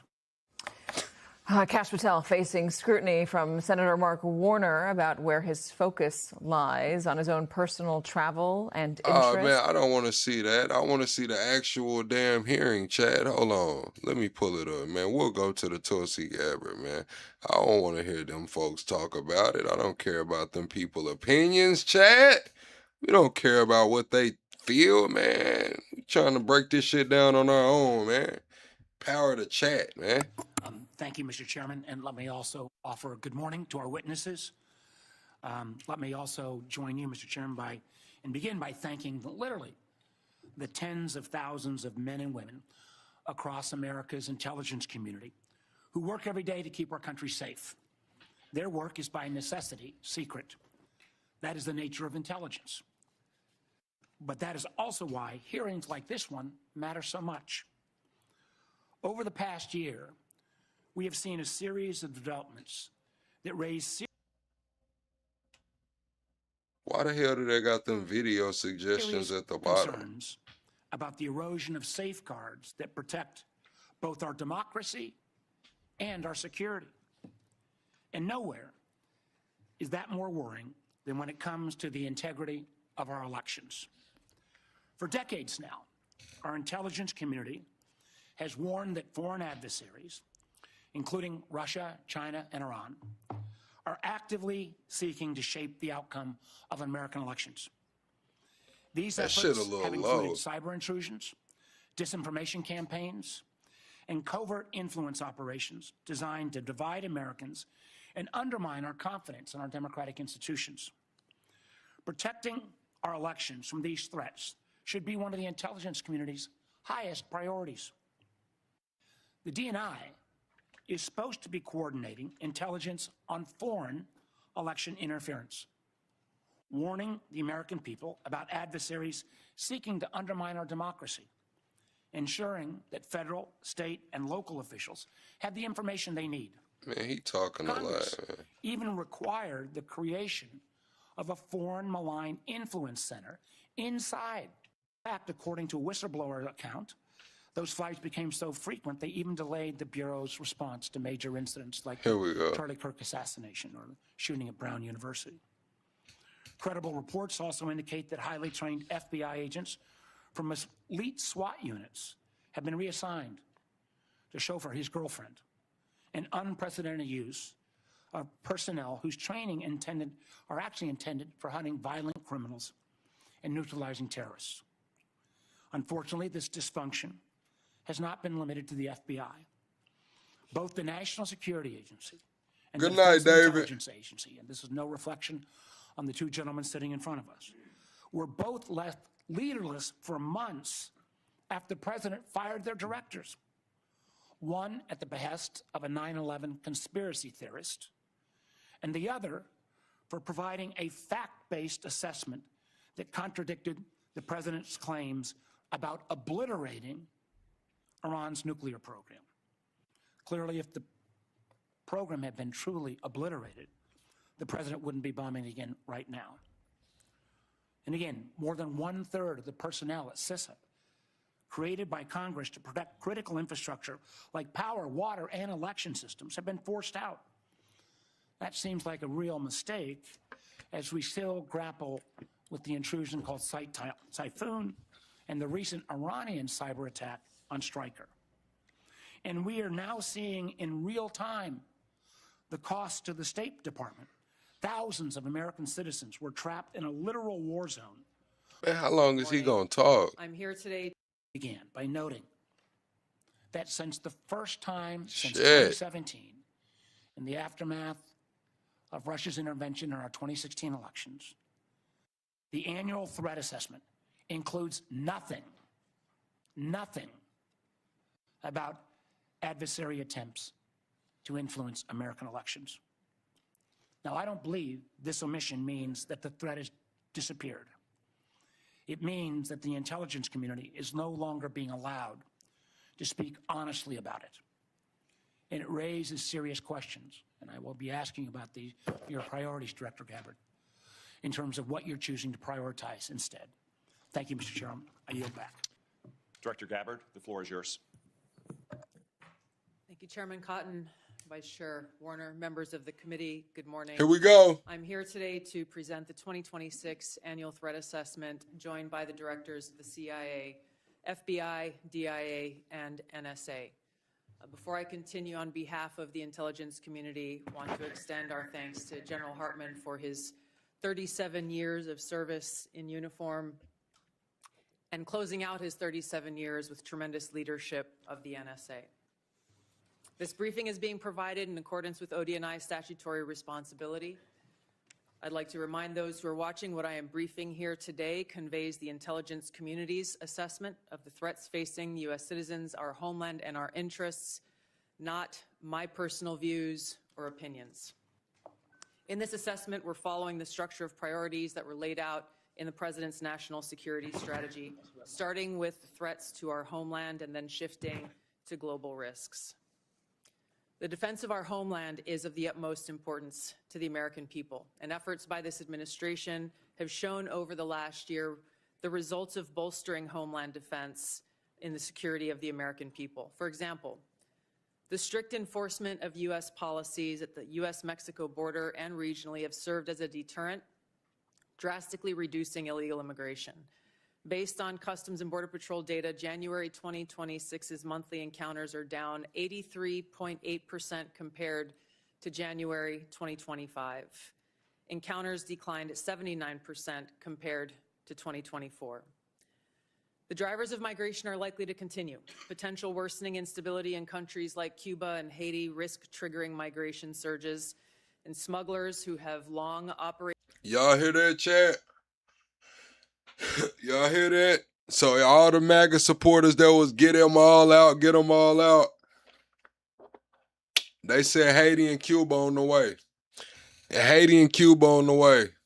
Operated as transnational criminal organizations continue to view chaos as an opportunity for profit and will continue to look to profit from illegal immigration flows. These transnational criminal organizations continue to pose a daily and direct threat to the health and safety of millions of U.S. citizens, primarily and directly by producing and trafficking in illegal drugs. Under President Trump's leadership, fentanyl overdose deaths have seen a 30% decrease from September 2024 to September 2025. President Trump's aggressive efforts to more directly and actively target these transnational criminal organizations and reduce the inflow of fentanyl precursors has already had a significant impact, which is likely to continue. We've seen fentanyl potency also decrease, likely due to disruptions to the production supply chain. U.S. efforts to work with China and India to halt the flow of fentanyl precursor chemicals to North America are demonstrating some improvement, but there is more work to be done, as sadly, there are still tens of thousands of fentanyl-related deaths in America every year. Mexico-based TCOs like the Sinaloa Cartel and Jalisco New Generation Cartel dominate the production and smuggling of fentanyl, heroin, meth, and cocaine into the United States. Colombia-based DCOs and illegal armed groups like the Revolutionary Armed Forces of Colombia and the National Liberation Army are responsible for producing and trafficking large volumes of cocaine to the U.S. and European markets, with now some indicators of attempts to expand their market to the Asia-Pacific region. Colombia remains the world's largest producer of cocaine, and Colombian criminal groups have expanded their trafficking relationships with neighboring Ecuadorian and Brazilian gangs. As you know, MS-13 is well established in cells within the United States and uses violence to intimidate the Salvadoran diaspora, engaging in murder, extortion, retail drug trafficking, firearms offenses, and prostitution, fueling increased violence and instability. Extortion. These and other TCOs continue to present a very tangible and individualized risk of violent crime to everyday Americans and contribute to regional instability. As the President increases his focus on counter-drug and counter-cartel pressures, they're likely to seek ways to try to adapt their operations, including shifting production locations and trafficking routes and methods. The United States continues to face a complex and evolving threat landscape with a geographically diverse set of Islamist terrorist actors seeking to propagate their ideology globally and harm Americans, even as al-Qaeda and ISIS remain weaker today than they were at their respective peaks.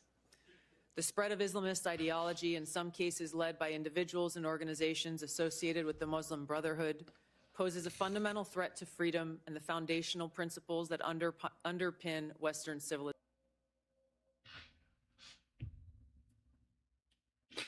This is crazy to me, chat. I'm not a Muslim at all, but this, just hearing her say that is crazy. Like, Islamist groups and individuals use this ideology for recruiting and financial support for terrorist groups and individuals around the world, and to advance their political objectives of establishing an Islamist caliphate which governs based on Sharia.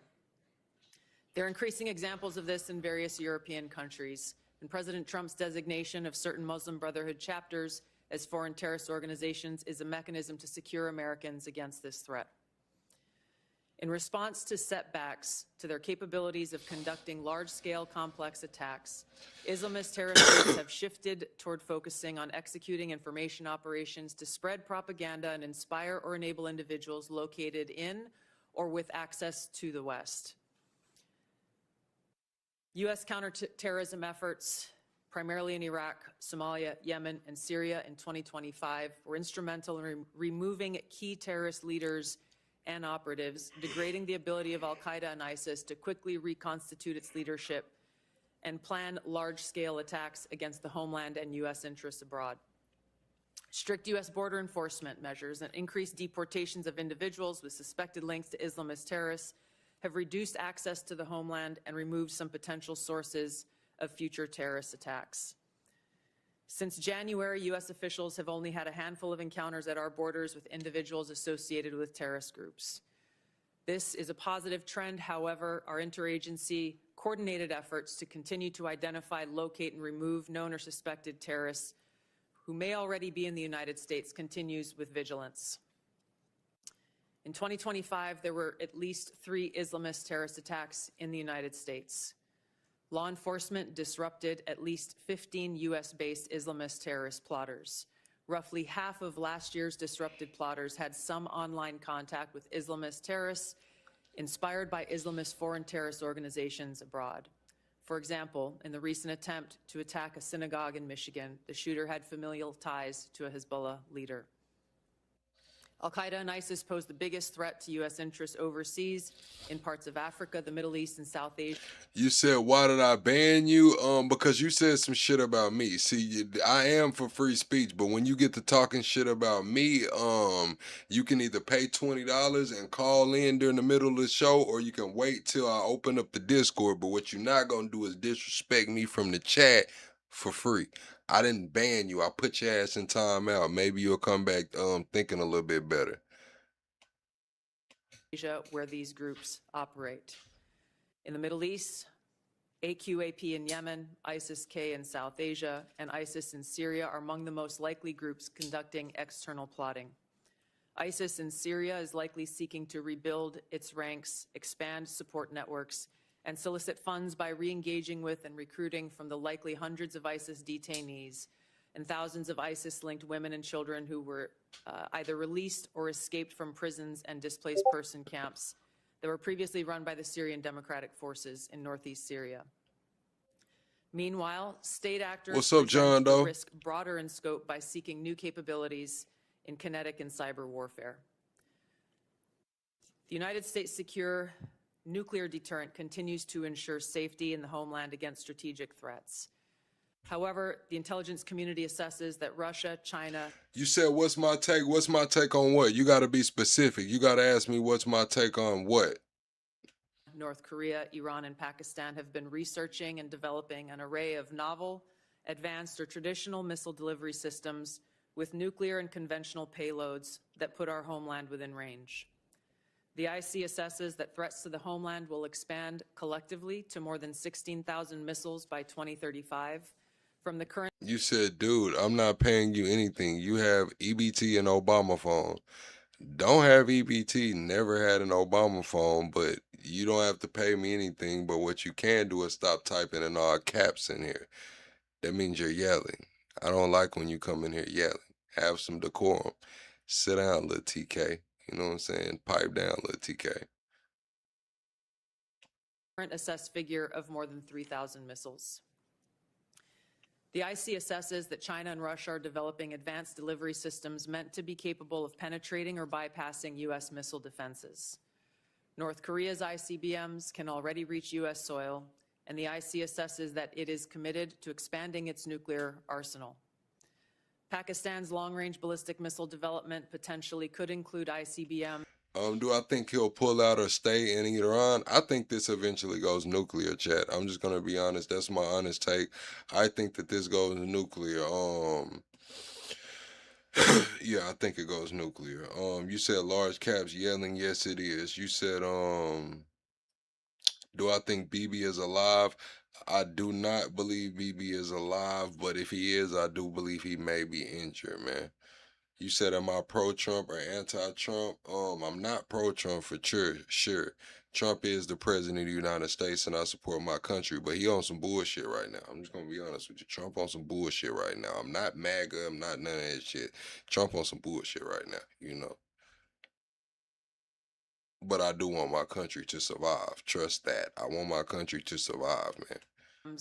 With a range capable of striking the homeland. The IC assesses that Iran has previously demonstrated space launch and other technology it could use to begin to develop a militarily viable ICBM before 2035, should Tehran attempt to pursue that capability. However, these assessments will clearly be updated as the full impact of Operation Epic Fury's devastating strikes on Iran's missile production facility. You said, I think it goes nuclear. That's the stupidest thing you've ever heard.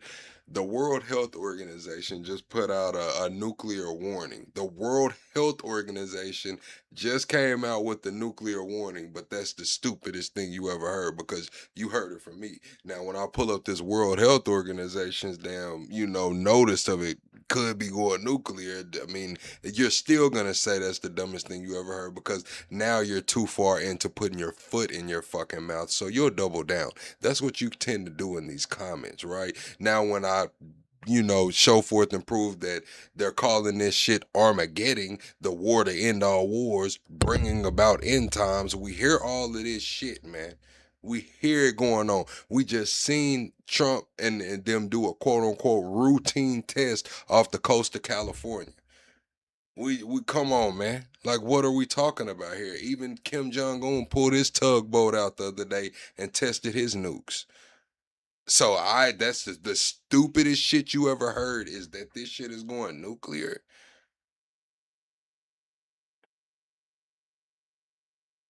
It's crazy. It's crazy.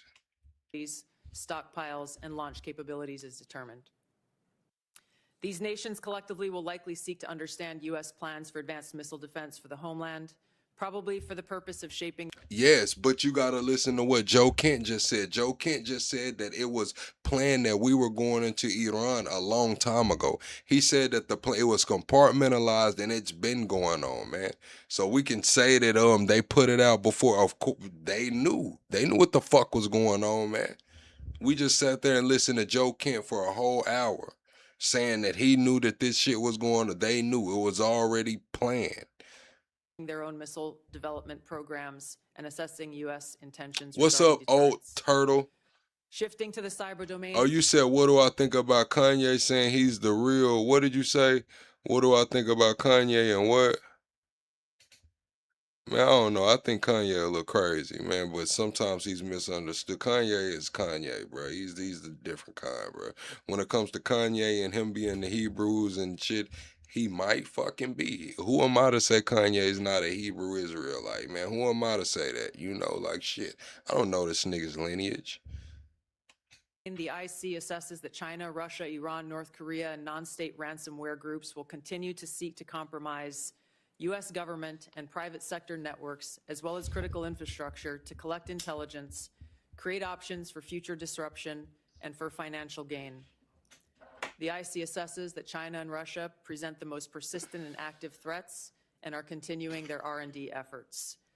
North Korea's cyber program is sophisticated and agile. In 2025 alone, North Korea's cryptocurrency heist probably stole $2 billion, which the IC assesses is helping to fund the regime and include further development of its strategic weapons programs. Financially or ideologically motivated non-state actors are becoming more bold, with ransomware groups shifting to faster, high-volume attacks that are harder to identify and mitigate.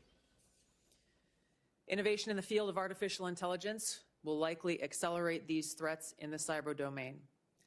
The IC assesses that it will increasingly shape cyber operations, with both cyber operators and defenders using these tools to improve their speed and effectiveness. For example, in August of 2025, cyber actors used an AI tool to conduct a data extortion operation against international government, healthcare, and public health emergency service sectors, as well as religious institutions. Moving to the Arctic, the IC assesses that Russia, and to a lesser extent China, aim to strengthen their presence in the region through increased maritime. See, this is what y'all don't get, right? I don't think you guys realize the kind of people that we're dealing with here. The people in control of the buttons, you know what I'm saying, that could just end all of this shit or bring about Armageddon. See, when we think of the end of the world, we think there's going to be nothing left. No, that's simply not true. It would just be different. All the world will be decimated, billions will die, but there'll still be a world. There'll still be shit going on in the way that they want this to play out. We're not dealing with sane people. We're not dealing with people who care about the masses. It's a club. We're not in the club. Just being honest here.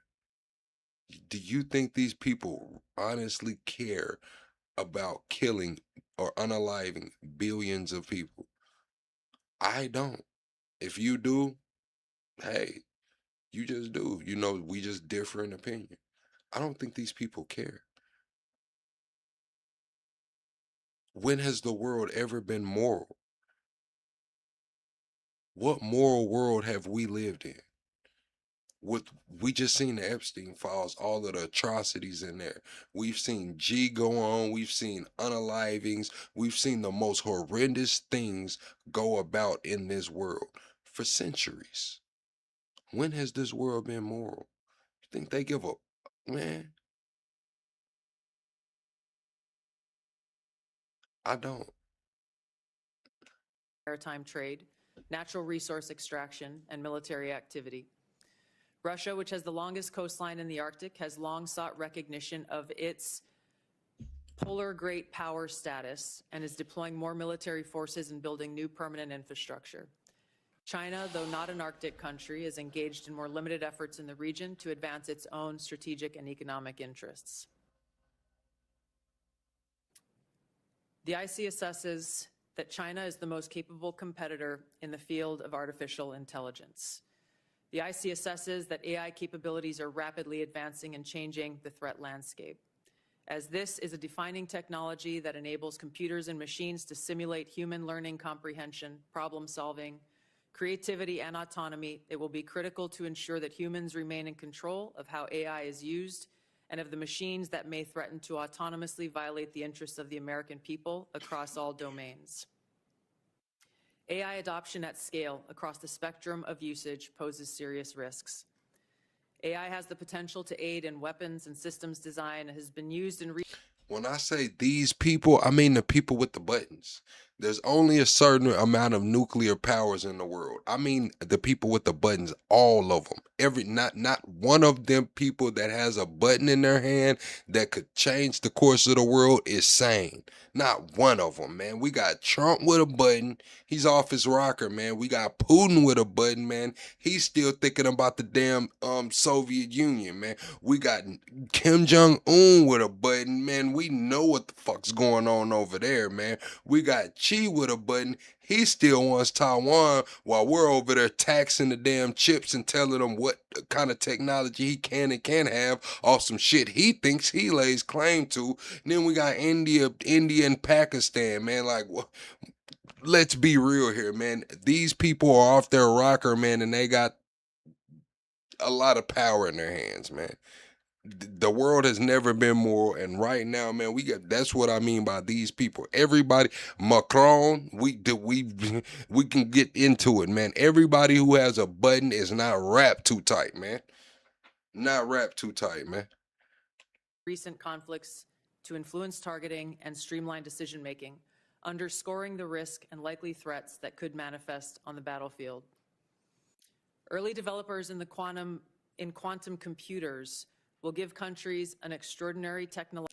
Talking about y'all, man, these folks just bombed a hospital with 400 people over there, Pakistan and Afghanistan. We're sitting here talking about schools being blown up and shit, and you're talking about I'm off my rocker. This is the ultimate, man. We're talking about children dying.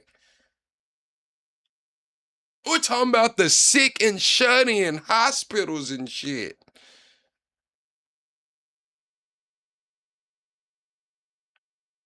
So where does the morality? We see Gaza is a damn, it's done. They're talking about putting a damn FIFA World Cup stadium over there and shit. But I'm crazy for thinking that these people would do the ultimate.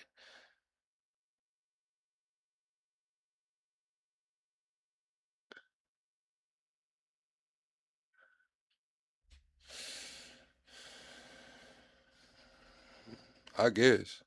Technological advantage over others to quickly process national security information and break current encryption methodology used to protect sensitive finance, healthcare, and government information. The global security landscape is volatile and complex, with armed conflict growing more common and posing potential threats against U.S. interests. Strategic competition and regional and smaller powers are becoming more willing to use force to pursue their interests, heightening the risk of conflict. The IC assesses the space domain is becoming increasingly contested, with China and Russia developing counter-space capabilities to challenge U.S. space efforts.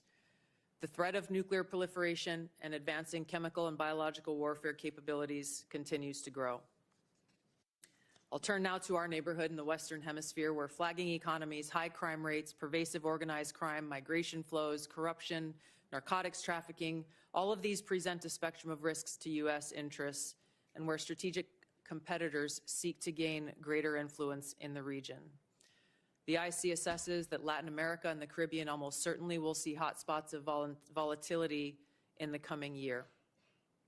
Since Maduro's arrest, the IC assesses a shift in Venezuela's leadership towards cooperating with the U.S. to open its economy, to develop the country's oil and gas extraction capability, and we've seen their movement in releasing political prisoners. The U.S.-Mexico-Canada Agreement review in 2026 will likely increase uncertainty in many Latin American countries, especially those that rely on Mexico as an export destination for intermediate goods for manufacture and onward export to the U.S. China, Russia, and Iran are likely seeking to sustain economic, political, and military engagement with Latin America. The IC assesses that China's demand for raw materials is likely to continue to drive its economic outreach, while Russia likely wants to expand its current security and diplomatic ties with Cuba and Nicaragua. The IC assesses that China aims to elevate its own political, economic, military, and technological power to increase its own regional positioning, global influence, to fend off threats to their interests. While there are challenging areas where interests diverge, President Trump's diplomatic engagements with President Xi to work towards U.S. interests have enabled progress where those interests align. The IC assesses that China continues to rapidly modernize its military forces across all domains in pursuit of its goal to achieve world-class status by mid-century. This includes building a force with the aim of being capable of deterring U.S. and allied forces in the region. I don't know, Their Dinosaur. stated objective of developing the ability to seize Taiwan by force if necessary. However, the IC assesses that China likely prefers to set the conditions for an eventual peaceful reunification with Taiwan short of conflict. The IC assesses that an increasingly confident North Korean regime remains a source of concern regionally and globally. Its weapons of mass destruction, its conventional military capabilities, illicit cyber activities, and demonstrated willingness to use asymmetric capabilities poses a threat to U.S. and its allies, particularly South Korea and Japan. North Korea's partnership with Russia is growing, and in 2025, Kim took steps to improve ties with China, still North Korea's most important trading partner and economic benefactor. The IC assesses that North Korea's support for Russia in the war against Ukraine has increased North Korea's capabilities as their forces have gained combat experience in 21st century warfare, along with equipment. In 2024, North Korea deployed more than 11,000 troops to Russia to support combat operations in Kursk. Pyongyang continues to develop and expand its strategic weapons programs, including missiles that can evade U.S. and regional missile defenses. It is continuing to work to increase its nuclear warhead stockpile and maintains biological and chemical weapons capabilities. Russia retains the capability to selectively challenge U.S. interests globally by military and non-military means. The IC assesses that the most dangerous threat posed by Russia to the U.S. is the potential of an escalatory spiral in an ongoing conflict such as Ukraine, or a new conflict that led to direct hostilities, including the potential deployment of nuclear weapons. The IC assesses... But I'm fucking crazy. I guess Tulsi Gabbard and their whole board is crazy too, right? Tulsi Gabbard and their whole board is crazy. Now here y'all go, finna double down because you are too fucking prideful to humble yourselves and be like, well, you know what, Pug? Maybe I didn't look at it like that. Well, we got Tulsi Gabbard saying that it's a threat of nuclear escalation here, man. I just said the shit y'all called me a dumbass and off my rocker, right?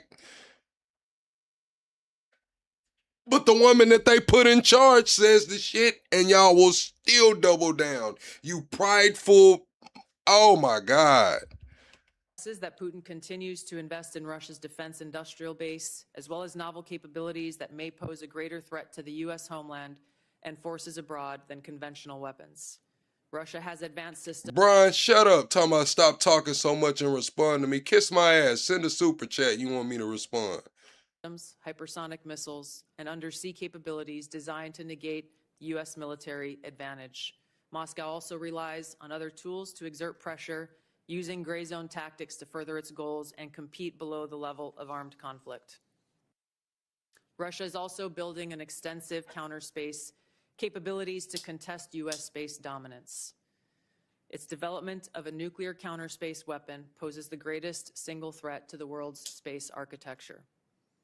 During the past year, the IC assesses that Russia has maintained the upper hand in the war against Ukraine. U.S.-led negotiations between Moscow and Kiev are ongoing. Until such an agreement is met, Moscow is likely to continue fighting a slow war of attrition until they view their objectives have been achieved. Nah, see, Brian Smash, this is the thing. You told me to, hey, stop talking and answer me. What you're not going to do is come in here and direct what the hell is going on. So, yeah, if you want me to stop talking and answer you, the best way to do that would be to send a super chat. So, yeah. Otherwise, you can just wait for me to read chat and I'll address you if you have a question or a comment that will add value to the conversation. But you coming in here saying, hey, bro, answer me. Stop talking, and that's not adding any value. It really just pisses me off, and I ignored you for a reason. Hopefully this helps everybody else in the chat know. Like, please bring value or an opinion to the conversation. That, hey, bro, answer me shit will get you nowhere.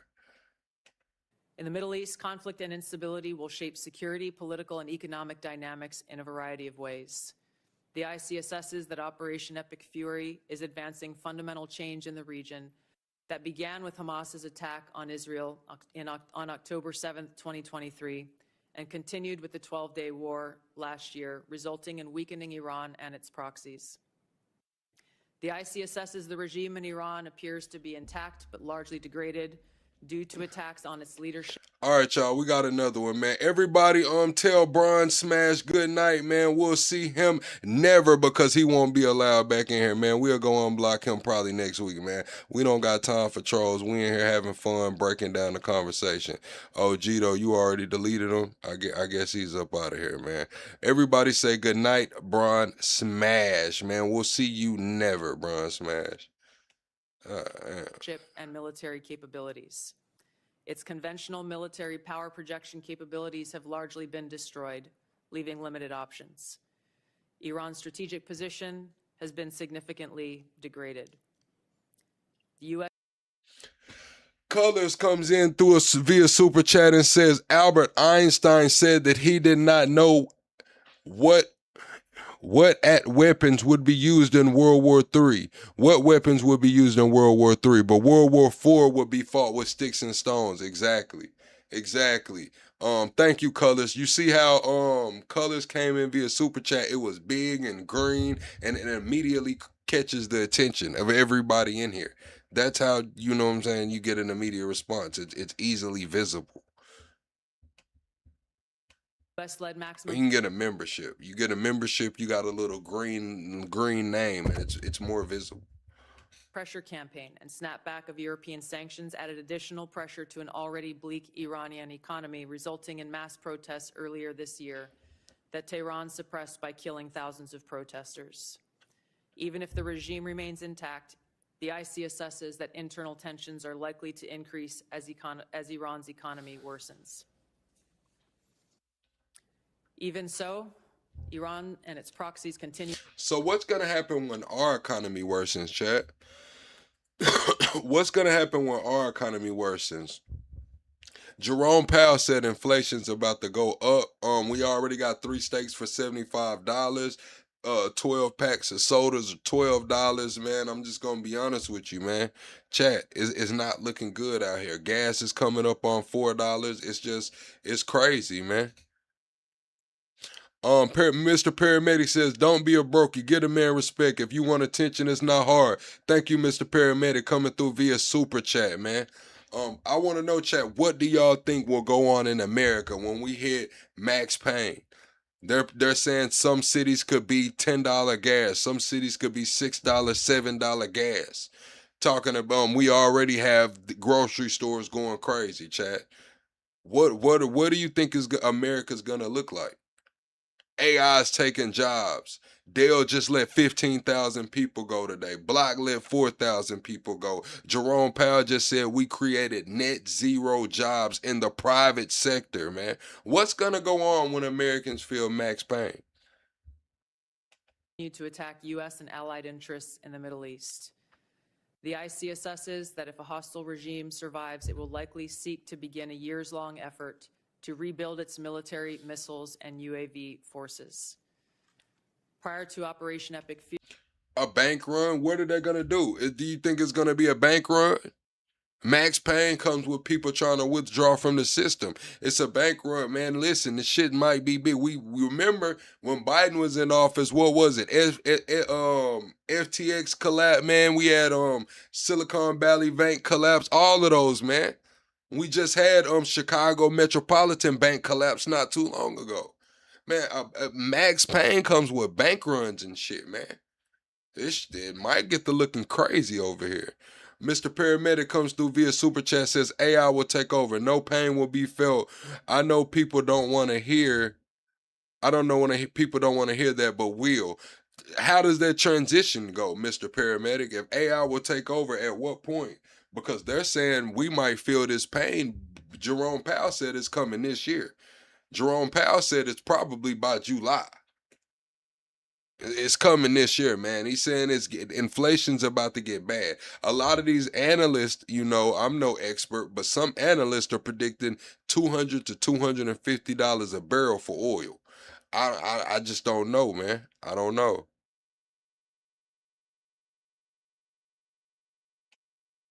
fury, the ICSS says Iran was trying to recover from the severe damage to its nuclear infrastructure sustained during the 12-day war and continued to refuse to comply with its nuclear obligations with the IAEA, refusing them access to key facilities. The ICSS says that China, Russia, and North Korea see the United States as a strategic competitor and potential adversary. Iran has long viewed the U.S. as an adversary and is engaged in active conflict with the U.S. as of today. These four countries, the ICSSs, are likely to continue their selective cooperation with each other, which could bolster their individual capabilities and threat. 11,000 jobs by Intel. Somebody else cut 8,000 jobs. I can't forget who it is. Oh, chat, did y'all see Zuckerberg ended the metaverse? The actual, you know, the little crazy cartoonish looking metaverse shit, man. He ended it. So the metaverse doesn't have a metaverse. Uber doesn't have cars. Airbnb doesn't have houses. That's what's going around. Airbnb doesn't have houses. Uber doesn't have cars, and now Meta doesn't have a damn metaverse. Threats to U.S. interests more broadly. However, currently these relationships are primarily. All right, Mr. Paramedic says, we will, I guess, but I think the world is going to change hard, either for the better or worse. Recommendation is to buy gold. Not financial advice, but they are saying if China takes Taiwan, they take TSMC, they'll have a chokehold on the chips market. They'll have a chokehold on the markets over there, and it's going to get bad. Bilateral on selective issues and depend on broader circumstances, divergent sovereign interests, and in some cases, concerns over directly confronting the United States. These factors, the ICSSs, are likely to constrain their relationships. Colors comes through, man. Appreciate that $20 super chat. Says, let me explain. At the end, Trump's first term, I was living at 29 Palms. Oh, that's where the Marines are. Gas got up to $7.13 by the end of Biden's term. Gas was down in the same town to $3.60. And now 1 year into Trump's second term, gas is $6 plus again. I told somebody the other day gas wasn't this high when Biden was in office, and they said I'm lying. They said I just remember incorrectly, man. But thank you, Colors. Shout out to you for the super chat. But 713 gas is crazy. 713 gas is crazy. Finally, conflicts on the continent of Africa are likely to persist through 2026 due to poor governance, economic demands, and external support. Tensions continue between Ethiopia and Eritrea, which could rapidly accelerate to conflict. Contentious national elections in Somalia could distract the federal government away from counterterrorism actions against al-Shabaab. You said the metaverse was a waste? Yes, Gito. They said they spent $80 billion on the metaverse, $80 billion on the metaverse, but they said it really wasn't a waste because the technology is still there. All of the systems and the AI and the development is still there. They just have to find a different use case for it. So on the onset, the actual idea, the community, the metaverse was a failure. But as far as the advancement in tech, that $80 billion didn't just go to waste. Shabaab, which continues to conduct terror attacks while providing funding and propaganda support to other elements of al-Qaeda in Yemen. The civil war in Sudan continues even as external negotiations occur. ISIS in West Africa and the... Okay, Solo for Truth said Trump's low was 220. I'm gonna be honest, Solo for Truth. Nobody gives a damn what the low for gas was, bro. We worrying about what the high and the average was. Nobody cares what the low was, man. I'm just gonna be honest with you, especially if the low came before the high. If the low for gas came before the high, it's redundant. We don't care. I don't care. You might be the only person that cares, man. We care about the average and we care about the high. How high did that shit and how much was it on average, man? The lows and shit, that shit don't even matter. Shit don't even matter. The Sahel have increased the intensity of their attacks against local security forces, expanding their areas of operation and moving closer to cities with the U.S. presence. The IC assesses that African governments will likely use their wealth in critical minerals to seek partnerships that deliver them meaningful benefit. Concurrent Dorsey said colors is lying. What is colors lying about, Dorsey? conflicts and crises across the continent will continue to put U.S. citizens at risk and cause further instability. In closing, as leaders of the intelligence community, we remain committed to providing the President and policymakers with timely, unbiased, relevant intelligence to inform decision-making and to ensure the safety, security, and freedom of the American people. Thank you. Thank you, Director Gabbard. Thank you, Mr. Chairman. Director Gabbard, the whole country knows that you were recently involved in an FBI operation to seize ballots in Fulton County, Georgia. Here we go. Yet this was despite the fact that the warrant. Oh, chat. Hold on, chat. We still haven't hit 650 likes yet, chat. I need everybody to double tap the screen or hit the like button at the top of the screen. We have to get the 650 likes. Please support the channel for free in any way that you can. We are 25 subscribers away from the next sub goal. He's going to talk about the Fulton County investigation. Remember where they said she called Trump on a private phone while she was down there on a call that wasn't recorded? Yeah, this shit's going on. Interference or nexus. Matter of fact, the warrant was based entirely on conspiracy theories that have already been examined and rejected repeatedly. Thank you, Matt. Now, where is the authority for you to involve yourself in a domestic law enforcement activity? Thank you, Vice Chairman. I appreciate the question. As you know, You said I have selective memory. No, I remember when Biden first got in office, you got to think I wasn't, you know what I'm saying, really doing too much. But I do remember when Biden was trying to get the gas prices and make everybody happy, and he had our strategic oil reserves looking a little dry. I do remember that. But one thing I don't remember during the Biden era was, I mean, gas was kind of close to where it is now, but if gas pushes up damn near any more, bro, I mean, any more, it's going to be like, hold on, bro. Hold on, Trump. This is not what you said was going to happen. No, I've addressed every issue you've raised in detail in a letter, but I'm grateful for the opportunity to do it in this forum. As you stated, Congress provided by statute, ODNI. Thank you, Yourcelis. Thank you, Yourcelis. Yourcelis comes through via Super Chat, supporting the channel. Just like Mr. Paramedic said, buy gold and silver on the dip before it goes up again. 30% so my portfolio is in precious metals. Not financial advice, but appreciate you for that tip. We're gonna call you Yo. We're gonna call you Yo. Appreciate you for that tip, Yo. Unless you could put some pronunciation in the chat, I ain't gonna lie. With the responsibility of election security and counterintelligence in 2021. As you also know, ODNI has purview and oversight. I know the history very well, but could you just I am addressing the question. ODNI also has purview and overview. You said he canceled the pipeline. What pipeline?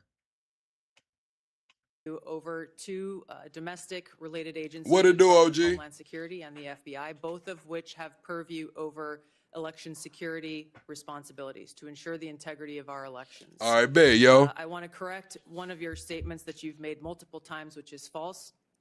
I did not participate. John Doe, I read what you said. You said I have to look at that from a war perspective. That's why the price is high. We're attacking a region where a lot of oil come from. Exactly. And I don't think we need, you know what I mean? I'm just being honest. At the end of the day, he said Americans wasn't going to really feel it like that. Then it turned to it being a small price to pay. Then it turned to being it'll just be worth it. It's crazy. Participate in a law enforcement activity, nor would I, because that does not exist within my authorities. You were present on the scene. Are the photos of you on the scene false? I was at Fulton County, sir. Appreciate that, Will. The president, and to work with the FBI to observe this action that had long been awaited. I was not aware of what was in the warrant or was not in the warrant. And what was the president's specific request for you to go to? What was the specific request that was made by the president for you to show up in Fulton County? To go and observe the FBI's activities on this issue. So why? When you look at the fort, your question, sir. Do you have the answer why the president was knowing about this affidavit before it was even served? I'm not aware that the president knew about an affidavit before it was served. Then why was he sending you to Fulton County? This occurred the day that the FBI had it approved, their warrant approved by a local judge, and they began to execute this. To address your question, sir, about the foreign nexus question, in order for us to better understand the vulnerabilities in our election systems that may exist today as we... You're right. Fuel cost is, I'm not going to say the least of our problems because that's everyday Americans. A lot of people, you know, their gas prices are getting ready to double, man. They're already just scraping by. So it is not the most pressing problem, but it's going to be in calculations when people are budgeting and things of those sorts.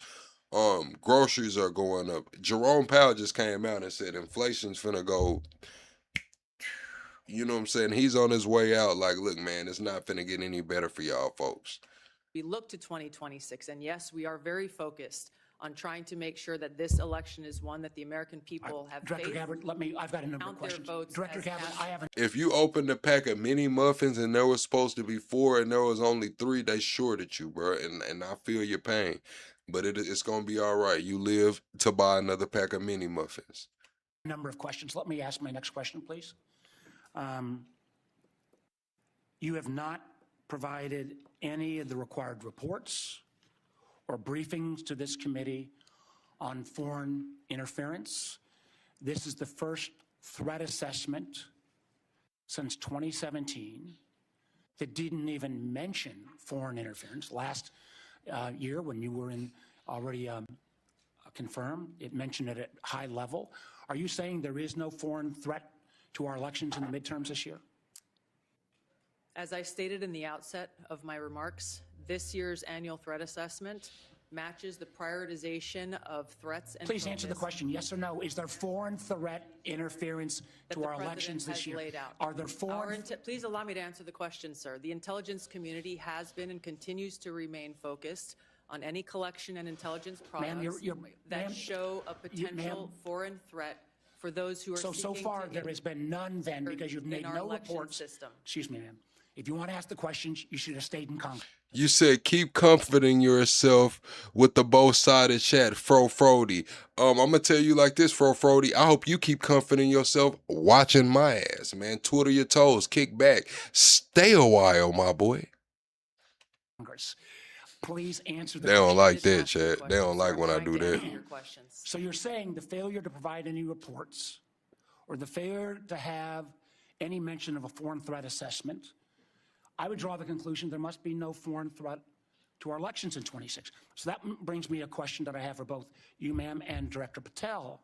There are reports that in 2020, the president was preparing an executive order to potentially seize Fro Fruity said, I'm shaking. You're not shaking. You're watching. You're staying. You posted. You're locked in. You might as well subscribe, man. Become a member.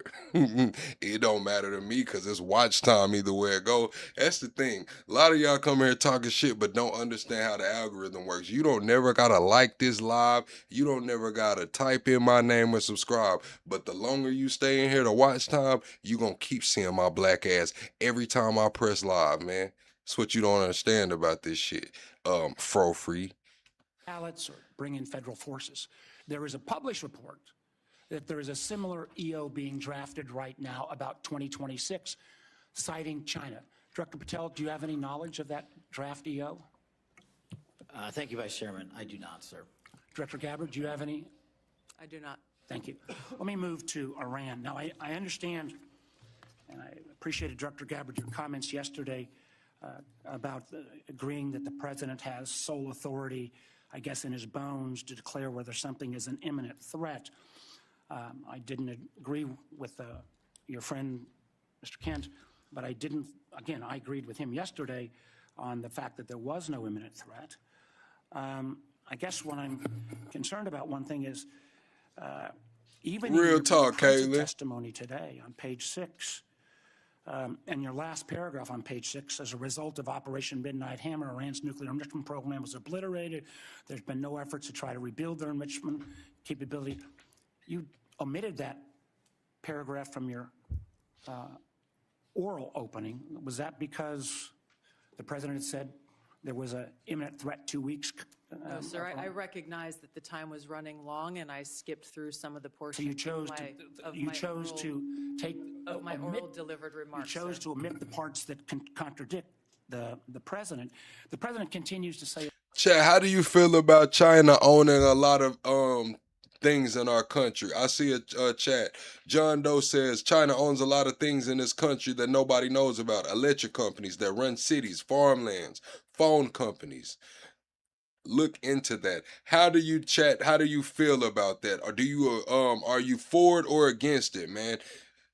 Are you for it or against it? Should they just take that shit? When I say against it, I mean should they just take that shit?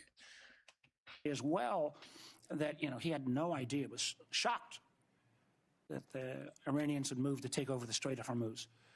Did you provide any intelligence that would say that it would be that it was not likely that the Iranians would try to move on the strait? I'm not aware of those remarks, and I think those of us here at the table can point to the fact that historically the Iranians have always threatened to leverage their control over Why would the the Strait president of say he was Hormuz. amazed? I'm not aware of those remarks. What about the comments the president made that thought that he was surprised again? Reports that Iran struck the adjacent Gulf states. Again, I'm not aware of those remarks. We have Well, been let me and ask you this. continue to Did provide you brief the president? Did you brief the president? Did you brief the president if he starts a war of choice, that the likely result would be that Iran would strike adjacent Gulf nations and close the Strait of Hormuz? Did you brief him on those two facts that I think have been consistently the assumptions of the intelligence community? I have not and won't divulge internal conversations. I will say that those of us within the intelligence community continue to provide the president with all of the best objective intelligence available to inform his decisions. Senator Collins. Thank you all for your service to our country and the people you represent. We are in debt to all of you. I want to ask you, Director Ratcliffe, yesterday, the head of the National Counterterrorism Center resigned, saying that Iran did not represent an imminent threat to the United States. Is there anything to indicate that Iran had ceased in its nuclear ambitions or in its desire to continue to build ballistic missiles capable of threatening American troops and allies in the Middle East? Senator, no. In fact, the intelligence reflects the contrary. Oh, my God. You disagree with Mr. Kent? I do. I would think any fair-minded assessment of the situation, even based on open sources, would reflect the danger the regime poses to the United States. Isn't it true they've basically been at war with the West since 1979 during the Iranian Revolution and have American blood on their hands? That's absolutely correct. I think Iran has been a constant threat to the United States for an extended period of time and posed an immediate threat at this time. The threat assessment says that al-Qaeda and ISIS maintain the intent to launch operations targeting the U.S., but it's most likely to occur through U.S.-based lone offenders. I want to ask you, Director Patel, it seems like there's been a raft of incidents recently. On March the 1st in Austin, Texas, where I live, a lone gunman wearing a sweatshirt saying "property of Allah," and who the T-shirt he wore underneath had an Iranian flag, killed 3 innocent people and injured 12 more. And then we know in Virginia, the Old Dominion shooting, somebody who unbelievably was sentenced to 11 years in federal prison for attempting to support ISIS, but then was released only to commit another terrorist attack. We all are familiar with what's happened in Michigan, in New York, and I applaud the important role that the FBI has played in stopping some terrorist attacks, but obviously the FBI can't be everywhere all the time. Would you please talk about your cooperation and collaboration with Homeland Security investigations in countering terrorist attacks against the United States? Thank you, Senator. Absolutely. It is Here we essential go. that the FBI cooperates with the entire interagency. But as to your question about DHS specifically, what we have stood up around the country are 59 Homeland Security task forces in 59 separate locations. These are joint terrorism task forces? Essentially, the JTTF model was expanded. So the FBI owns 56 joint terrorism task forces in each of our field offices. On top of that, we have 59 HSTFs, which are co-led by the FBI and DHS. And what that allows us to do is things like we did down in New Orleans just over the holiday period, where we surged for a 6-week period of time, and where we dropped the murder rate by double-digit points, and also was the first time that Mardi Gras in its entire history had not one homicide. So when you bring the powers of the Homeland Security folks, DHS, and the FBI together, this is the purpose of it, to get after not just the terrorism threat, but the violence and the criminal activity in our cities. And that's why we're in 59 cities across the country, and it's working in places like Memphis and every other city we have it. Are you aware of the fact that Homeland Security investigation is a major directorate within Immigration and Customs Enforcement? Yes, sir. Yes, sir. And are you aware that Senate Democrats have... Chat, let's get to 700 likes right quick, man. We're 13 likes away from 700 likes. We're 25 subscribers away from the next sub goal, man. If you want to support the work, just say thank you. You know what I'm saying? If you support the work, drop a thank you in the chat, man. And be sure to share this channel out far and wide, man. Do you believe Cash Patel, man? Have uniformly voted not to fund the Department of Homeland Security, including Homeland Security investigations, TSA, FEMA, and other functions of the Department of Homeland Security? Senator, I'm aware that employees of DHS are 1 month without pay. They're not being paid, right? Yes, sir. And we were all seeing what's happening at airports, where people are having to wait hours at a time because of the fact that these TSA agents are overburdened. But what I wanted to focus on with you is the refusal to fund the functions of the Department of Homeland Security, including Homeland Security investigations, making Americans less safe? Absolutely.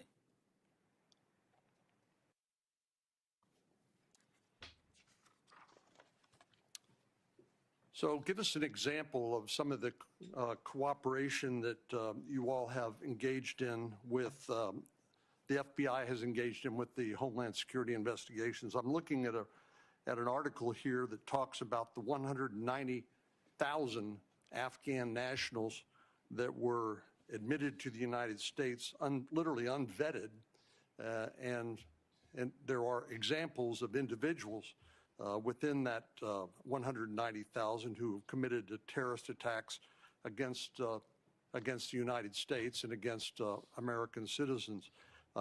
Is that the sort of thing that you are investigating with HSI? Senator, that's one of the many things we're investigating with HSI, DHS, CBP, ICE. Give me some other examples of the collaboration on what other topics, including in addition to terrorism attacks. What we're allowed to do with our DHS partners, Senator, is enable their massive workforce to supplement ours. And what they're allowed to do is share intelligence on things that you just talked about the 100,000+ illegals that came in from Afghanistan during the Afghanistan withdrawal. Unfortunately, they weren't vetted thoroughly. So what we're doing is going back with our DHS partners and vetting absolutely every single one of them to the best that we can. But unfortunately, we're not able to go out into the country and find every... I wonder how they're gonna vet these Cuban and Haitian people that are supposed to be coming here.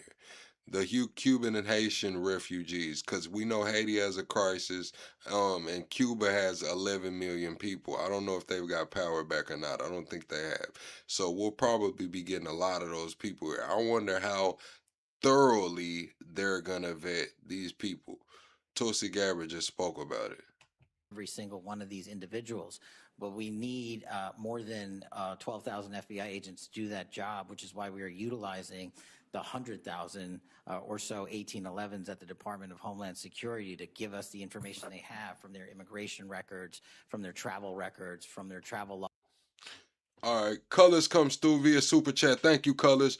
Donald Trump will be denied a top secret clearance, yet MAGA think he's fit to be president. 34 felonies, bankruptcies, found guilty of R, etc.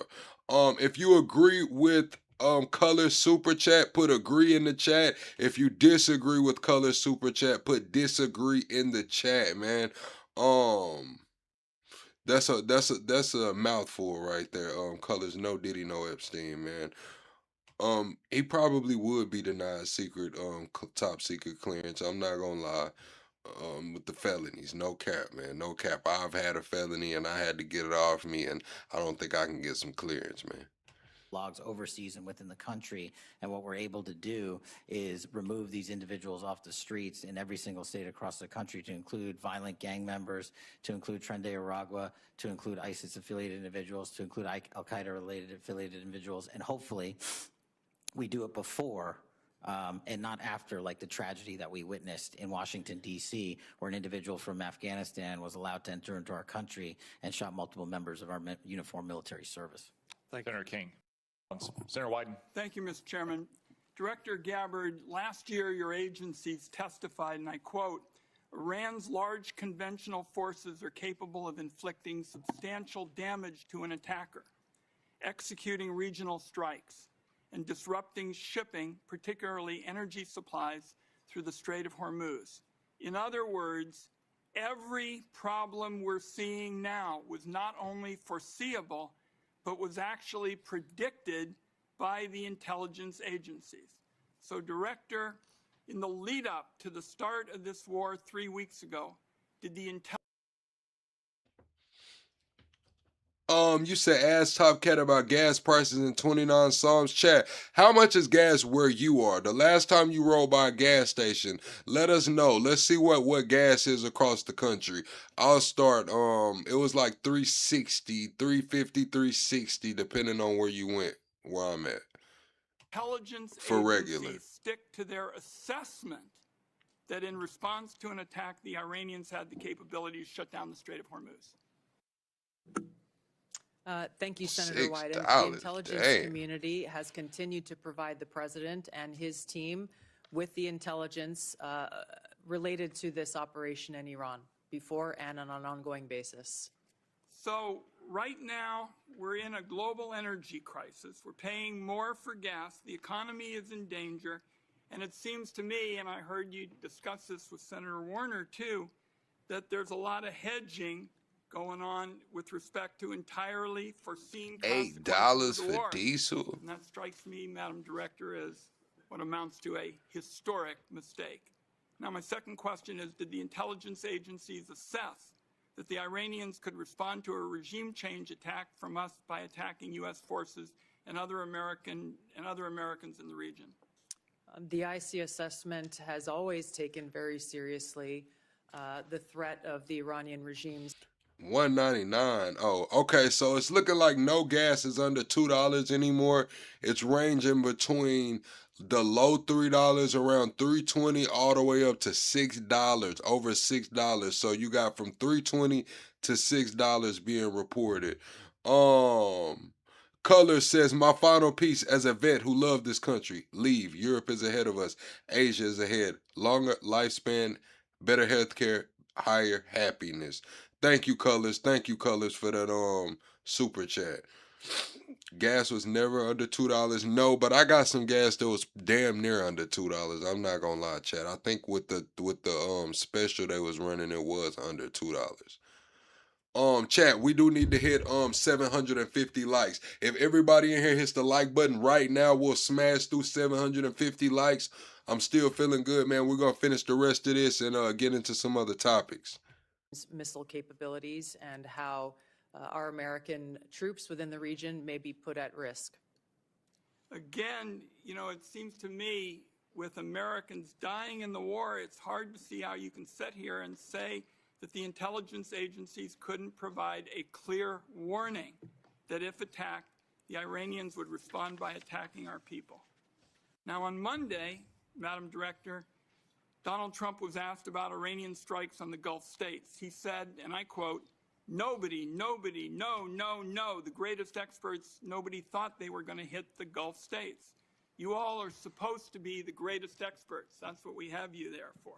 Director Gabbard, did the intelligence agencies assess that Iran could conduct strikes on our own partners in the region if it was attacked? The intelligence community has continued to assess the potential threats to the region, the existing threats to the region, and providing those assessments to the policymakers and decision makers. Let me move on to several others of you with respect. Yeah, Chad, when we're talking about everyone paying $5 later, it's like, what is everyone going to do? Most people are working second and third jobs right now, trying to get by, whether they're doing ride share apps, doing delivery apps. What are they going to do? How are they going to do DoorDash or Instacart with $5, $6, $7 gas? How are they going to do Uber or Lyft or anything like that with $5, $6, $7 gas? How are they going to do Amazon delivery with $5, $6, $7 gas? That shit's done. Back to 702 of FISA, and I'm just going to start with you, General Hartman.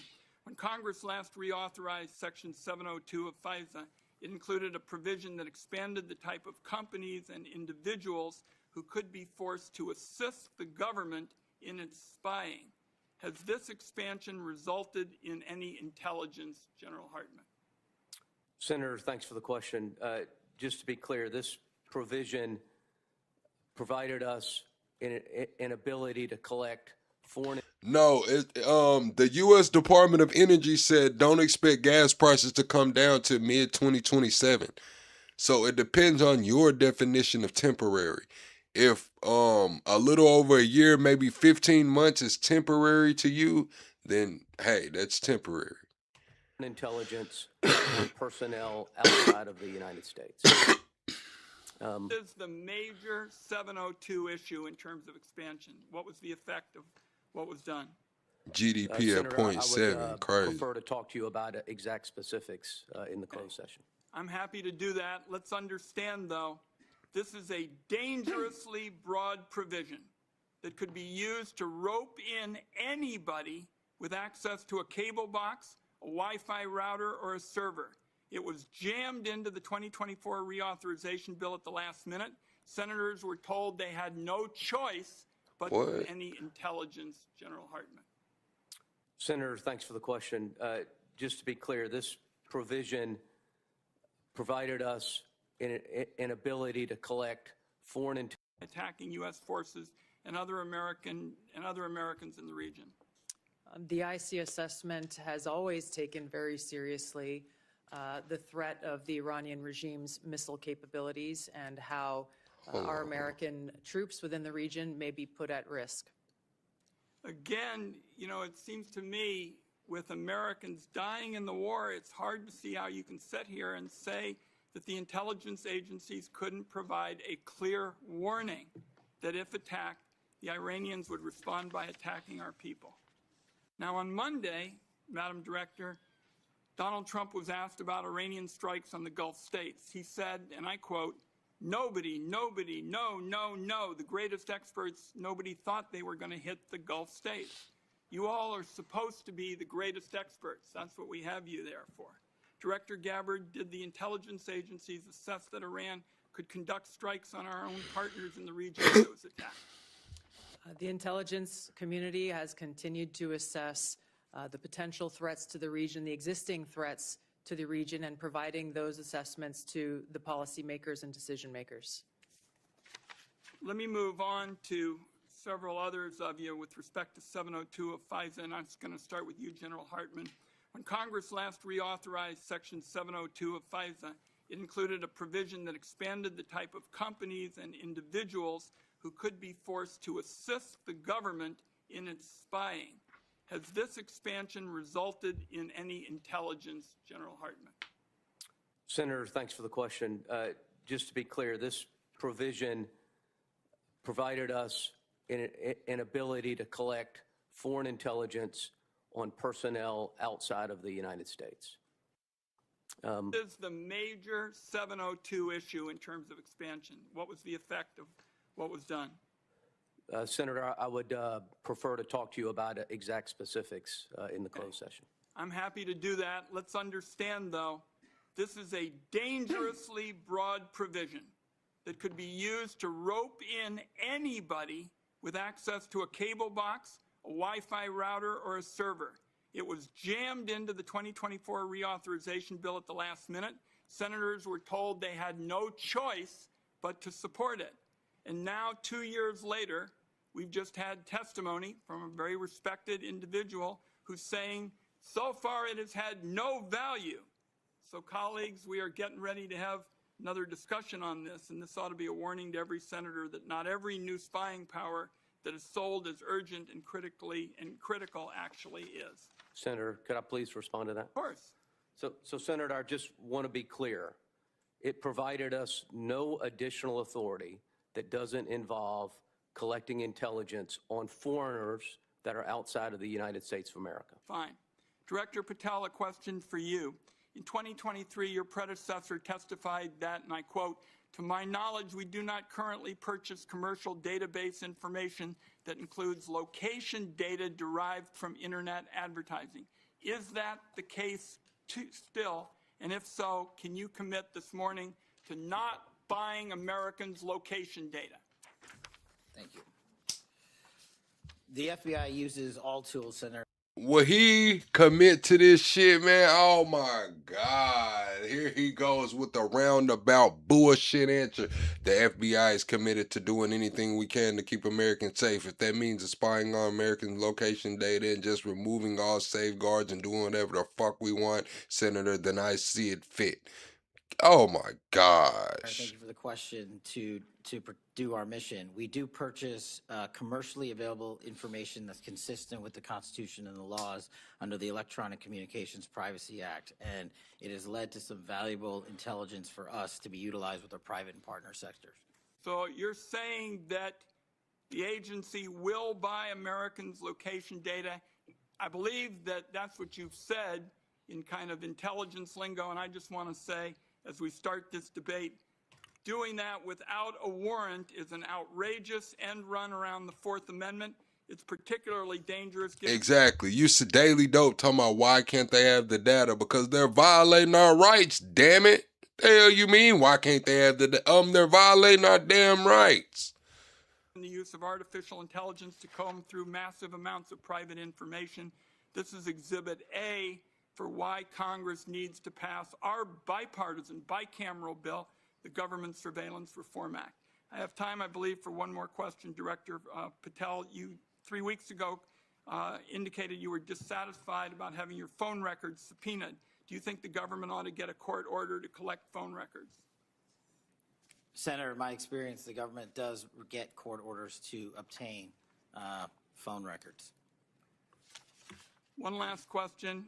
General Adams, for you, in 2021, your agency confirmed that it had purchased... Man, listen, Ali, your ass is up out of here. You've been spamming and shit. Get the hell on. ...purchased and searched domestic location data. It is still your agency's position that you can buy Americans' location data without a warrant? And if so, are you still doing it? Senator, thanks for the question. With regards to commercially available information and publicly available information, the purchases that my agency makes is in alignment with the Constitution and protects U.S. persons' information. But you're buying location data, correct? Yep, and we need to boycott all them companies, man. Boycott all that shit, man. I mean, we've now had that referred to twice, and I don't think there's any question that you're doing it. All of the purchasing of commercially available information by the agency is passed through legal channels and is in complete compliance with laws. Thank you, Mr. Chairman. General Hartman, I want to give you a chance to answer more specifically what Senator Wyden said. You did answer it indirectly. Does anything in Section 702 give the government the authority to target any American with a cable box or a Wi-Fi router? Chairman, nothing in 702 gives us the authority to target an American with a cable router or Wi-Fi device. Thank you. Only in 702. What about the rest of the shit? Why get so specific? Nothing in 702. I would observe about commercially available data that the keywords are commercially available. If any other person can buy it and the FBI can buy it and it helps them locate a depraved child molester or savage cartel leader, I would certainly hope the FBI is doing anything they can to keep Americans safe. It's not much different from longstanding Supreme Court precedent that, for instance, says law enforcement can go through trash that you put on the side of the curb because you no longer have a privacy interest in it. Thank you, Mr. Chairman. I do need to point out in response to some of the previous comments, twice. What's always crazy to me is how people just normalize giving up their privacy rights.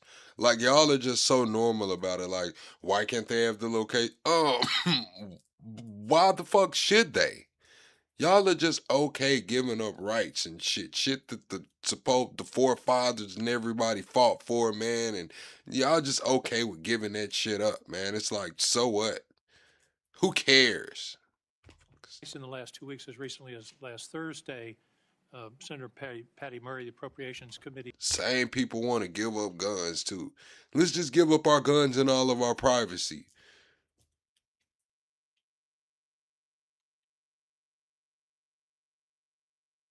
How about no? How about hell no? He put a bill on the floor that would have fully funded TSA, FEMA, CISA, and the Coast Guard for the rest of the year, leaving the focus on the dispute that we have with the conduct of ICE as separately. So inexplicably to me, that bill was blocked by my Republican colleagues. It would have, as I say, fully funded TSA, FEMA, CISA, Coast Guard, and then focus the attention on the situation with ICE. So I just want to be clear on who's blocking funding for those 4 agencies. I'd like to ask Ms. Gabbard and Director Ratcliffe, Director, both of you, were either of you in the room or your designees when the President was making the final decision about taking this action against Iran on February 27th, 28th? Was there an intelligence committee, community present in those deliberations? Mr. Ratcliffe, your response? Senator King, probably in dozens and dozens of briefings with the President. I don't know if there was a single meeting where there was a single time where a decision was made. Were those dozens of meetings right during the lead up to this war? I know you've met many times, but I'm talking about it in the 2 weeks or so before the decision to go into Iran was made. Again, countless meetings with the President. During that period? During that period. Director Gabbard, were you present in those discussions? Likewise, yes. The reason I'm asking the question is there seems to be a discrepancy between what the Intelligence Committee community has reported over the years and what the President has said in terms of of this action. For example, Senator Wyden read the report from a year ago that strikes against neighboring states and action to close the Strait of Hormuz was predicted by the intelligence community. And yet the President says nobody knew. And my question is, did you tell him? Anybody want to answer that question? Senator, I'll answer the question. So with regard to briefings, the President gets briefings constantly about intelligence. Now, the comments that you talked about, I had not heard, but what I can tell you is that Iran had specific plans to hit U.S. interests in energy sites across the region, and that's why the Department of War and the Department of State took measures for force protection and personnel protection in advance of Operation Epic Fury. I think that's what's most important. Any predictions to the President about the Strait of Hormuz? All you got to do is look at a map, and you'll see that the vulnerability of the Strait of Hormuz. Was that part of the briefing, Director Gabbard? think the Director Ratcliffe made the point here is that this has long been an assessment of the IC, that Iran would likely hold the Strait of Hormuz as leverage. And my question is, was that communicated to the president in the lead up to this action? And it's because of that long-standing assessment that the IC has continued to report that the Department of War took the preemptive planning. Hey, chat, shout out to 44,000 subscribers, man. Be sure to double tap the screen and shut the live out. If you can't double tap your screen, go to the top and hit the like button. We need to get the 800 likes right quick. Again, thank you for 44,000 subscribers, man. Thank you for coming to hang out with me, man, and catching a vibe, chat. We are 25 subscribers away from the next sub goal. Measures that it did. Well, they've stated that they did not plan for the Strait of Hormuz. The president said, who knew that was going to happen? Anyway, let's move on. Does the president take a daily brief from the intelligence community? Thank you, This Kill. is a yes or no question, I think. Yeah, the president, I would say, Senator, in my estimation, on average, I briefed the president of the United States on intelligence probably on average 10 to 15 times a week, where I have conversations with him about specific, discrete This was issues. today, Sometimes, Fritzy. there are dedicated sessions that last hours in length. Sometimes I'm briefing him on specific issues, sometimes 3 or 4 times a day. But I would say on average, my interactions where I'm briefing the president on important national security matters happens probably on average 10 to 15 times per week. Thank you. Could you update us on the intelligence on Russian intelligence sharing with Iran in the current conflict? What do we know? Senator, if there is that sharing going on, that Thanks, would be Phil. an answer that would be appropriate for a closed session. Well, it's been in the public press. This is open source that it's occurring. Is it occurring? Again, if it is occurring, that would be an answer appropriate for a closed session. What I can tell you is that according to the Department of War, any support that Iran may be receiving is not inhibiting their operational effects. Okay, that's sort of the first cousin of a yes, I guess. According to intelligence analysis, can regime change or the elimination of the estimated 1,000 pounds of highly enriched uranium be accomplished without boots on the ground?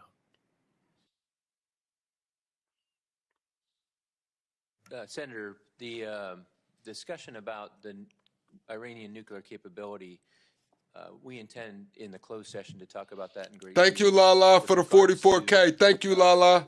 Revealing any information about the ability to do that, I would have to defer that to a closed session. Okay, I'll see you in an hour. Finally, there was very little, if anything, in the report, in the assessment about climate change, and that's been in past reports. There is a lot of discussion about migration. The estimates are that climate migrants, because of the changes in the climate and the atmosphere, and particularly in the center equatorial area of the Earth, will range from 200 million to 1 billion people by 2050. Do you believe that is a national security threat that should be? Thanks, Carpet. Thank you. Carpet came in via Super Chat. Lala also came in via Super Chat with the 44K shout out. Thank you, Lala. Carpet says, if Netanyahu is gone, there are people that you work with that I would not want coming up behind him. Who work with? Who the fuck do I work with? That you work with? Who is you? Addressed. The Syrian refugees were about 6 million, and they upset the politics of Europe for several years. We're talking about 200 million to 1 billion people on the move. I believe that's something we should be discussing and that the intelligence community should be assessing. Director Gabbard? Yes, Senator, there are a number of drivers of things like migration. It would be an extent. Right. I'm trying to figure out who is you. Carpet, right? That's what I'm saying. Is he trying to say I'm working with him, or is he trying to say somebody else? Like what? I'm trying to figure out what you're on about. Carpet. What are you on about? Extensive and voluminous annual threat assessment, if we included every single one.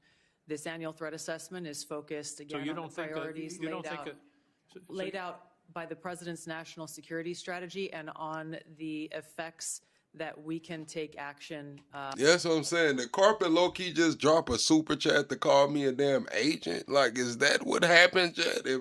Is this real life? Did he just drop a super chat to call me an agent? It's kind of crazy. Operational action to protect U.S. interests. Well, I would suggest combating climate change is something we can take action on. Thank you, Mr. Chairman. Senator Kelly. Thank you, Mr. Chairman, and thank you for being here today to all of our witnesses. So for more than a decade, the United States has tried to make a pivot to Asia in its national defense strategy in order to confront significant threats from China. For years, administrations of both parties have identified China as a top threat facing our country and worked to build relationships across. Yeah, I'll go back for you one time. Colors, I got you. Hold on. All right, man. You talking about I ain't even, man? Nah, cause that shit's laughable. Like me, an agent. Like, come on, bro. Like, let's be all the way honest here, chat. Like, at a certain point, there wasn't even too many jobs that wanted to hire me. Carpet said him. We know he's an agent. All right, Carpet wasn't talking about me, man. Appreciate you for clearing that up, Carpet. Intelligence community should be assessing. Director Gabbard? Yes, Senator, there are a number of drivers of things like migration. It would be an extensive and voluminous annual threat assessment if we. Okay, so let's break down his comment again. So he's saying that we wouldn't want the people coming up behind him. Now let's break that down. They said that Netanyahu has a faction that doesn't want him there. So what would be the people coming up behind him? And we also heard that the rabbi said Netanyahu was supposedly to be the last prime minister of Israel. So it's kind of a toss-up, you know, like if it's a new leadership, if a new party or faction takes hold, they might not be with that Armageddon shit. They might not be with that end time shit. I don't know.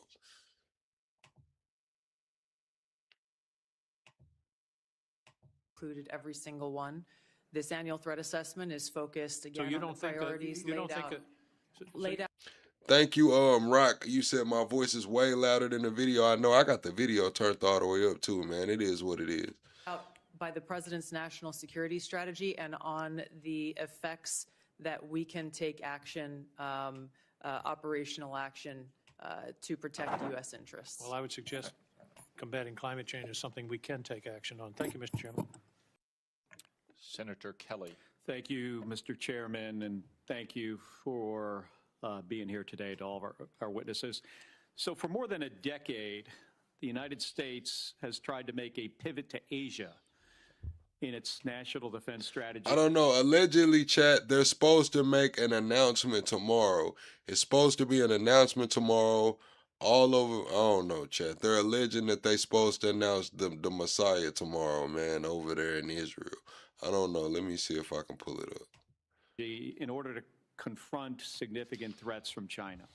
For years, administrations of both parties have identified China as a top threat facing our country and worked to build relationships across Asia and deter Chinese aggression. At the same time, we have bolstered our European allies and asked them to contribute more to their defense to deter Russia. Directors Gabbard and Ratcliffe, would you agree that China and Russia are our primary geopolitical rivals? Director Gabbard. Yes, they are our primary strategic competitors. Thank you. Director Ratcliffe? I would agree with that, although I don't think they're equal in terms of the threats that they pose. Thank you. So that brings us to the war with Iran. So this has created one of the largest ever supply shocks to the global oil supply, which has sent gas prices skyrocketing. So what it is that Netanyahu said in his last back around March 12th, it says,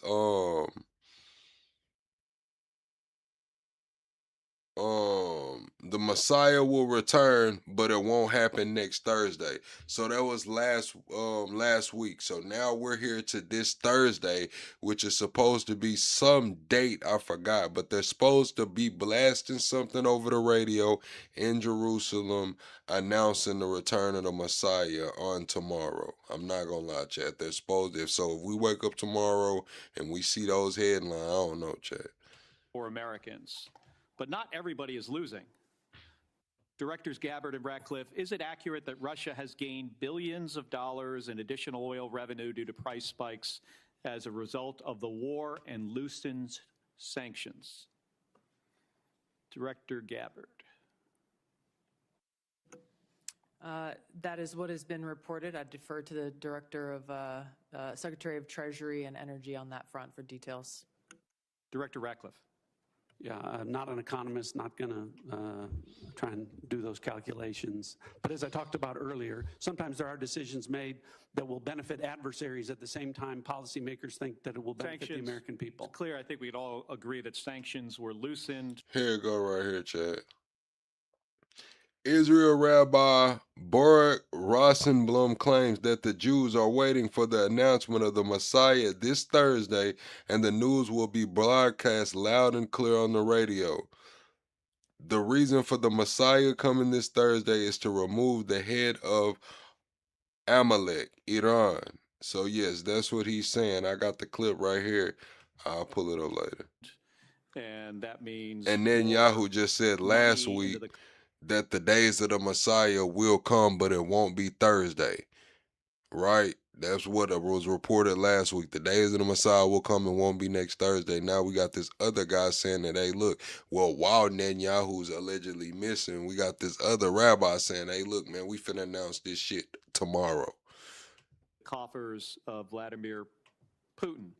Would you agree that if he has more funding, he is likely to put that to his war effort against Ukraine? Director Gabbard.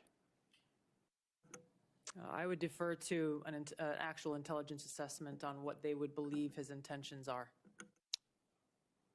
Director Ratcliffe? Yeah, I wouldn't speculate on that. Wouldn't speculate? Okay. Okay. And is it accurate that China is continuing to receive preferential oil flows from Iran despite the conflict, as Iran allows its own tankers to transit the strait? Director Gabbard? I'm going to go back and forth between the two of you. There has been some reporting of China, India, and other countries being able to move their tankers through the strait. However, it is unclear the volume or the measure of that. Okay, so it sounds like it's accurate. Thank you. I'm going to move on. Director Gabbard, you tweeted yesterday that President Trump concluded there was an imminent threat and made a decision to attack Iran after carefully reviewing all of the information before him. I think the country deserves to know what the information was. I'm going to ask a series of questions and just want a yes or no. We don't need any explanation, just yes or no, starting with, were you asked, I'm not asking if you did brief this, were you asked to brief on whether Iran would close the Strait of Hormuz? I'm not going to comment on what the president did or didn't ask me. Oh my gosh. Like, come on, man. Let's be all the way honest here, man. Like, damn, that's going to go back to the private meetings, man. What are the American people going to get, chat? Look, chat, we're 25 likes away from 800. Let's get the 800 likes right quick. We're 22 subscribers away from the next sub goal, man. Let's hit that next sub goal. Let's smash through 800 likes. Double tap the screen or go to the top and find the like button up there, man. Thank you. This is crazy. On any topic. I'm not asking if you briefed it. I'm just asking if there was a request. I understand. By the White House. Director Ratcliffe, were you asked to brief on whether Iran would close the Strait of Hormuz? The briefings to the president of the White House typically don't come at the request of the White House. So typically when we get intelligence that we want the president to be aware of, the intelligence community brings that to the president. Did you produce the analysis for the Straits of Hormuz? There has been and continues to be analysis with respect to that. Were you asked to brief on how our adversaries and allies would respond to the war in Iran? I imagine I'll get the same answer. So it's just to point out here, it's challenging to forget about actually what was in the brief for a second. We're having a hard time finding out not only if you briefed the president on something, but even if the White House Thank you, John Doe. if they could be briefed on something or if analysis was produced. So I just want to point out here, this is about 6 days. Can I comment on Yes. that? Yes. I go back to the point. It's the same approach that we took to the prior operations, which, to your credit, Senator, you have praised the intelligence and military communities in Operation Midnight Hammer and Operation Absolute Resolve. It's the same approach and the same professionals in terms of how they approached this particular operation. We're trying to figure out if the president knew what the downside was of the Strait of Hormuz being closed. And I'm having a hard time finding out whether the White House asked or whether there was a brief, whether the president knew. Did he know this was going to happen, or did he just disregard it? And I just want to point out something that was released about 6 days ago. This is a fundraising email from the president.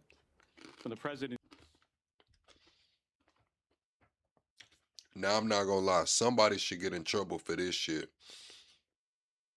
A donor letter, a letter to the donor saying that if you donate, you can get private national security briefings. Somebody should be in trouble for that shit. I'm not going to lie. Somebody should be in trouble for that shit. In the United States. And in this email here, where there's multiple links to donate money, it says, as a national security briefing member, you'll receive my private national security briefings. Director Gabbard or Director Radcliffe, do you think the public... That shit is for sale. I'm not going to lie. That's probably the wildest shit I've heard all week. That's probably the wildest statement I've heard all week. As part of the National Security Committee, you'll get private briefings with a whole bunch of links to donate. What? And I just want to point out something that was released about 6 days ago. This is a fundraising email from the president of the United States. And in this email here, where there's multiple links to donate money, it says, as a national security briefing member, you'll receive my private national security briefings. Director Gabbard or Director Radcliffe, do you think the public should be able to, supporters of the president should be able to pay and receive his private national security briefings?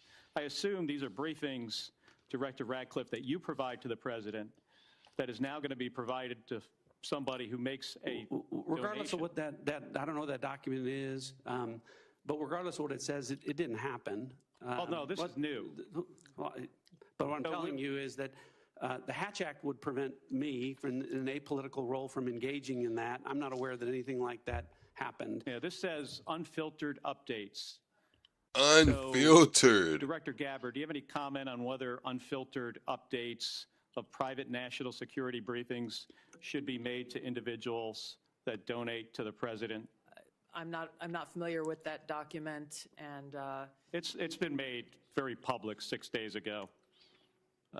We'll get you a copy here because I agree with you, Director Ratcliffe, that the Hatch Act should prohibit this type of conduct. Thank you. Thank you, Mr. Chairman. I appreciate Good night, Tomcat. Mr. Director Ratcliffe, you just described the specific campaign that the president is engaged in, the country's engaged in with respect to Iran. I think the campaign has been one, in my view, without a specific rationale for the American people. 19 days into President Trump's unauthorized war with Iran, and by which I mean there has been no congressional approval, at least 13 American service members are dead and many others are injured. President Trump has offered no credit. See the reason he says at least, because they had the private services for the fallen soldiers and they didn't allow any cameras or any recording. So rumors are going around that the death toll may actually be higher than they're letting on right now. Remember, Pete Hegseth kind of dodged the question when they asked him that as well. Credible justification for an imminent threat, no clear goals, no strategy or timeline. His message keeps changing, I think, in really damaging ways. President Trump said Iran's nuclear facilities had been, quote, totally obliterated in June 2025. But when he launched this latest war, he said we need to eliminate the imminent nuclear threat of those totally obliterated nuclear facilities. President Trump has threatened to seize Iranian oil and demanded our allies reopen the Strait of Hormuz. He said that I'm demanding that these countries come in and protect their own territory because it's their territory. It's the place from which they get their energy. By the way, he wasn't just asking for our allies to protect or to bail them out in the Straits of Hormuz. He was asking China to bail them out in the Straits of Hormuz. And then he said, maybe we shouldn't even be here at all because we don't need it. We have a lot of oil. And he said, we do not need the help of anyone. President Trump has declared we've won the war. We won it in the first hour. But then he said, we're not leaving until the job is finished. He said that there is practically nothing left to bomb, but then threatened to bomb Iran again, quote, just for fun. I think words that probably have never come out of a military leader in the history of the United States of America. It shouldn't come out of the mouth of a civilian leader. President Trump said he will end the war when I feel it in my bones. And any time I want to end it, it will end. But, Director, the war is not ending. It is escalating with thousands of U.S. Marines reportedly sailing toward Iran on an unclear mission, a mission that's become less clear over days, not more clear. Our airstrikes wiped out Iran's missiles and supreme leader. Nobody here, and certainly me, is shedding a tear for him. But the Iranian people now live under martial law. And by the way, no surprise to our intelligence agencies that that's the case. And the first of a puppet leader who's chosen by the IRGC. No surprise that to anybody on the Intelligence Committee. Iran closed the Strait of Hormuz and is holding the global economy hostage. No surprise to anybody who knows anything about U.S. intelligence. Launching drones at our embassies and military bases. No surprise. The president is surprised. Nobody who has looked at our intelligence is surprised. Iran's nuclear program is damaged, to be sure, but it still has a uranium stockpile. We heard today from the DNI at the very beginning of this conversation that the regime is in place and they are going to rebuild their military capabilities, the ones that we are destroying right now. The question I think is raised, Director, about your specific engagement is whether... So how do you stop that? How do you end that other than nukes? How? Chat, they're rebuilding. They're saying that it's under there. It takes us too long to build this and build that. It's expensive. How? How? Other than totally obliterating it, man. Turning that bad boy into a parking lot. Like they did Gaza. Just nuclear. It will become a perpetual war because what Iran will do is exactly what they have always done, and which the DNI is saying they will do again. In its briefings to the committee, the Intelligence Committee has been clear-eyed about what would happen in the Straits of Hormuz, has been clear-eyed about whether or not our military bases, our embassies, and our personnel in the region would be placed at risk and in harm's way, even though the administration did very little to protect them. 951 base, all the negotiators are gone. They unalived the Iranian negotiator. They just unalived him in a strike. yesterday, I believe, the 17th, I think it was the 17th, they unalived him in a strike. Netanyahu hasn't been seen in person. That it's all video and uploaded, and we haven't seen a live conference, so we don't know what's going on. So who's gonna negotiate?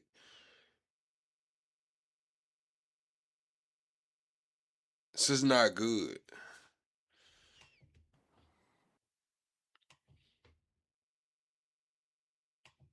I know, Director Radcliffe, that you warned President Trump that if Israel assassinated the supreme leader, the IRGC would replace him with potentially a harder line puppet. In fact, I think what was clear is that the likelihood was that it would be a hard line puppet. Do you disagree with that characterization of the intelligence? To that specific question, when I say I think we go nuclear, I don't think we started. I think Israel goes nuclear first, and then it's on and popping from there. I think Israel, in my opinion, I think Israel goes nuclear first, and then shit is on and popping from there. We'll see how the rest goes.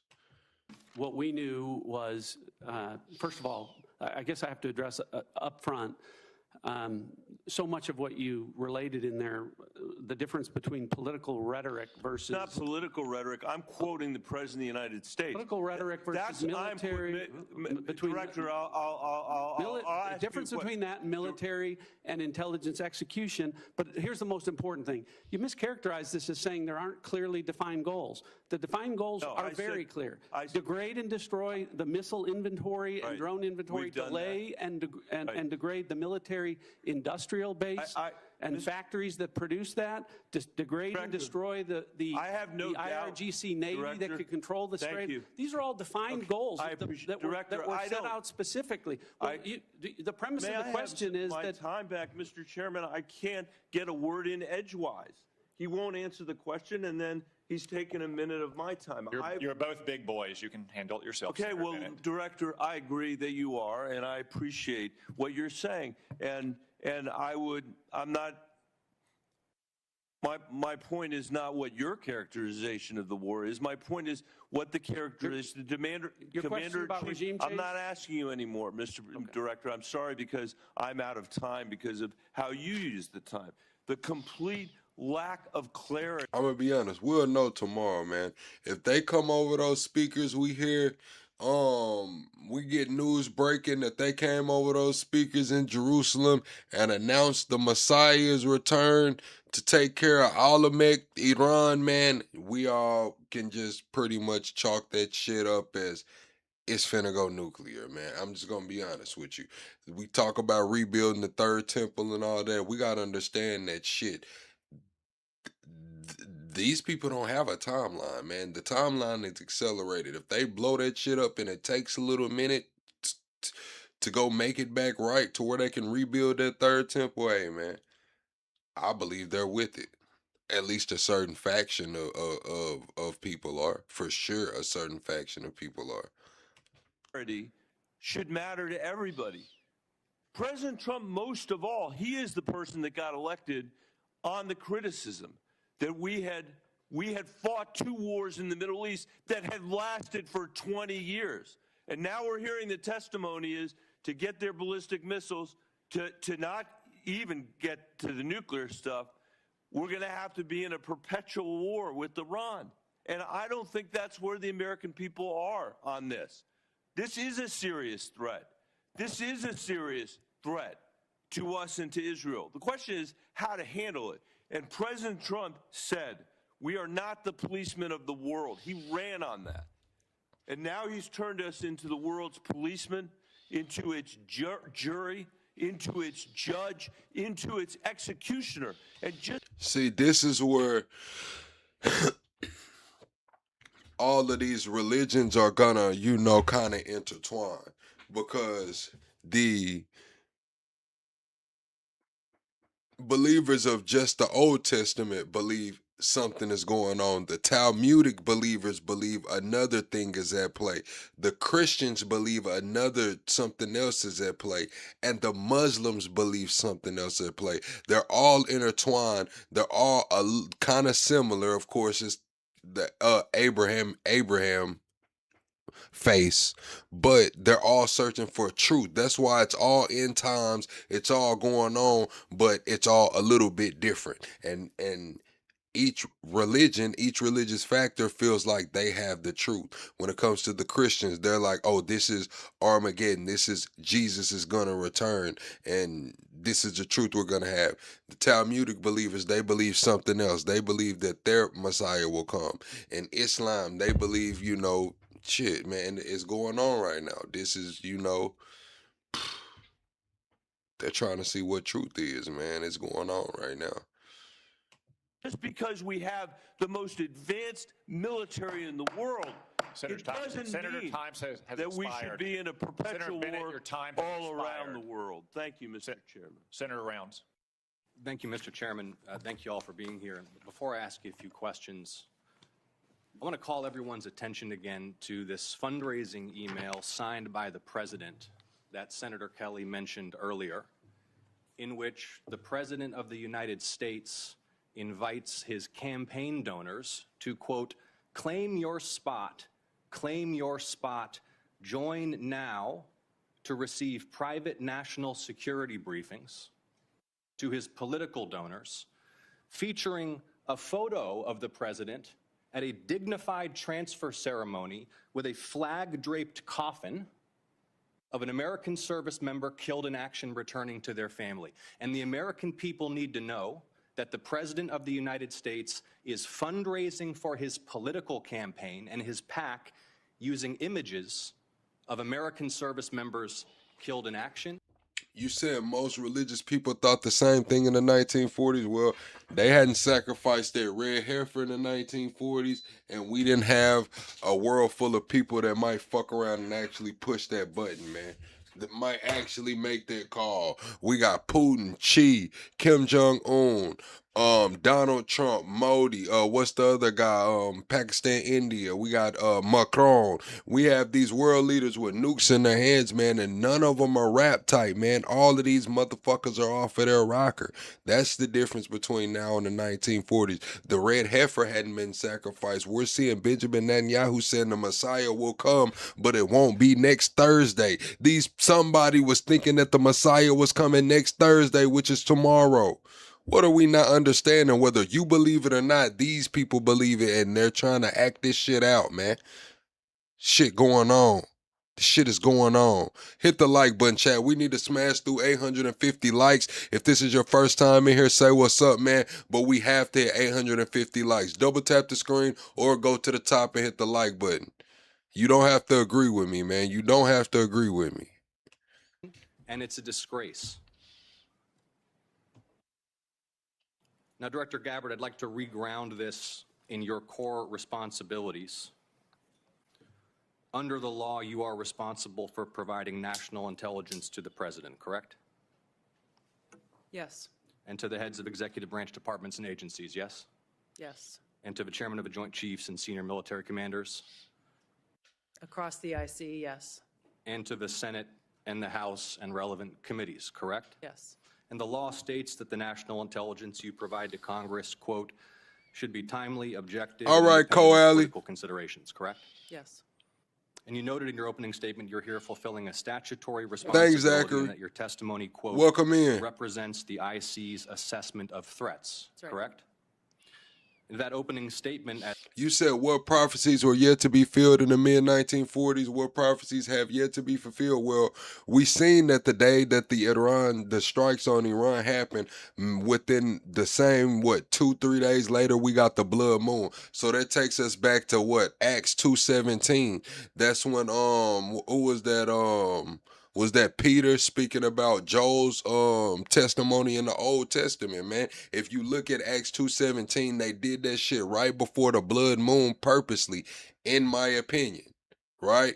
and they didn't have the red heifer sacrificed. We seen the guy say that last year they sent 5 red heifers from Texas over there, and it was supposed to be a trial ceremony, but he said that it was an actual real ceremony. He had the red heifer ashes, he had the hibiscus. He said this is the third time it's been done in history. The first time Moses done it, the second time Ezra done it, and now the third time it was just done last year. So all that had happened.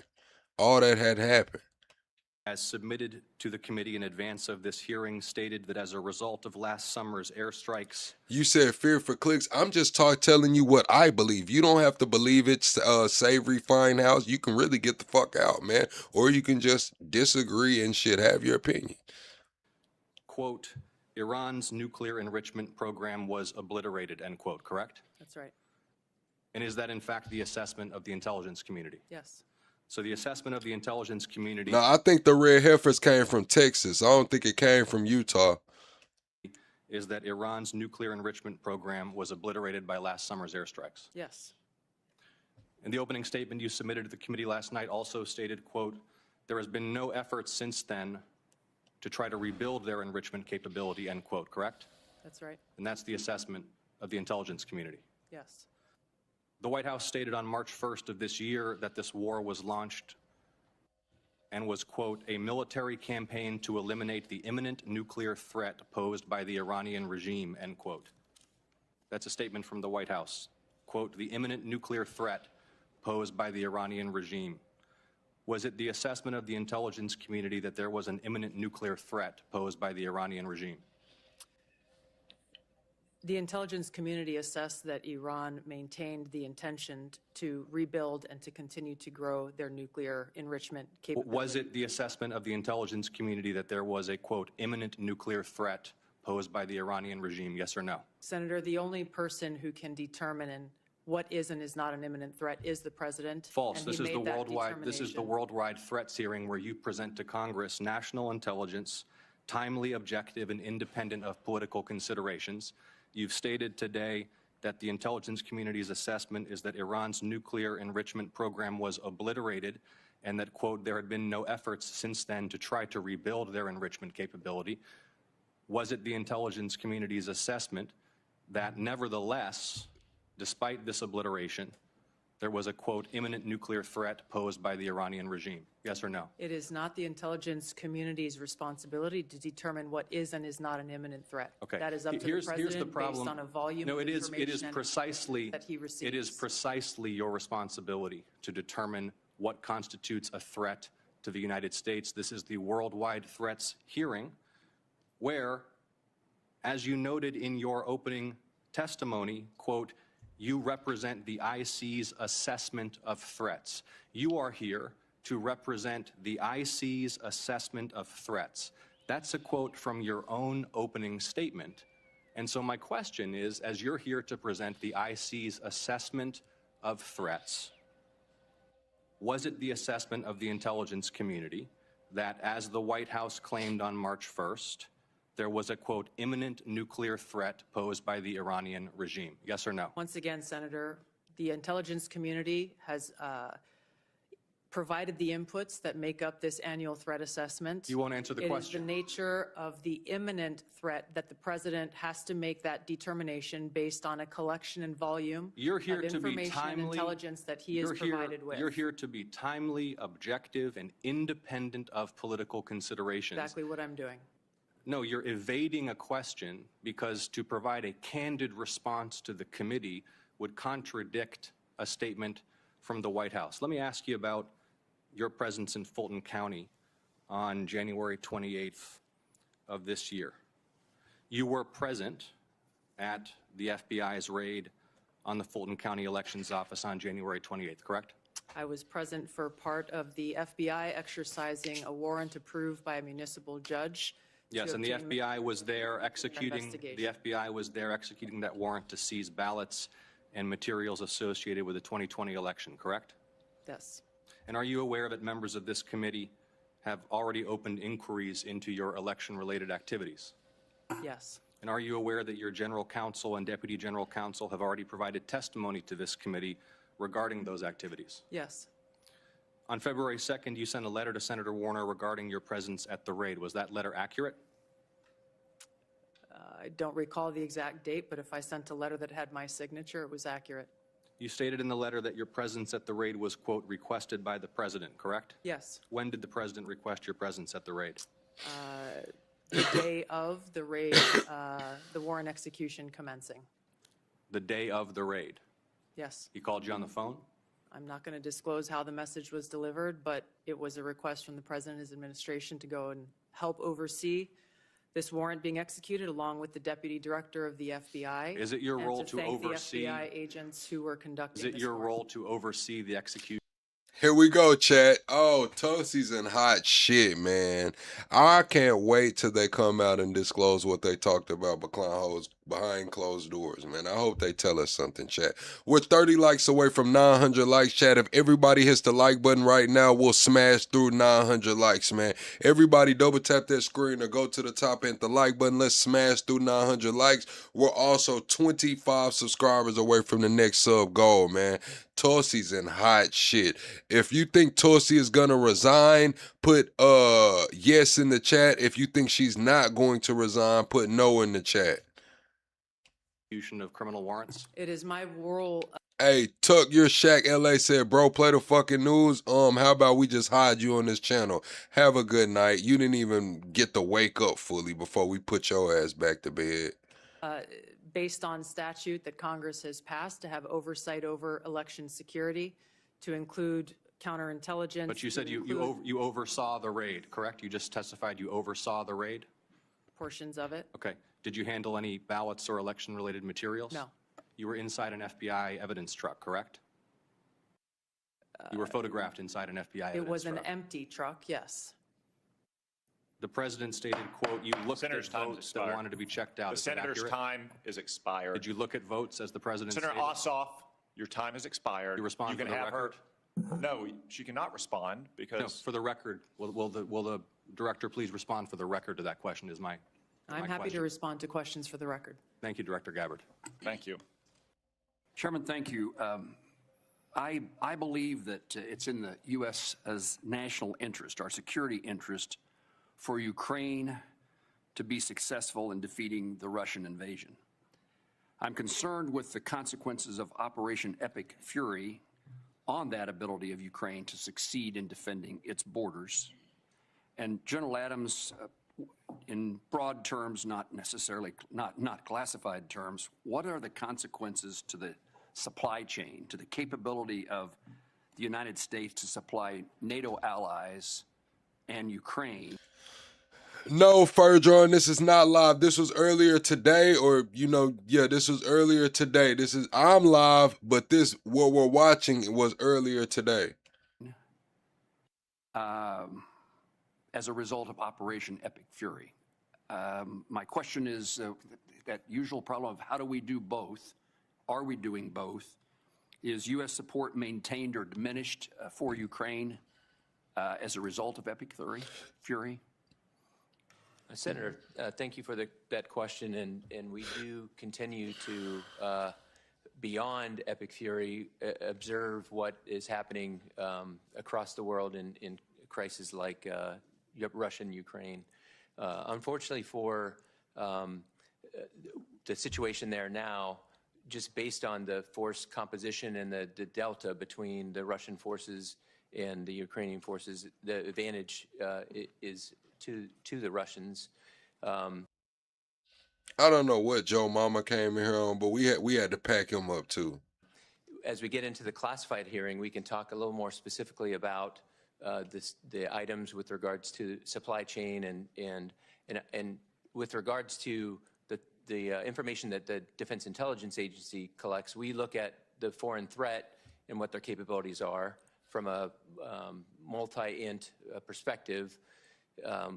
We look a little bit less at friendly capabilities. Now I would defer questions with regards to U.S. supply chain limitations with regards to logistics and the effort that the Secretary of War is having with regards to trying to boost the U.S. Defense Industrial Base. I would defer those to the Department to discuss. Well, General, please be prepared for the classified session for me to continue to pursue this. I mean, our supply chain issues are not classified in the sense that every hearing I'm in as a defense appropriator has officials from the Department of Defense testifying about the need for further assistance. And really, I'm asking for the facts of what has happened as a result of Operation Fury, Epic Fury, in the last few weeks in our supply to Ukraine and our NATO allies who are supplying Ukraine.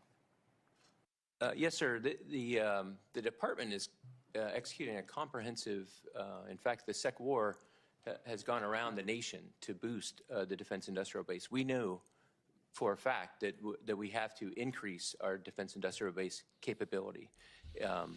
It's no, Purple. I don't believe that. Munitions expended during Epic Fury will be an impact, but we need to boost it. The efforts are underway to boost it, and well, I'm interested in helping accomplish that goal. Director Ratcliffe, perhaps along the same line, I assume let me first of all compliment you on your public service. I appreciate you. And that's not my usual town hall meeting when I get a compliment from somebody who then follows it with a but. I am interested in being of help, and in regard to your conversations in preparation for Epic Fury, I'd be interested in knowing if the consequences to our abilities to defend the United States against Russia or China or other adversaries was taken into account. How was that diminished or increased by Operation Epic Fury? And particularly in this instance about what it means, was the conversation had about what it means to our ability to help Ukraine defend itself?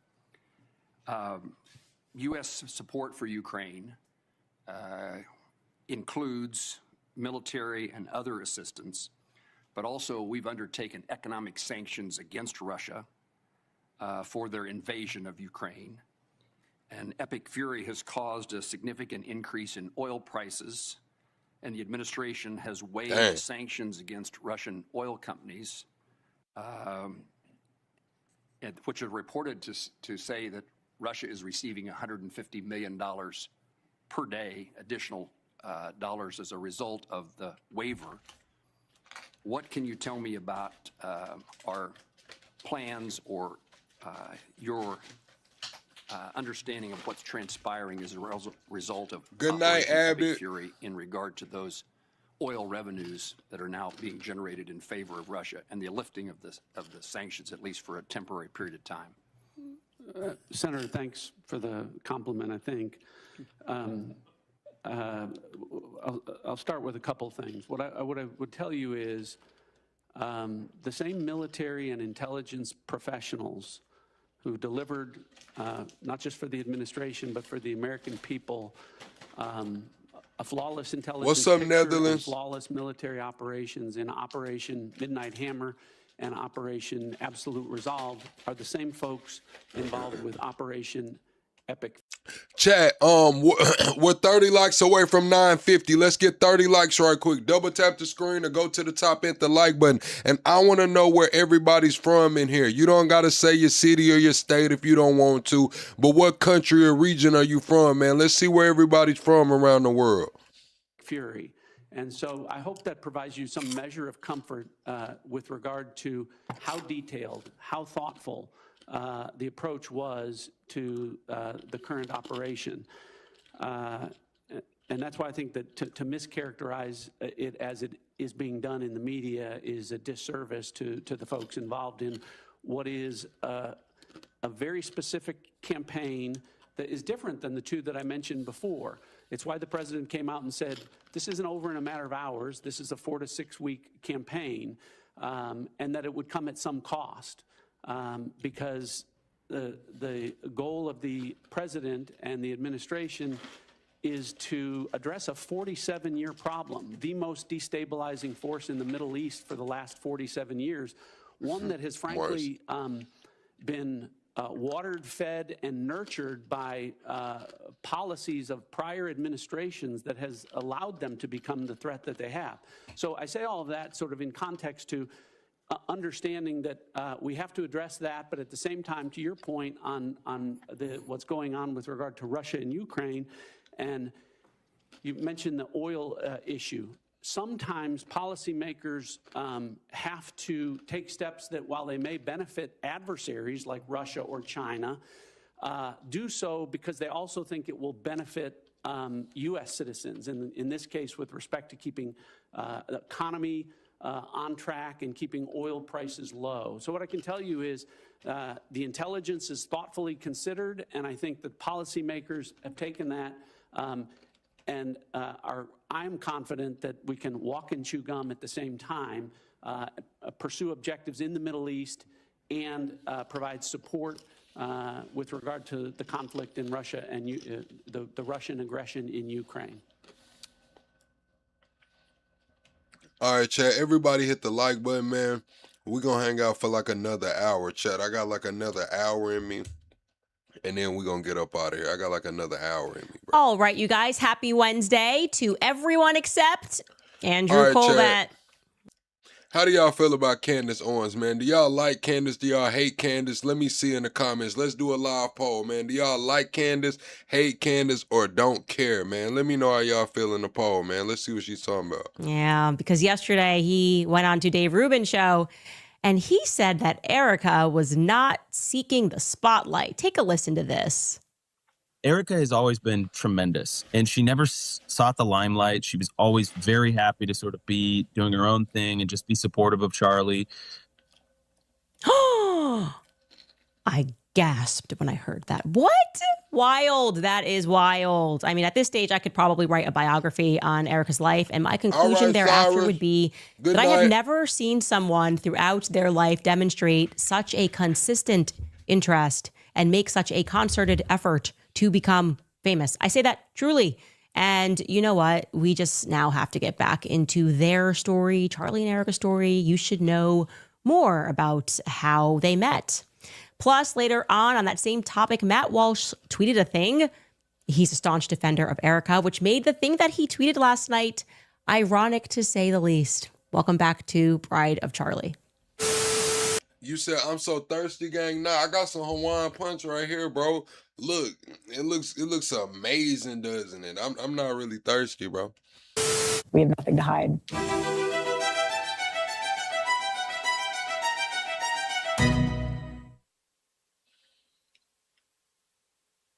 Okay, so first thing I want to say at the top here is that this Erica Kirk story would not be complete if it did not also feature a few questionable Catholics, right? I'm sorry, Catholics, but it does. We cannot deny the facts here. And it tracks. I mean, we've been going through this journey.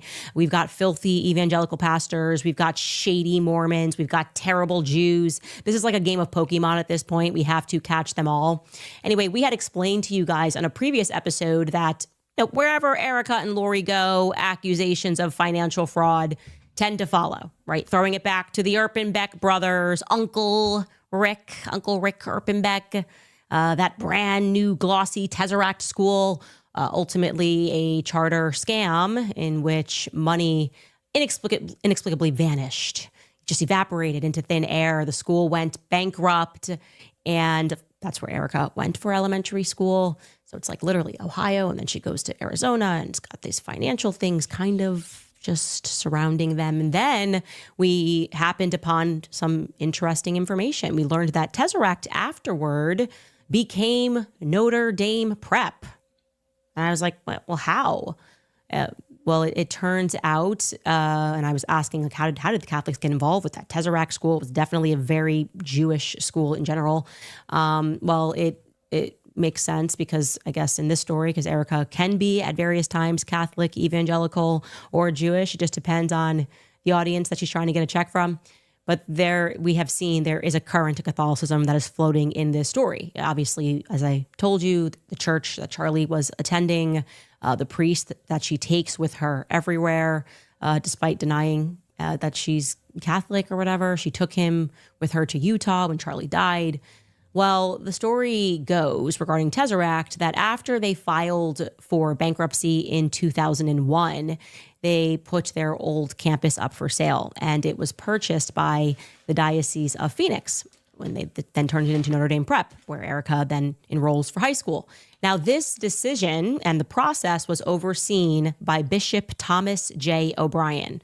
I was like, oh, this is interesting. I want to learn more about this.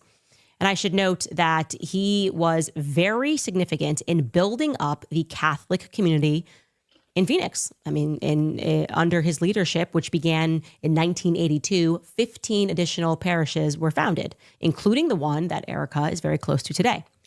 But, not close enough to publicly acknowledge in front of the evangelical donors. Charlie was evangelical. Doesn't matter if he was going to mass every day. Go after Candace for telling the truth because donors. Okay, weird. Anyway, he was the bishop until 2003 when he received the distinct honor of becoming the very first Catholic bishop in America to ever be charged with a felony. I was just like, how could this be possible? I'm just doing a little bit of research. How is everybody just going to be involved in scandals? If you're wondering what he did, he killed somebody accidentally, he says. He was arrested for a hit and run in 2003 that killed Jim Lee Reed. But by a hit and run, I mean that he did not bother stopping or calling the police. He went home, had some dinner, had a sleep, went to his sister's house the following day. The police were able to capture him because of the very obvious damage that was done to his car, which included a cracked windshield. And when he was discovered, he said that, well, I didn't report the accident because I thought I hit a cat or a dog. For clarity, the person that he hit was 240 pounds and over 6 feet. So big cat or a big dog. Remarkably, Thomas O'Brien only got 4 years of probation for this. The Vatican, of course, then accepted his resignation. He staffs, though, the school that Erica then attends. And that, by the way, is not going to spell the end of his legal trouble because then in 2002, this is Maricopa County, you guys. I'm going to just assume everything that happens in Maricopa County is problematic at this point. But in 2002, prosecutors initiated a grand jury investigation into charges of sexual abuse by Catholic priests, that were staffed by O'Brien. He became a target of the investigation for allegedly covering up the allegations of the priests who he had staffed. It's sounding a bit reminiscent of when we talked about Calvary Chapel and how they were kind of intentionally going around and finding these pastors and rehabilitating them and moving them around who had connections to sex abuse, right? Well, he doesn't want to go to prison again. He didn't go the first time, but he's worried. And in exchange for immunity, he just comes clean. He admits that several times during his 22-year tenure, he had placed children in harm's way by transferring priests who had been accused of abuse to his parishes, and that he did not inform the parishioners of doing that or his new superior. Stop leaving your damn kids with everybody, man. I don't care if they church folks. I don't care if they teachers. But man, stop leaving your damn kids with everybody, man. The hell is wrong with us, man? As I'm talking about us in general. I don't leave my kids with every damn body, but in general, as Americans, we too damn frolicky leaving our kids with any and every fucking body, man. What the hell is going on?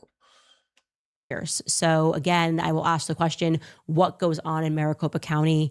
It's obviously not anything good. Why does it seem to me that there happens to be so much corruption? It's just like an established colony of corruption. It is, I believe, factually the most corrupt county, and I'm talking about in politics in America. Who is driving that corruption? We get closer throughout this series. Anyway, I wanted to just pop that in and tell you that because it's just remarkable that the most basic fact checks, you're in Arizona, you land upon these things nonstop. Now we're going to jump right back into our Erica timeline because, boy, do I have something to share with you regarding 2018. Let's jump in where we left off. So in 2015, Erica is 27 years old, okay? It is entirely unclear what she is doing for work. And it's important to stress, she's 27 years old. This is not 18, 19, just got out of the house, don't know what I'm doing. I'm just wondering, how is she affording to live? Okay, she's still dating JT Massey during this time. We also have that on July 11th, Lori Franzfay and Tyler Boyer and Erica are going to be behind Donald Trump for his presidential campaign rally. Now, you'll recall this is when the story gets pretty fuzzy. Erica thinks that she met Tyler at that rally, but Tyler tells the story that she called him up before that rally and offered to help. So the details get murky. She can't remember how she met him, kind of thinking it was years earlier when her mother was doing deals with the Farnsworth family for EMPs and getting money again from the government for fear mongering. There's going to be these EMP attacks. Anyway, in mid-August of that year, Erica goes to Canada. She travels to Montreal, through to Estrel, Quebec, again, not knowing how she is affording this lifestyle. She is traveling with Nicole Rothstein. We have that in November. Her mother establishes G Tech Industries, LLC. I know you're going to say, what does it do? It's Lori. So it's like this. She's doing this whole EMP thing and she's getting money and she's saying this is the threat and she's working with people that she knows and she's going to get your tax dollars for doing that. And so that's what she's doing with G-Tech. We have then thereafter that Erica soft launches another charity that's called For the Cause in Phoenix. Yeah, it sounds to me like regular white collar shit. You know what I'm saying? Rubbing shoulders. You know somebody who can get you in there, so you just go start a company around it. It's forming nepotism. Favor for favor type shit. It's regular shit going on, man. Everybody's trying to get over, man. When shit like this is going on, contracts and a lot of money and shit, man, and it can just be awarded to whoever, and then they got this board of people man, come on, man. Y'all know how this shit goes, Chad. Double tap the screen, shut a live out, man. We're about 40 likes away from 1,000. Let's hit 1,000 likes right quick, Chad. Can we do it, man? We're also 20 subscribers away from 44,100. Can we hit 1,000 likes and get to that 100 mark on the subscribers, Chad? And yes, the cause is always going to be children. It has something to do with children at a hospital, but it looks like it never really gets out of the gate. I mean, that's today. It says coming fall of 2015. It looks like it never did. You said you've become like one of those lunatics Democrats telling shit story. You look like you've become a keyboard warrior that is just gonna sit in the comments and chat and throw little insults and shit around. It is what it is, man. Fuck, you mad because I didn't come in here and you was on some echo time like I'm reviewing a damn video? What do you mean, bro?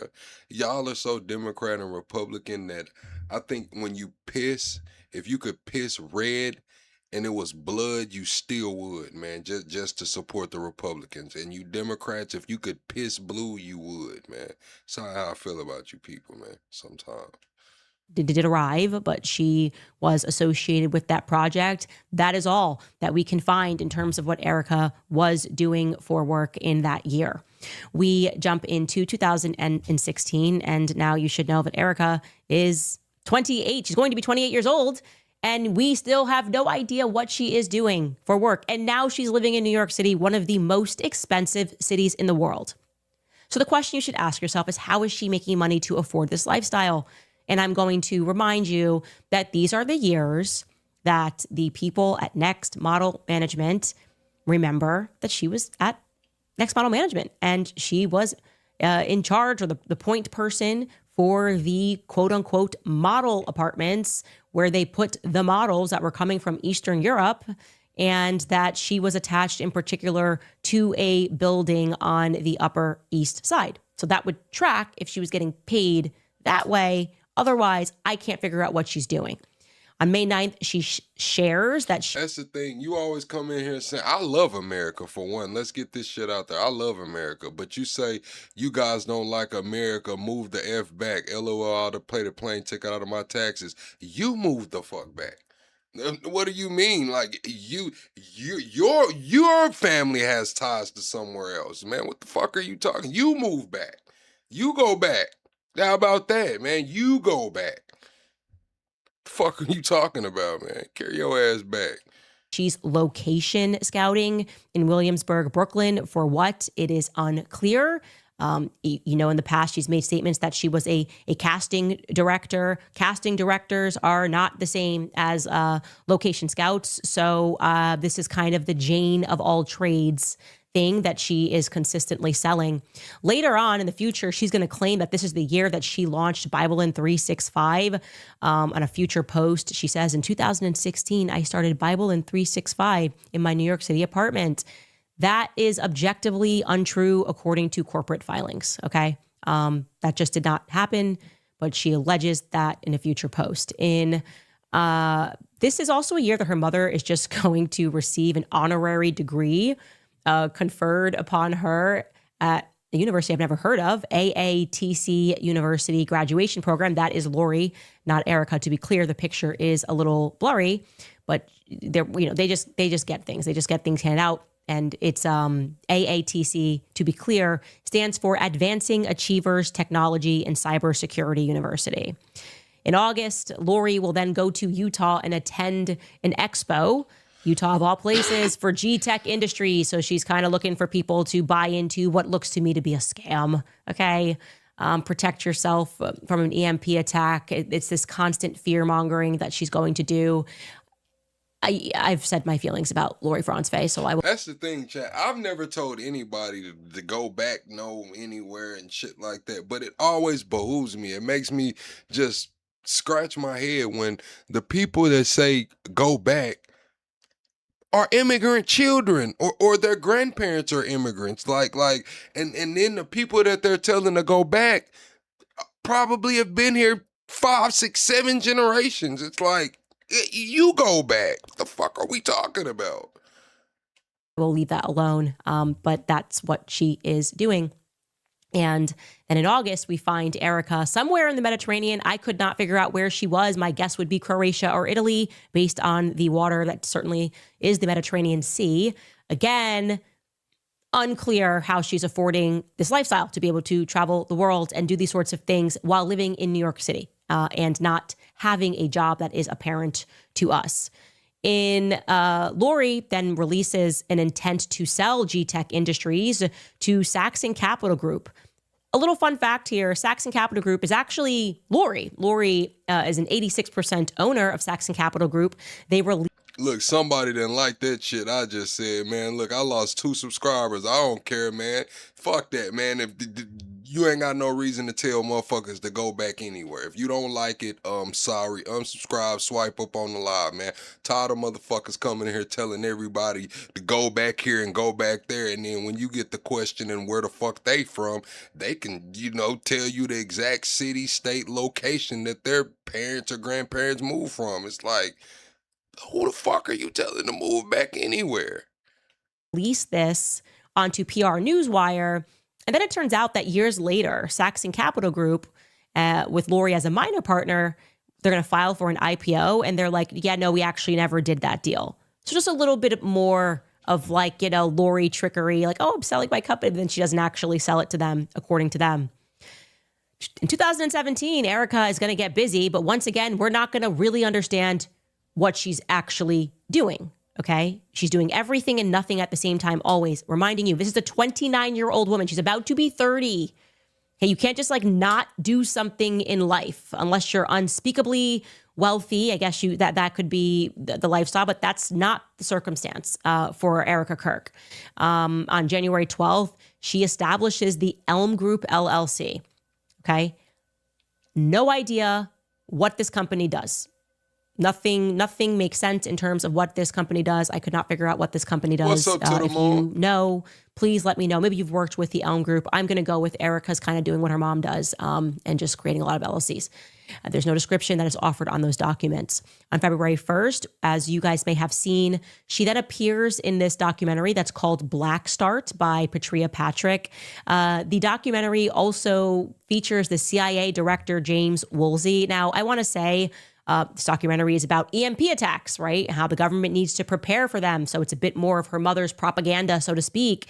And she is going to present her mother's business model. I'll let you take a listen to a quick clip of this. We have 5 major threats that make our grid extremely vulnerable that we've presented to congressional officials. 1 being cyber, 2 being hackers, 3 being physical threats, 4th one is solar EMP, and the 5th one is man-made EMP. So the concern that we have is that we put out this critical information, and when we go over this risk analysis, they hear what we're saying, but they don't want to take action. When she says we, I don't know who she's speaking about. I don't know why she has the background to be featured in this documentary. You know, there were a lot of people online that were kind of trying to minimize this and be like, oh, well, it's not, the CIA is not involved in this. It's just the director is featured in the documentary. You can't just like ring up the CIA and ask them to be in your documentary. I want you to know that's not a thing. So think through the common sense there. If I want to do a documentary on EMPs and I'm just a random girl that is like in pageant world, that's pretty much all she's accomplished at this point in her life, right? You said what was the convo here? We're doing a reaction to Candace's. What I was talking about was somebody came here talking about go back to where you came from, shit like that, man. And I just got the, going on a little rant, a little tirade and shit, man. It's kind of crazy. It's really crazy to me. You know what I'm saying? Like, shit, man. How am I getting the CIA involved in that?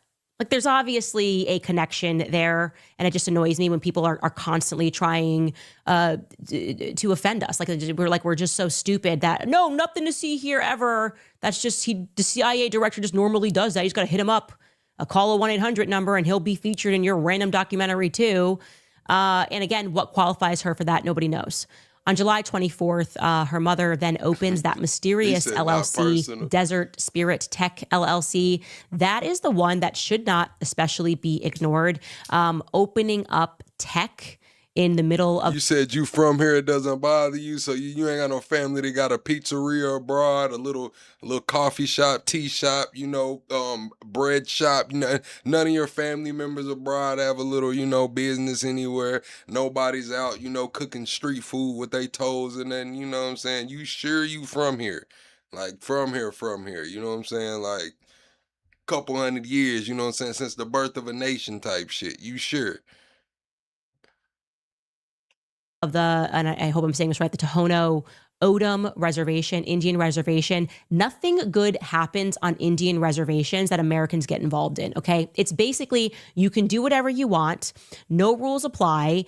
People are trafficked. There's drugs trafficking. In fact, when she gets involved, I think they had just shut down.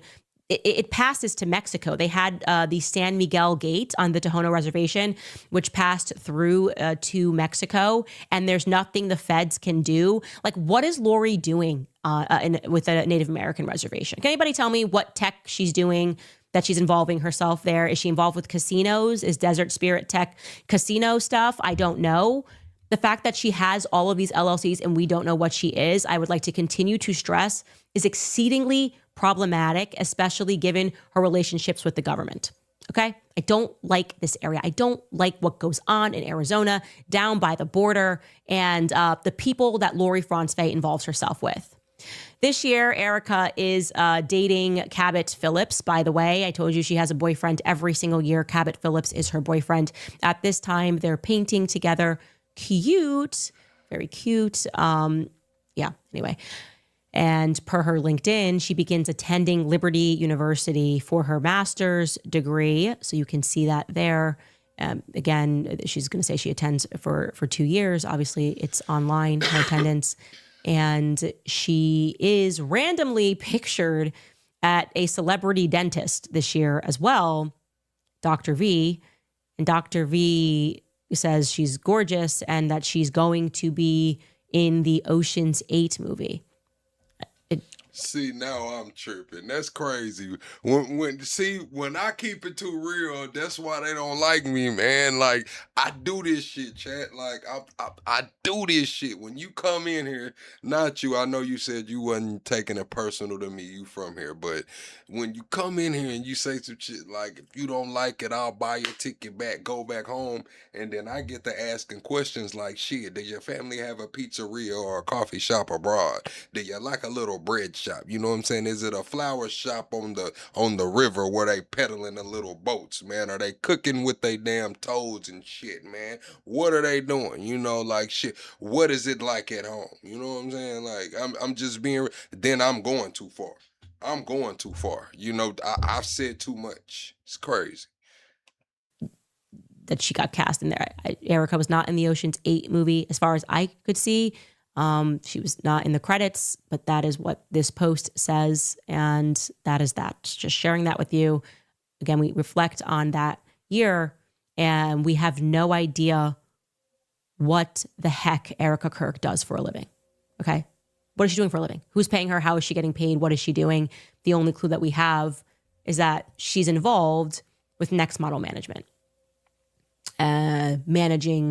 perhaps managing apartments for Eastern European models. And I'm not entirely sure what qualifies her to do that even. Again, we went out and did not get an answer for that. 2018, we have got to talk about. Because I actually had to calm down after learning this because it's... Okay, I'm going to calm down again. You said, what if they asked, would you be selling zebra overs in Africa? Then I would be upset. No, because I'm not African. That's the thing, man. Y'all try to tell me where I'm from, man. Now, if you want to talk about being FBA or being black, you could have said, what if I said, do you want a bucket of chicken? And then I would have asked, what kind of chicken, nigga? Is it home style? Is it crispy? Is it fried? You know what I'm saying? Does it come with a side? Is it some hot sauce, man? Who cooked the chicken? Did you wash your damn hands, man? What are you talking about, bro? I don't have any family in Africa, man. I ain't got no ties to Africa. The fuck you mean, man? I'm from the deep south, man. My family is from the deep south. Generations and generations and generations and generations from the deep south. So if you wanted that joke to hit a little harder, you should have used chicken or watermelon, nigga. And 2018 begins with Erica ringing in the new year with Cabot Phillips, her boyfriend, and Lori are going to ring in the new year together. So they are, it's just stunning when you just consider her saying she never dated while she was in New York. It's like, you mean, somebody I think made actually the joke, like she never dated, somebody who wasn't famous or somebody who didn't have a platform. Like she wasn't dating no bodies, you know what I mean? Which I thought was hilarious. Anyway, I wanted to put this into the timeline that it's on April 7th that Charlie predicts his own death and says that he knows that it is going to be associated with Turning Point USA. I just find that point to be very interesting. And he says, if I tell you the true prophecy, I know in my gut, it's really sad. I hope it's wrong. He goes on to say, I'm not sure I will live to see the end of this revolution. I believe you were the piece that God meant for me to meet that will finish the fight. Since the beginning of TPUSA, I knew in my gut that I might get wiped out at any time. I cannot explain it, but I dream about it all the time, like all the time. Anyway, that's depressing convo for another time. And then he says, I'm not really afraid of it, but I'm just telling you what I know to be true. There's something sobering to me when I look at that on the timeline and realize that he messages that to me on April 7th, 2018. And then so much happens. I told you, I had said to you that there was something about Kanye's tweet that sort of ripped a hole in reality. And I felt like agents were suddenly sent to us. That was me just explaining to you how I felt. It's so funny looking at people try to tell me my history. Like, it's so funny looking at people try to tell me my history and my lineage. That it just always behooves me that people try to tell me my history and my lineage. It's crazy. Things changed. A lot of fake people started surrounding us, and it felt like they were trying to artificially pull us apart. It is then just a couple of weeks later after predicting his death that Kanye tweets, I love the way Candace Owens thinks, which, like I said, you had to be there because we were just kind of rapping, and I kept telling him that he was Kanye was gonna come over. I'm telling you, like, I think he's conservative. And then we learn from Erica that her and her mother go to Israel on pilgrimage or in Jerusalem, and they see Charlie at the airport.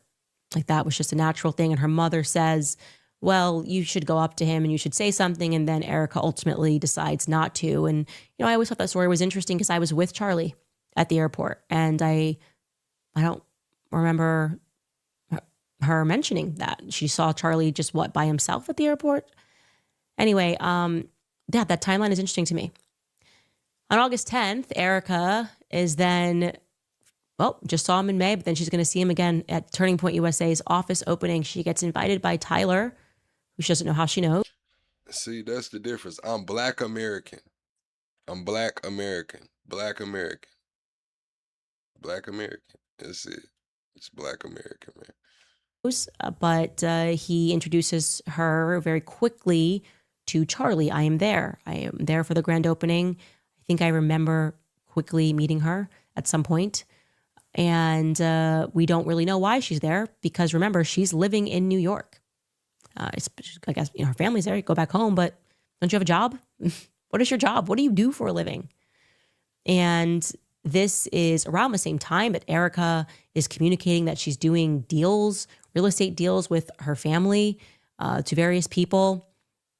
Then comes September, where once again it is arranged by Tyler Boyer for Erica to meet Charlie, this time one-on-one for a job.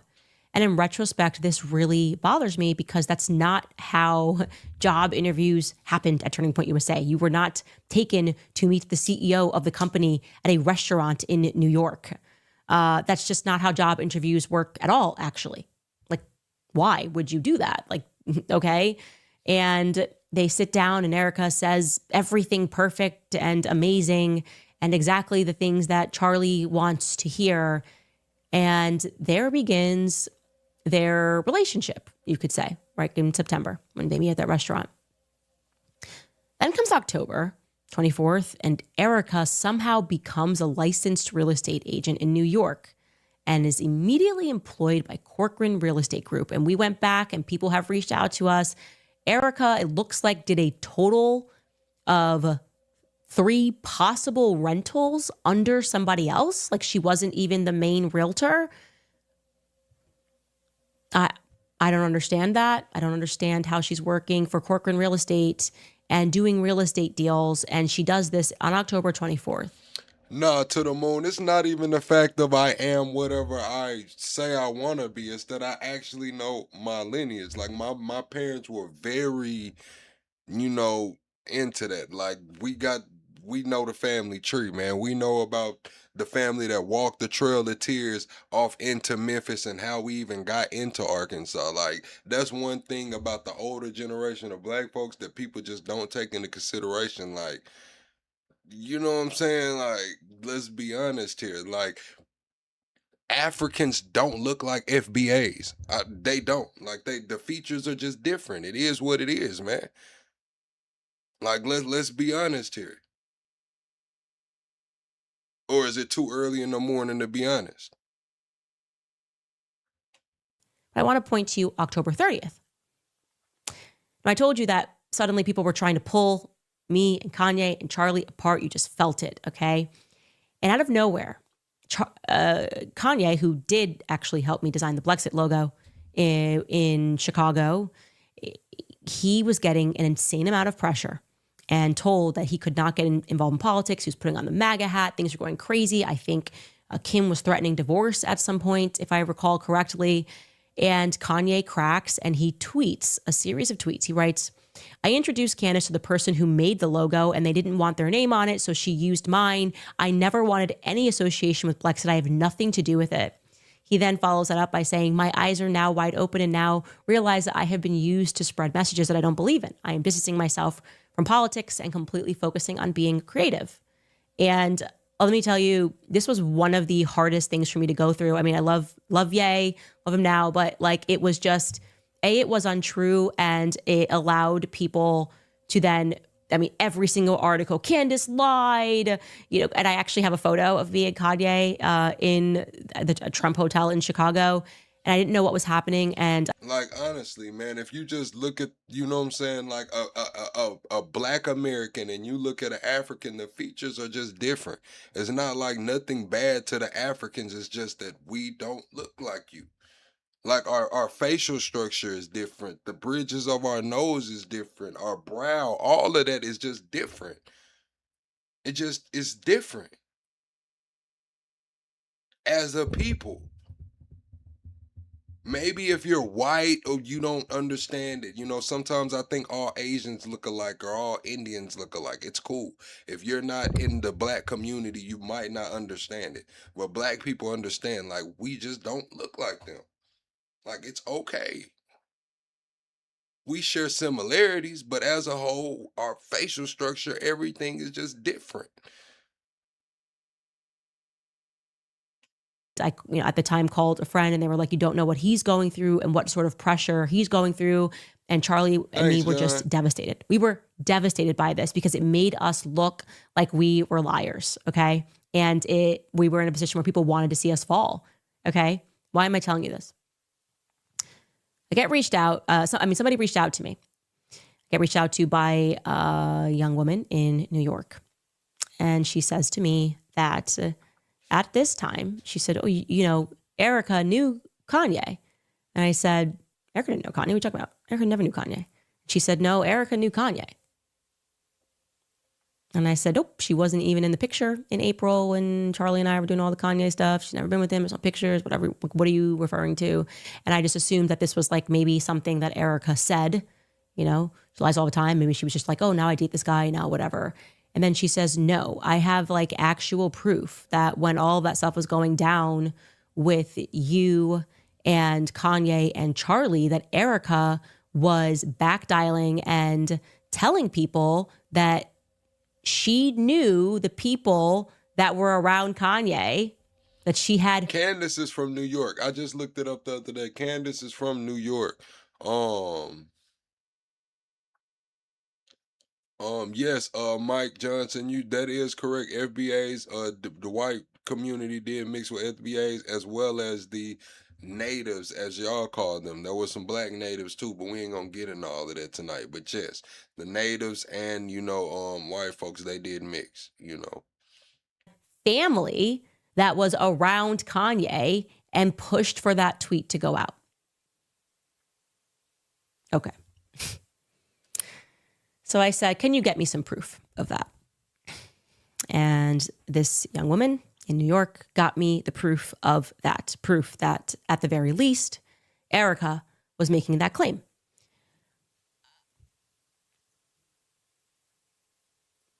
What I can tell you is that neither me nor Charlie nor... Then here go Ray Goldman saying, that's not true, black brother. Yes, it is, man. Yes, it is. Even the indigenous tribes are recognizing black people as being of the land, indigenous, man. Not all, but you gotta go look at it, man. The black folks are getting their recognition, man. It is what it is. All of this shit is tied to reparations and slavery and going back to Johnson, taking the land back and giving it to all of this is tied in, man. A lot of it, man. I'm just being honest. You don't got to take it from me. Take it from the scholars. Take it from the tribes that are recognizing black people. I mean, don't just take it from me. Kanye knew that Erica knew someone on Kanye's team that, and now who knows if it's her real family or her Nicole Rothstein family, or she just calls everybody family. But you're telling me she's playing like she's some cute new girlfriend watching us go through this entire thing, being absolutely heartbroken. And yet she's like on the side telling people that she knows like why that went out. She knows why Kanye, like his hand was forced. Let me tell you guys right now. Let me tell you something right now. I will find out who in Kanye's circle knew Erica when that tweet went out. I will find out. I will call Ye and I will find out. I will figure out how duplicitous this woman is, that she is playing the role of, oh my gosh, I'm so sorry that this is happening to you, while telling people that she knows the other side of it. People that are pressuring Ye to do this. Okay. It took me a lot to process that. Like I said, would not put this out here unless I... That's the thing. You say Black Americans have less than 1% of native DNA on average. I just seen a guy test a damn lizard and all kind of animals, and it came back all kind of where his lineage was from, like he was a human. So I don't know, man. There's certain countries that don't even allow DNA tests. I'm just gonna be honest with you. I I don't was know. 100% certain But of you it. got it. I am at 100% You got it. certainty that that is what Erica told. This young woman had receipts. So she, in my book, Erica, is a whole fraud. Just a whole fraud. And then to jump back into this timeline, look at this. We don't know what she's doing. Suddenly, she gets her real estate license. And I'm just going to say that it's long been understood that real estate is a really easy way, a really easy means to move money. Okay. So she sits down with Charlie. Suddenly she gets her real estate license. Kanye's tweeting, peace out, Blexit. Erica then filmed Summer House. But look at December 31st, though. December 31st, at the end of the year, Feed Me Incorporated is formed. Feed Me Incorporated. You say, y'all get that shit off of Facebook. Y'all make any excuse. Show me a slave ship, nigga. They got everything else. Show me a slave ship, nigga. Where are the slave ships, nigga? Will eventually become Superfeed Technologies. Superfeed Technologies is the company that both Erica's mother and Tyler Boyer are on the board of. Okay. So that's interesting that company gets formed as Erica starts dating Charlie. That company is formed, and these people know each other. These people all know each other. It's her one blind spot. She just can't. That's her one category of she can't remember is how she knows Tyler Boyer, even though he is in business with her mother. You said, yeah, show you a ship from the 1800s. Yeah, show me a slave ship the way that they had them, man. And has her at behind Trump in 2015. Right? It is my personal opinion that a deal was done. When I look at the evidence, when I look at everything I'm looking at, when I see how duplicitous she was, and I know that Charlie did not know these things because I was there. I was the closest person to Charlie while he was beginning to date Erica. Okay, no one spent more time with him or spoke to him more. He did not know these things about Erica Kirk or Erica Francevay, what's her name at the time. We had no idea that she was telling people that she knew the people that were in Kanye's orbit when he sent that tweet out. Something is not right. We all know something is not right. And I am just aghast at the people who are going. Slave ships are long rotted away. You mean to tell me they got shit from the 1500s and relics and holy damn items and shit like that? They talking about they might have found Noah's Ark, but they don't have a fucking slave ship? They got dinosaur bones. They got all the. You mean to tell me that's your argument? Is that it rotted out? They preserved every motherfucking thing else. Going to continue to pretend like all of this is perfectly normal. Anyway, we should take a brief pause before we continue. We'll be right back. All right, you guys, if you've been following me for a while, then you know how much I love Riverbend Ranch steaks. If you have not tried them yet, now is the perfect time because not only are they /Owens. Okay, so I absolutely have to. Hey, listen to this, y'all. We got us one. Lorna Lee Lemon says, I wish you would shut up and let the video talk. You're talking too much of that bullshit I don't want to hear. I'm unsubscribing. Goodbye. Good motherfucking riddance, Laura Lee. We didn't want you here anyway, woman. Shit, let me make sure you can't come back, man. Hold on. Make sure Laura Lee can't come back if she wanted to, man. Get the fuck out, Laura. To comment on Matt Walsh for a tweet that he put out yesterday. Because I was like, question mark here. So he has very much been on the side of how dare you attack a grieving widow, kind of making claims that various data points being introduced, like, oh, Erica lied pathologically. There may have been this $1 billion motive to have Charlie Kirk killed, that Erica lied about the fact that her husband texted multiple people the night before he said he feared he was going to be killed. His overriding point is that these various points are not evidence, right? How a widow is behaving, whether she's grieving correctly, these things cannot be introduced in court. And yet yesterday, he tweeted this regarding a murder that took place in Utah. I was just very interested. He wrote, and this is regarding Corey Richins, a New York Post article that said, grief author Corey Richins found guilty of fatally poisoning her husband for his $4 million estate. And Matt Walsh comments and writes, there's no good moral reason why she should not simply be taken outside the morning after her conviction and hanged. This woman has lost her right to exist.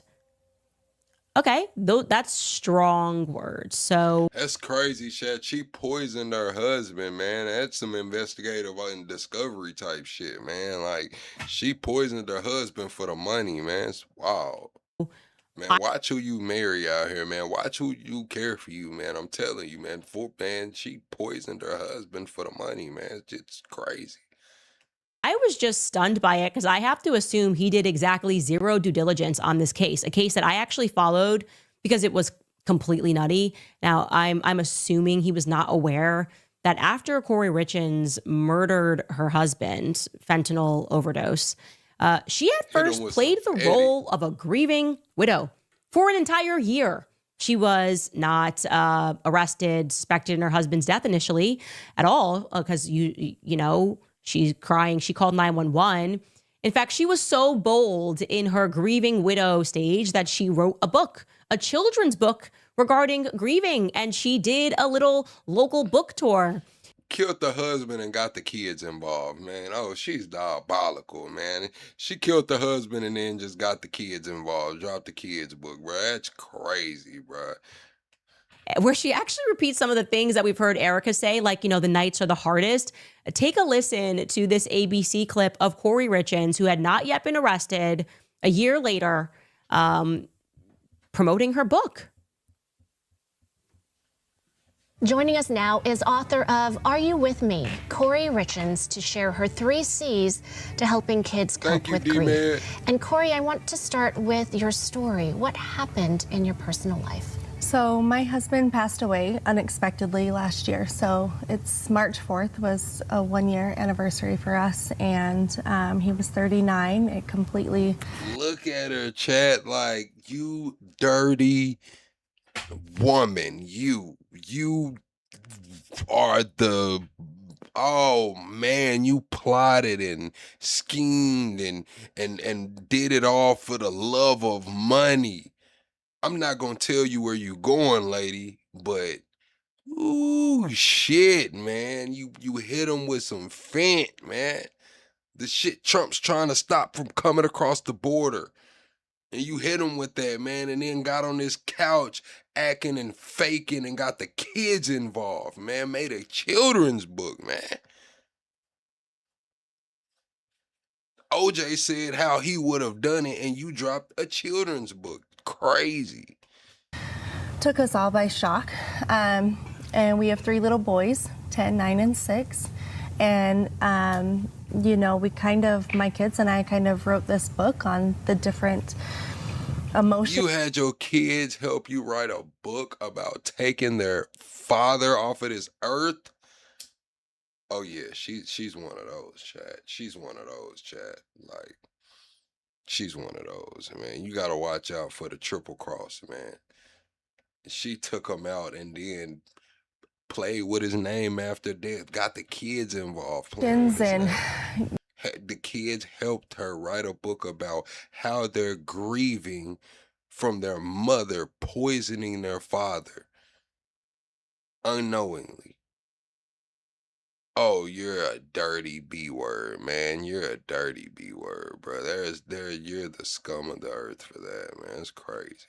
Grieving processes that we've experienced last year, and, you know, hoping that it can kind of help other kids, you know, deal with this and kind of, you know, find happiness some way or another. So you actually wrote this book with your children. I did. Mm-hmm. And it's only been a year. How did you process and say you go from processing death to I need to write a book and help others?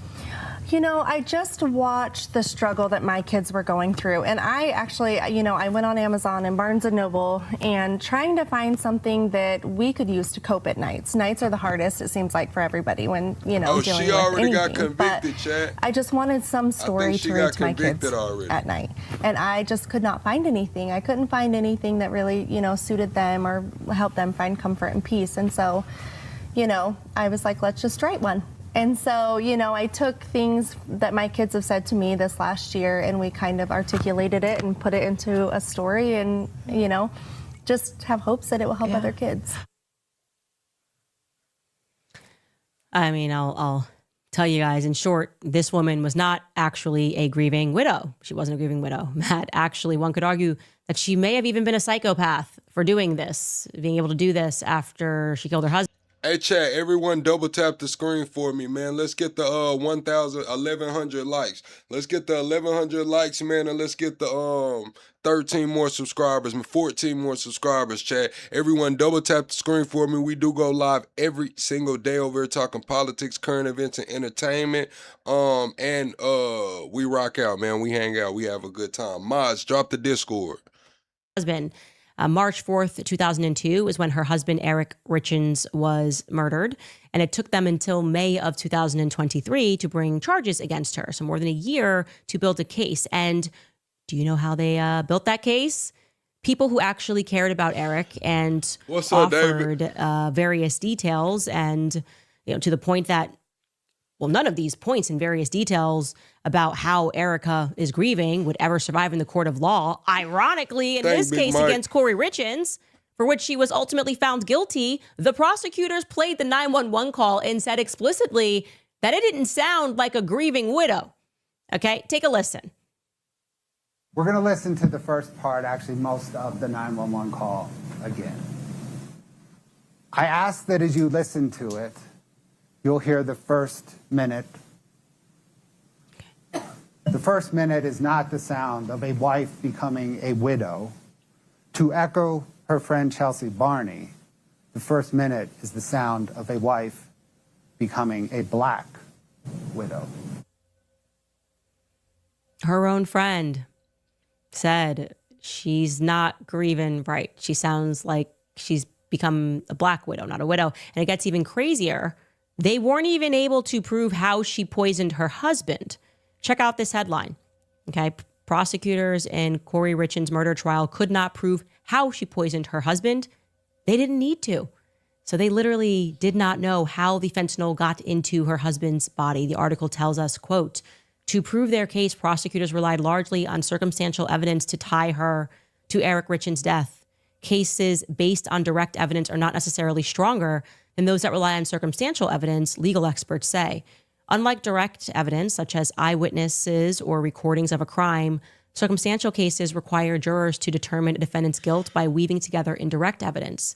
In Corey Richins' case, prosecutors focused on potential motives for Corey Richins to kill her husband, and the actions they said show that she had a guilty conscience after his death, both elements that can illustrate a defendant's. I'm not gonna lie, Chad. That's a little crazy, man. They didn't even really prove it. Just straight circumstantial, man. How much time did she get? Did she get life? Hey, getting life off of all circumstantial evidence is fucking crazy.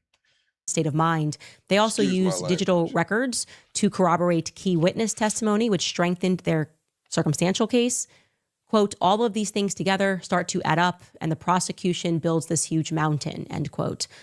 And you should know that in this particular case, they relied on things like the fact that she was in financial distress, that she had been having an affair, that he apparently wanted a divorce, that she was, as you heard, grieving differently or not at all.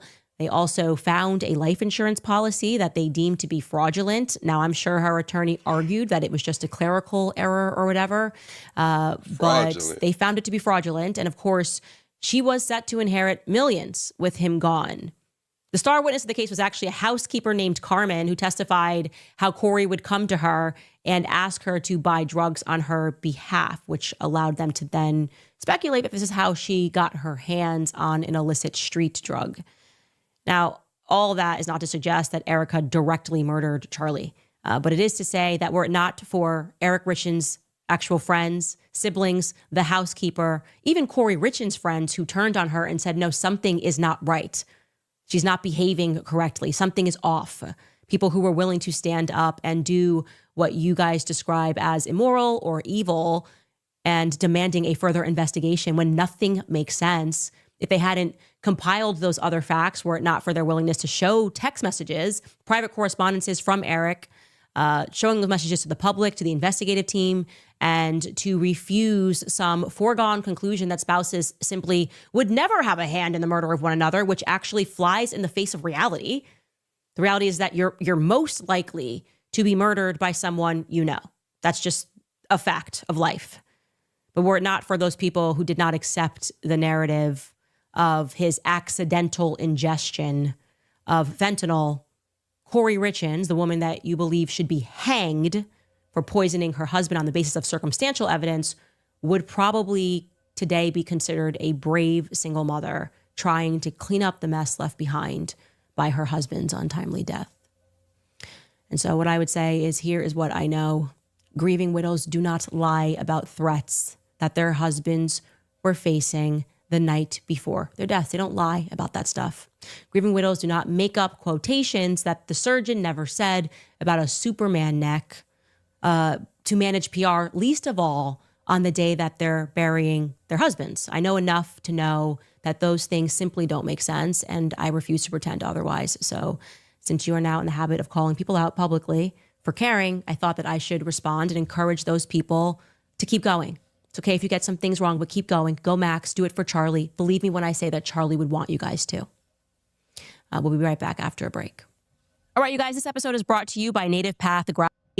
Because you don't want to go to war is wild. Yeah, Nazi just has no meaning. It's like, just everybody, okay, we're all not. All right, Chad, she said Nazi has no meaning. Does Nazi have a meaning to you? Yes or no in the chat. Does Nazi have a meaning to you? Everybody double tap the screen. We need to get 25 more likes. Let's smash through the 1,100 likes. If everybody hits the like button right now, we'll hit the next like goal, man. Go to the top of the screen. If you can't see the like button or double tap, go to the top, man. Do you, you said multiple meanings. Okay, so y'all feel a little indifferent about the term Nazi. Nazis. Okay, cool. Give us our Hugo Boss. Like, it's just so ridiculous. Nazi. It has no meaning. It doesn't land. Nobody cares anymore. Like, there is just no appetite for being shocked when someone is called a Nazi anymore. What's up, 22? Also, jumping into comments for this episode. Actually, I do want to shout out some people. I want to say that this series has been made possible by just so many people around the world that have given us little tidbits, people online who have similarly been fighting for justice for Charlie. And all of these small accounts, I just feel like they're never going to get a ton of credit for the things that they have done and how they have assisted various things. So today I just want Chat, did you guys hear about the power outage at Denver Airport? People were stuck on the train. They said that never happens. Airports always have backup generators and backup generators. They said it could be something going. You know, they say it's a lot of shit supposedly surrounding that, or a lot of, you know, classified secret shit surrounding that airport. It was built, you know, the most expensive, biggest airport, and when it was built, and they say it's a lot of shit around, you know, classified shit around that airport. And for the airport to completely lose power is beyond me. I'm not gonna lie, it is kind of wild. And for people to be stuck inside of a train. wanted to shout out, and I should be doing more shout outs, but underscore Lynn's Mac on Twitter goes by Real Truth, Real Justice. I just wanted to shout her out in particular for the hashtag Justice for Charlie. There are so many accounts that are like this, and Lynn's Mac is a real one. I will leave it at that. And to get into today's comments, after Mrs. W writes, after the last two episodes, I'm starting to wonder if you're pregnant again. Pregnant Candace is fire, and I'm so here for it. Love you so much. Go Max. That's so funny. My PR person called me and told me that he said the exact same thing this morning, and I was like, man, I really have a pregnant reputation. Like, if I have been fired up lately. Seriously, I feel you guys. Everyone saying that is so funny, though. I see you guys in the comments. She must be pregnant. She must be pregnant. Jenna Ped writes, I so wish I could hear you speak and pray tomorrow at the Catholic for Catholics event. I have been offering my daily mass for you and your family, offering my mass for you tomorrow. So that's where she's supposed to be with Joe Kent tomorrow. I believe Candace is going to interview Joe Kent tomorrow at that Catholic thing. Tomorrow on the Feast of St. Joseph, truth wins, Christ is King, Mary is Queen of Heaven and Earth. Keep going, Max. Thank you so much. And also all of the emails from Catholic World make me so happy. I did want to show this email, not the email, but the picture, because it made me really happy. I hope she doesn't mind. It was just one of our fans, Cradle Catholic. She purchased our I Told My Priest I Would Chill sweatshirt and then like snapped a picture with her priest, and it's just adorable. So I just wanted to show that. And she's like, I'm like you, I'm super feisty. And they just look very happy here. It just was a bright spot in my morning. So there you have it. Speaking of which, if you would like to get your own gear or your own kit, we've actually just dropped our Make Him a Sandwich line and all of our gear, which looks really good, by the way. Look at online. Got that for the people that actually cook like I do. Look at that. It's very good quality. Tax, right? All right, chat. That's the end of that, man. I appreciate everybody for pulling up, rocking with me, man. Be sure to hit the like button on your way out of here. I'm gonna take a couple questions before I get out of here. I'm gonna read chat, let y'all ask me my opinion on a few things before I just jump off. You know, this has been a long stream, 7 hours, and we've been covering, you know, a lot of things, but I'll just, you know, take some comments. If you do want to support the channel, support the work, that link right there, you can tip me, help me get a new do-rag, or, you know, buy some of our merch over here, man. The Cash App is at Plugsation, you know, the little $ Plugsation like the channel, but it is what it is. Anyways, let's take some questions. Oh yeah, thank you for dropping the Discord, Miles. Let's take some questions, man. You said study hard, David? Yeah. You said you're shocked. You should have taken the blue pill. Oh, you talking about Democrats? Nobody has any question?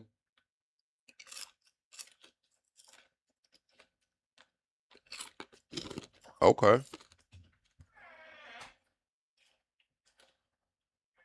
That's cool too.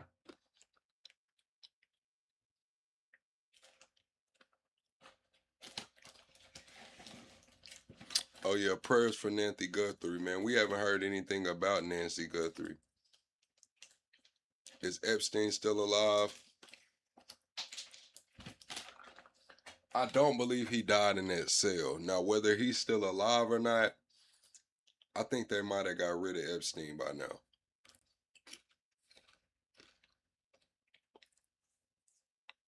But I don't think he died in that cell.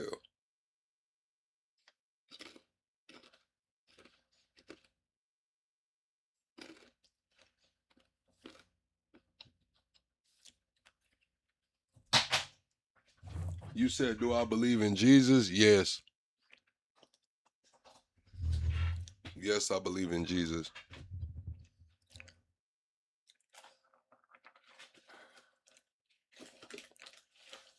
A lot of people have a problem when I say that. And most of the time it's the hoteps. It's the people, it's the hotep niggas. You know what I'm saying?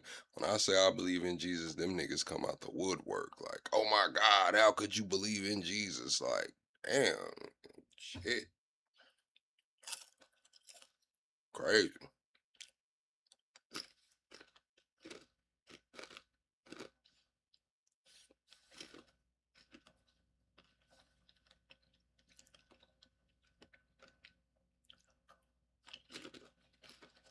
The Eagles, they're probably gonna be ass.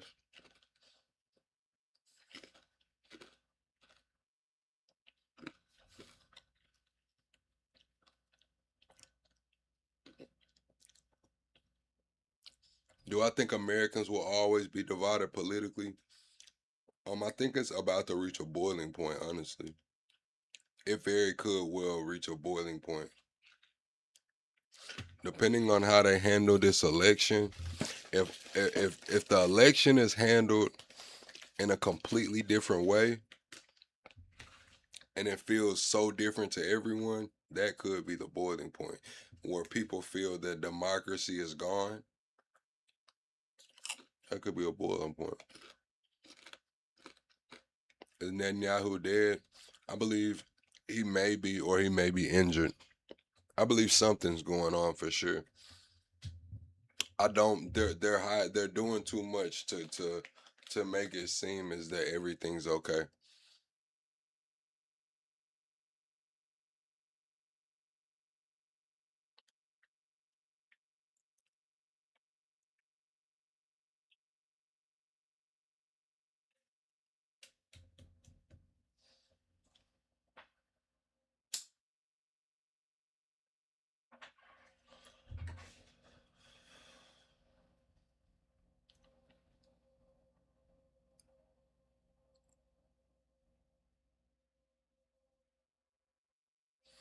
Do I think they're all together? Yes, but I believe they all have different initiatives. I believe they're all together until they have a fundamental difference. I believe, like, say they have different goals, but their goals are, pretty close to each other. Like, this group of people or this country or whatever has this goal, or this political party has this goal, the other side has this goal. So they'll, ride with each other all the way up, but at some point they're going to split like this and head towards their goals.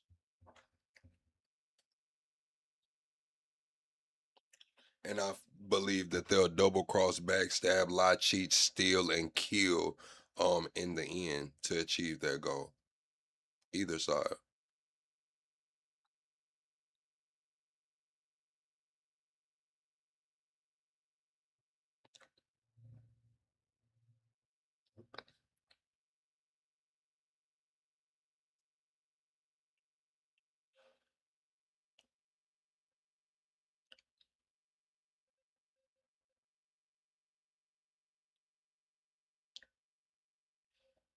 Yeah, man.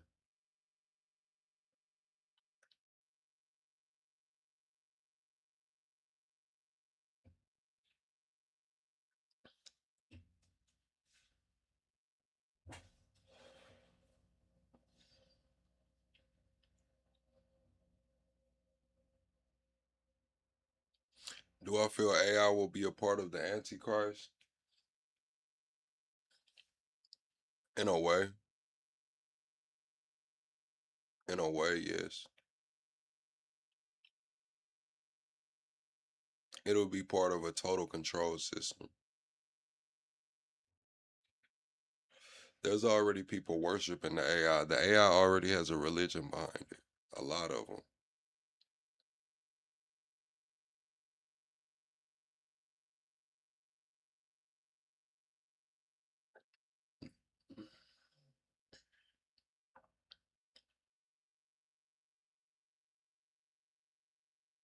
No, I don't think they said Jesus was all colors in the book, Jared. I don't think they said Jesus was all colors now.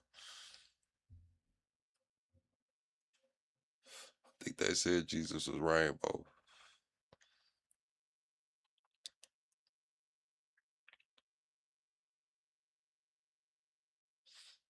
You said, how about the monetary system? We're at unprecedented levels. We're at levels that we haven't seen.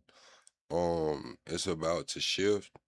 America is trying to remain the hegemon, keep the petrodollar alive, but it's about to get bad. It's about to get bad, man. Jerome Powell said, shit, inflation's about to go crazy. The housing market's holding on by a thread. There's 600 more thousand sellers than buyers right now. It's something has to adjust. If inflation is going up, guess what? Rates are gonna go up. Home prices can't remain the same. Trump promised to keep home prices the same. They're about to roll out a 50-year mortgage. That's not going to help in the midst of inflation. Even a 50-year mortgage, with the way rates are about to go, man, it's about to be fucked up, bro. It's about to be fucked up. How you gonna say no afros back then? John Q, do you not know black people was around way before then, so you just think that they hair just wasn't an afro? What the fuck do you mean it was no afros back then? Afros was what the first shit that was going on in the world. What are you talking about? Afros was the first shit going on. What? What are you talking about? Afros was the first shit going on. That shit is crazy.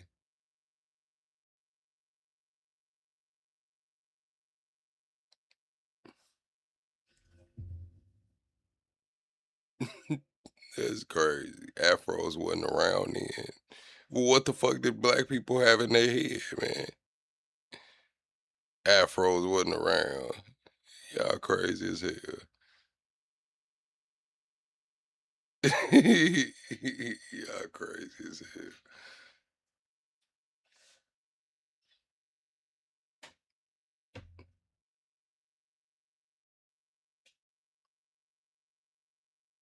You said certainly was a cross back then, and the heron was still like wool. Okay, whatever you're saying, referencing the verse, I'm not debating. I have to pull it up. But what I'm saying is, you said that afros didn't exist back then. There were no afros, and I'm saying that you are a damn lie. We know how far black people go on this earth. Black people go back way long time on this earth, man. And I'm saying that ever since there were black people, there were afros. So we can't say that afros didn't exist. Now that's just a damn lie. How the government needs to prepare for them. Oh So shit, I didn't mean to play that.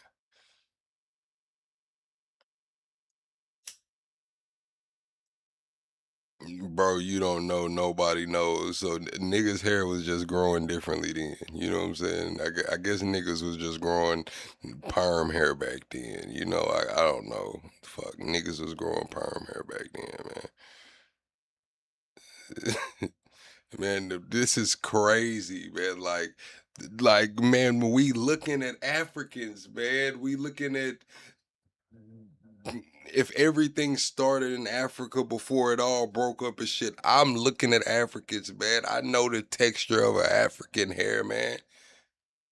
You don't know the texture of an African hair is gonna produce a damn afro. Now it might be, you know what I'm saying, the little rough around the edges to pick out and shit. It might be a stiff afro. That shit's gonna be a damn afro, man. Until something is done to it. Shit might be packed down, man. it's a bit more of her mother's propaganda, so to speak. And she is going to present her mother's business model. I'll let you take a listen to a quick clip of this. We have 5 major threats Man, my that bad, make our chat. grid I keep hitting that play button. I'm not trying to hit that. I'm trying to pull up my camera. You said your stakes are 30% more. Chat, what's the thing that pisses you off the most that you have to go buy? What has went up in price that pisses you off every time you have to go buy it now? You said, what do I think will be the mark of the beast? Probably the Neuralink. Probably the chip. Something similar to the Neuralink, the chip. I believe the chip, the one that's going to hook you up with the downloadable skills and you can be able to control your computer and all of that. When they get that shit, the bandwidth and all of that shit together, yeah, I think that's going to be the mark of the beast, man. It's going to be over with. They're gonna be able to put thoughts inside of your head, be able to shut you down, make you conform and shit. Yeah, nah, it's over with.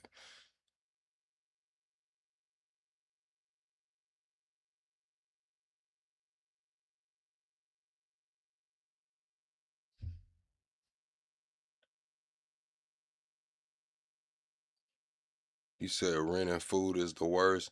Yeah, food's been pissing me off lately. Gas has been pissing me off lately. Some shit I just been passing on, chat. Like, damn, I don't even want it no more.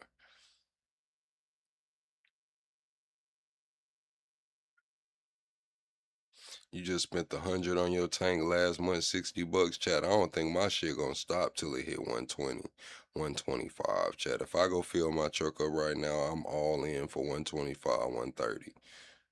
So I'm at like $130 right now. Did y'all's rent increase this year? Did anybody's rent increase this year?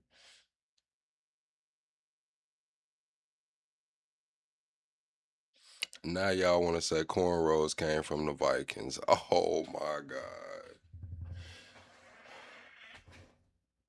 Oh my God. I'm done reading them hair comments, bro. I'm done reading their hair comments, bro. Like they're trying to attribute cornrows to the Vikings.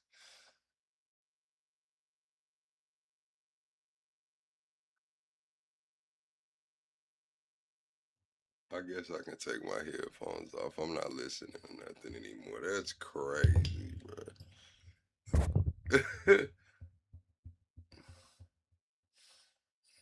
That's crazy.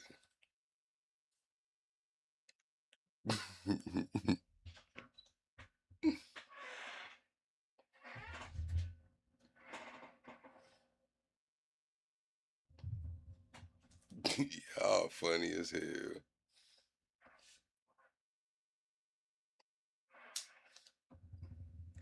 You said I'm way too high, bro. Don't smoke so much. How about this? I'm grown as hell. And if you want to tell somebody what to do, go have you some kids, man. Go have you some kids. How about that? Shit, come over here try to tell me what to do. Go have you some kids, nigga. You tell them what to do.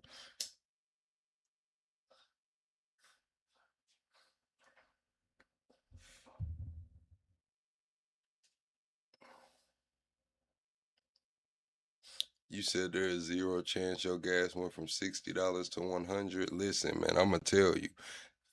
Gas was like, I remember gas being 225, and cause I was in the Discord saying, yeah, Chad, when gas get 250, I get to looking around. It was like 235, then it went down to 225 and shit. I was cool with that. Now gas is 360, bro.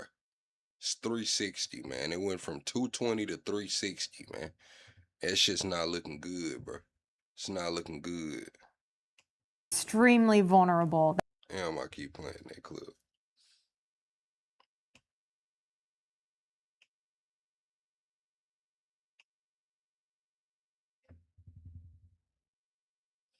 Yeah, gas is not looking good, man.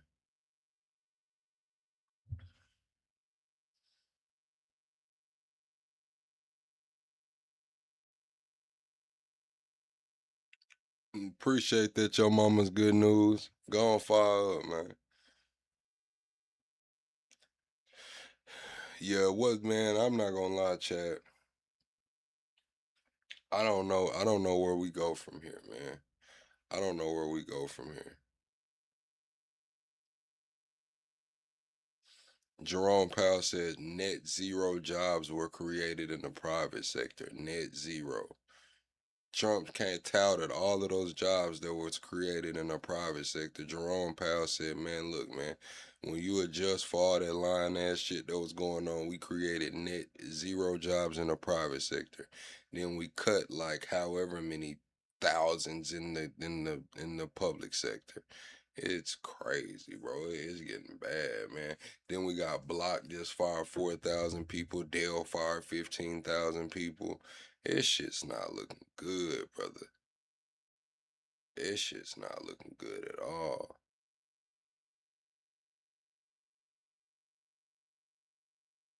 This shit's not looking good, man. I'm not gonna lie, Chad. My garden's already started, man. We got the garden already going, Chad. Got some onions down already. And shit, man, we're gonna have to get it going this year, man. I'm gonna vlog my garden too. I'm gonna do another one as well. You'll probably have 2 gardens going this year, man. I got some onions down and shit. Well, it's gonna be, I don't know, Chad. I'm gonna have to get in there, see what Top Cat got going on, cause Top Cat say he got greens, really big. No Diddy. I'm gonna have to see what Top Cat talking about with them greens, man.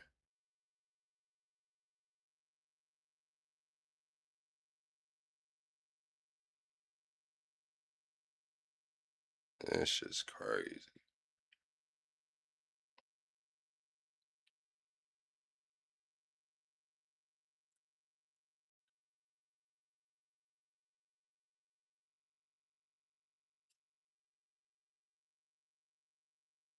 You right, Joshua.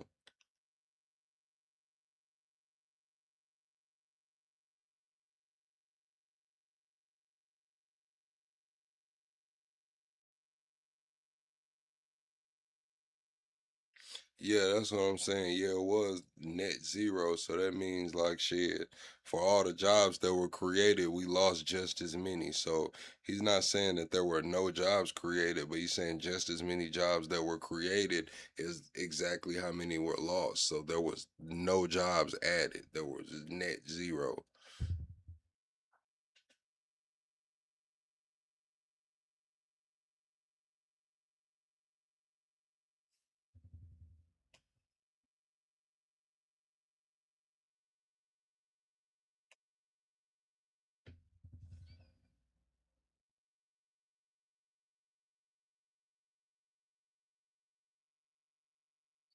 Yeah, it's crazy. It's bad out here. Then with the way gas is going, all of those people that are out of work, they're not going to be able to do ride sharing. They're not going to be able to do delivery apps and shit, man. Their profits are going to be squeezed. Profits are going to be squeezed with inflation from getting the car, fixed and shit like that. Maintenance is going to be inflated. Gas is through the roof. People aren't going to be able to tip as much because they're strapped for cash. Apps will probably slow down. Yeah, it's about to get crazy, bro. It's about to get crazy.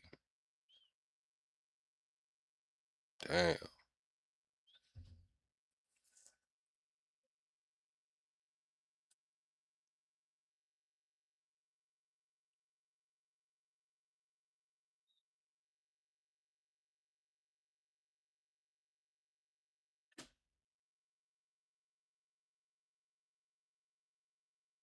You said who was my Antichrist candidate? I hope nobody. I hope the Antichrist isn't here yet and these folks is just playing, Marcy. I'm just gonna keep it real. I hope they just playing.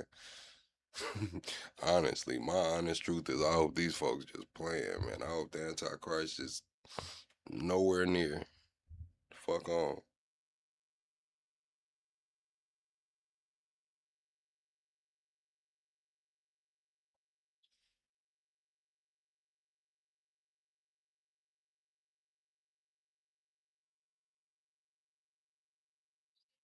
You said will they shut the grid down soon? I don't know. I doubt it. It'll be more of a forced shut, not like a forced shutdown, but it'll be more of people just won't have the money. With the way data centers are going and people bills are shooting up 300-400%, the way inflation is going and people are gonna be strapped for cash, they might not have to shut the grid down. A lot of people just won't be able to afford power. They just won't be able to afford power, honestly.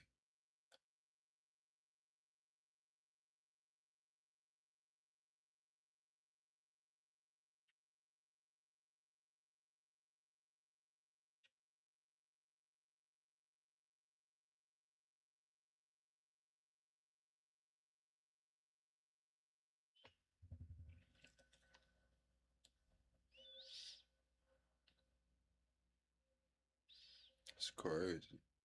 Thank you for the subscription. Thank you, thank you.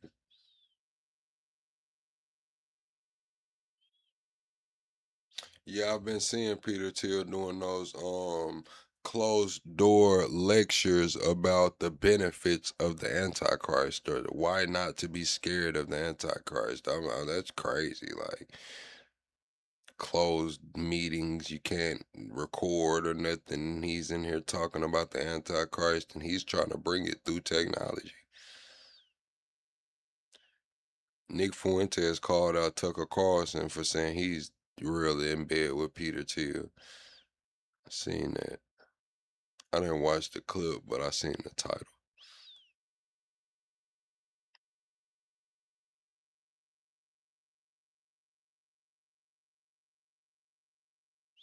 You said, how am I still awake? I have been up for a long time, Chad. I'm almost at 24 hours.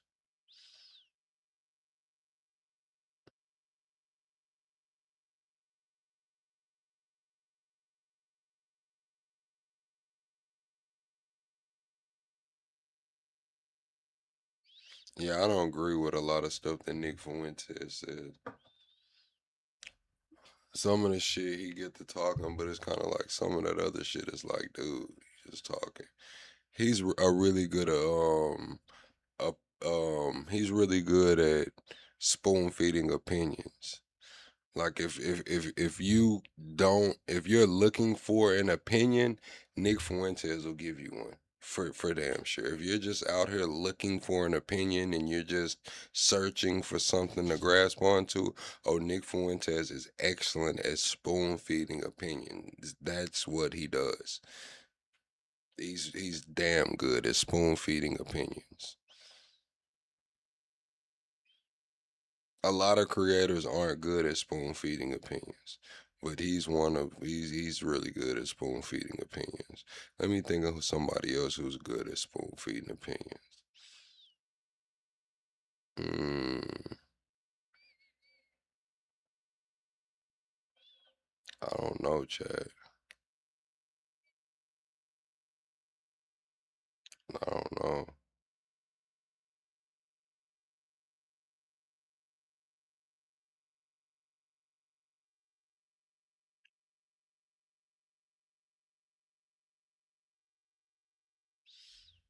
No, I'm saying just spoon feeding the opinion, like giving it to you in a way that, you know what I'm saying? Like a lot of people give opinions, but it just doesn't resonate as enough to garner that. I can name a couple other people. I'm not gonna lie, I can name a couple other people.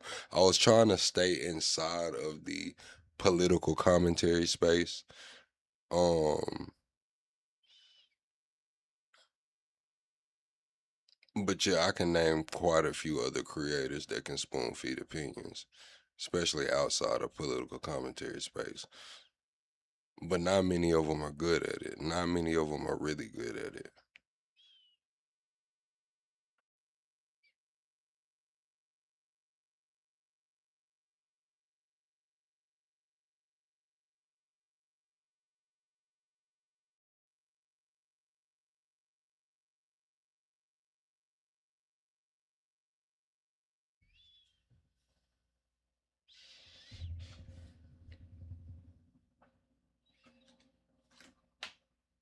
And that's the thing too. It's like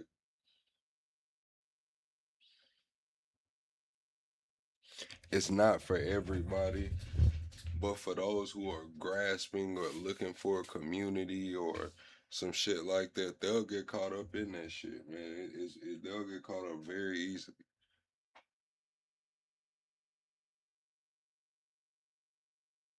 Like a lot of creators in this space are good at different things. Like some of them are good at investigative journalism. Some of them are good at giving interviews. Some of them are good at covering news. Nick Fuentes is good at spoon feeding opinions. He's good at that. It's just that everybody has their strengths, everybody has their weaknesses. Nick Fuentes might not be the best investigative journalist. He might not be the best whatever, but shit, when it comes to spoon feeding opinions and the way he delivers news, like shit, I can see the audience there. When it comes to Candace, her network and the amount of subscribers and people that are just everywhere, that gives her an investigative journalism shit. That's crazy.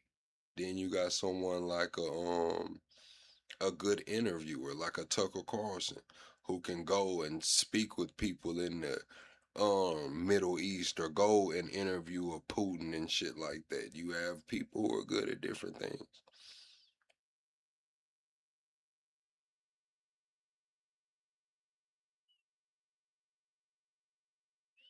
You got a person like Anton Daniels, like he's good at pumping out content. Like he's good at pumping out content across channels.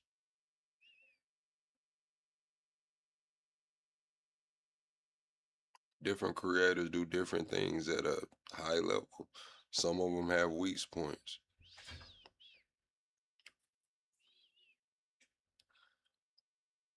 Have you ever noticed that you watch different creators for different things? Like you might not get your news from the same place you get your opinions from the same place that you watch your interviews.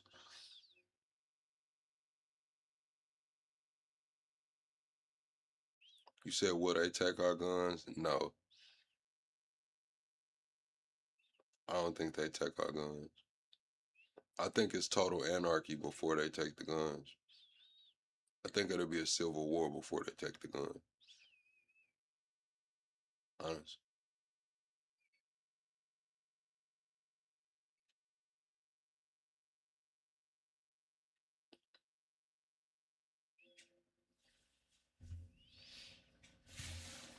Y'all don't think that? Y'all don't think we could see a civil war if they ever try to take the guns? I do.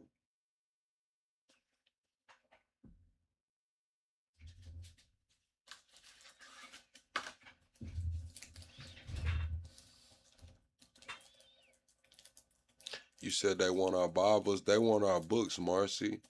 It's all the books, because with AI and with everything going online, they can change the history. They can change the facts. They can change the truth. Right now we got real time editing, like shit, something can be away and then they can go in, cut it out, edit it right then and re-upload it, repost it. It'll still keep the same amount of views and shit. You know what I'm saying? It's damn near real time editing, real time clipping right now. So yeah, it's they don't want the books there, man. That's why they don't want the books. They getting the books out of schools. They banning books from schools, burning books and shit, man. We've seen this happen throughout history. All the great libraries being burnt down and shit, man. We have seen this, and now it's going digital, and they'll be able to change history in real time. What happens when you type that search engine and you only get one answer? There are no other pages to search. There are no other sources, man. You ask and you get the answer.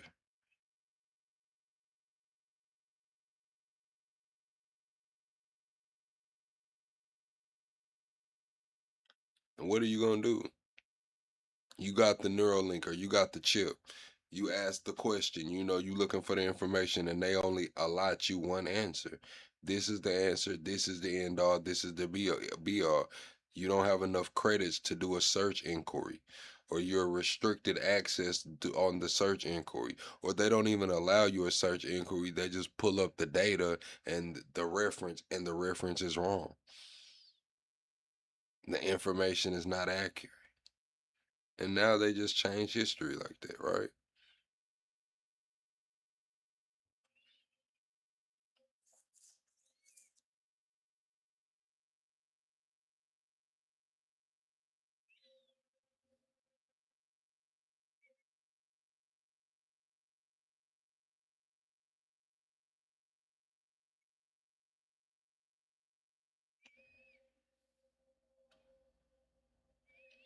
No, not even just the California books, but all books that they claim show slavery in a negative light, or a lot of those books were banned from universities and schools.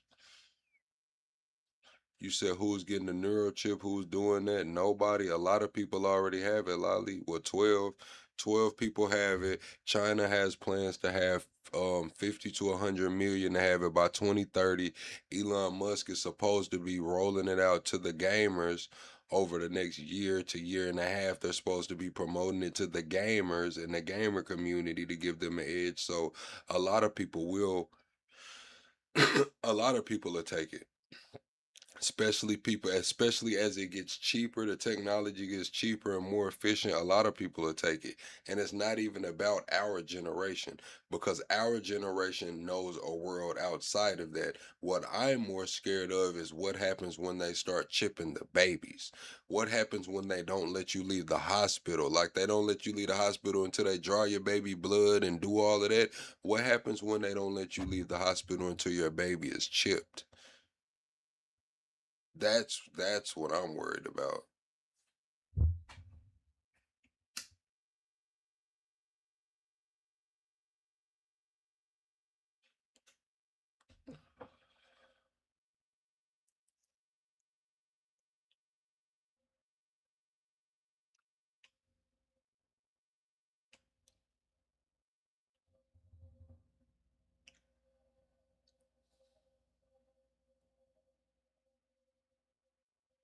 You said chips gonna replace the birth certificate? Exactly, Tim. Chips are gonna replace everything. Birth certificate, ID, social, it'll all be there. Finance. Bring midwives back and have them at home. What about when they make it illegal? They'll just make it illegal, Big Mac.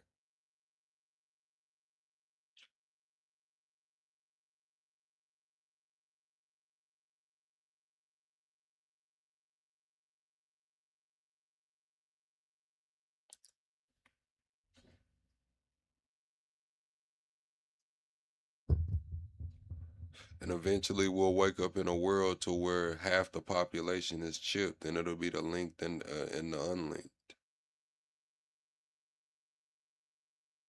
Will the unlinked be able to compete, or will the unlinked be able to fully tap out of society and be self-sufficient?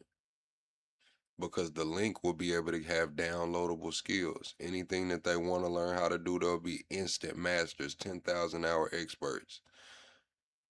They'll be hooked up to the system, to the AI. They'll be omnipresent. They'll be able to talk without opening their mouth. They'll be able to communicate through the network. Yeah. That's what I'm fighting against right now. When people ask me what am I about, I'm trying to stop that shit.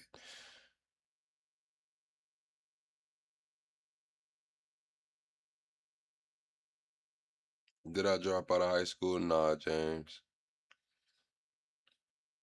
I dropped out of college though.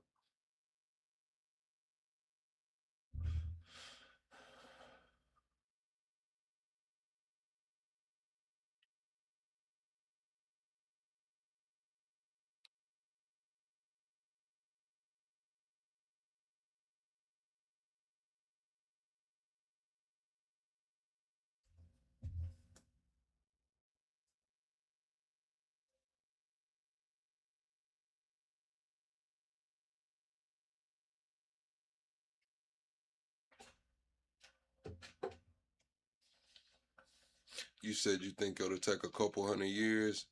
I don't think so.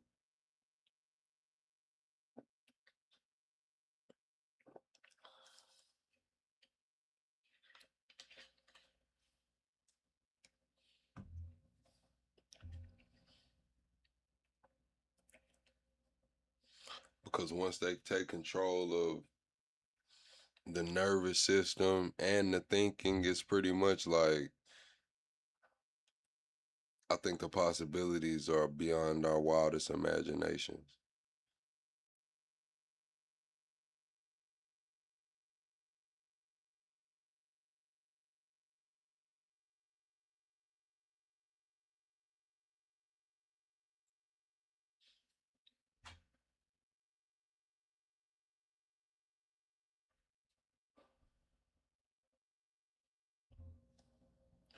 And it'll be normal. Think about it, like, nobody thinks about, we grew up in a world of robots. A lot of us did. You know, I was born in the 90s, so I grew up in a world to where it wasn't really robots, but you know, around the mid 2000s, every kid born from, like, I say the mid 2000s to the early 20 teens, that's when the Roomba, you remember the Roomba, the little vacuum cleaner robots, man, when they were really starting to get popular and shit, those kids were actually born in a world of robots, of commercially available robots, if we really want to be honest with it. Now you can order a humanoid robot off fucking Walmart.com. It'll just be normalized.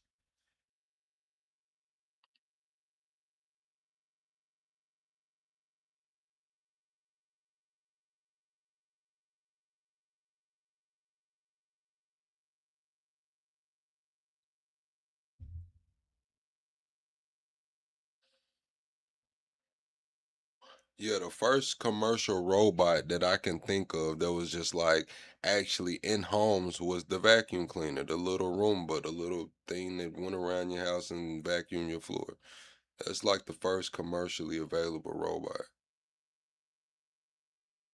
And that shit's been around for a while.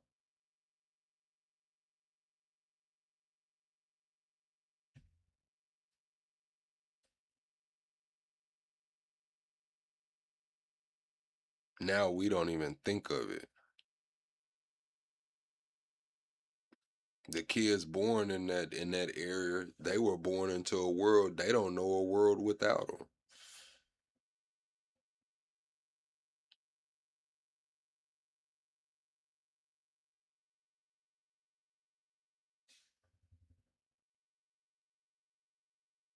You said the first robot could bring you a soda. Were those commercially available?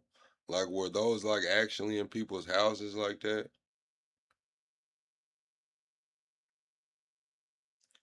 Yeah, chicken don't even bleed when you cook that shit no more, Chad. Have y'all noticed that chicken don't even bleed no more when you cook it? Shit crazy.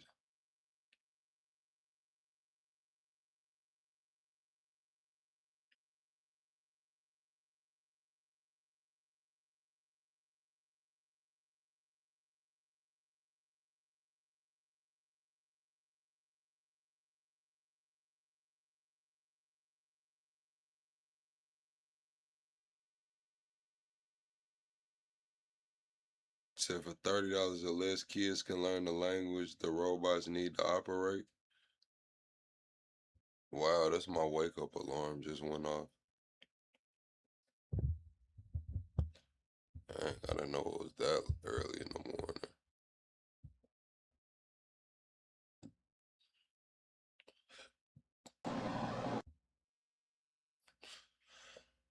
Yeah, I didn't know it was that early in the morning. You said chicken was bleeding. Yeah, when you used to cook chicken, man, when I was growing up, man, when you used to fry chicken, it would bleed. Like you would cook the blood off of it. The chicken doesn't do that shit anymore. Yeah, chicken used to bleed when you cooked it.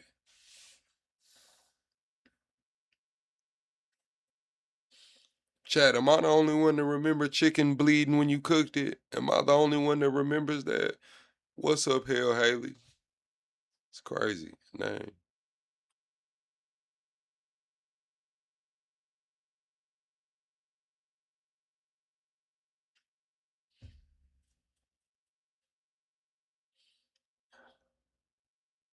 Yeah, you wash your chicken, but even after you wash the chicken and you fried it, it would still bleed.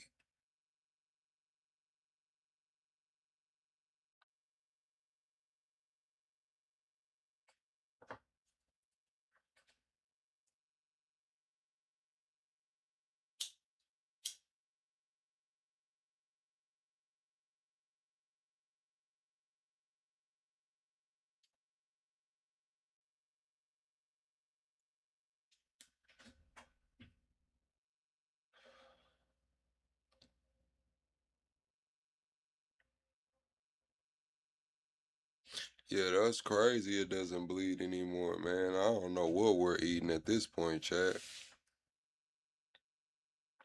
Man. But yeah, Chad, we're finna get up out of here, man. I appreciate y'all for rocking with me. We had a W stream, 7 hours going on 8. I am gonna get some sleep. We will be back tonight. Be sure to subscribe to the channel, hit the like button on your way out. Mods, drop the Discord. We do have a Discord if y'all wanna, get involved in the Discord. That's how you'll get notifications every time I go live. And we do voice calls and, just things of those sorts. When I do panels, that's how we do my panels. But I will be back tomorrow night, and I hope to see everybody, man. I appreciate everybody for rocking with me. See you on the next one. Good night, chat.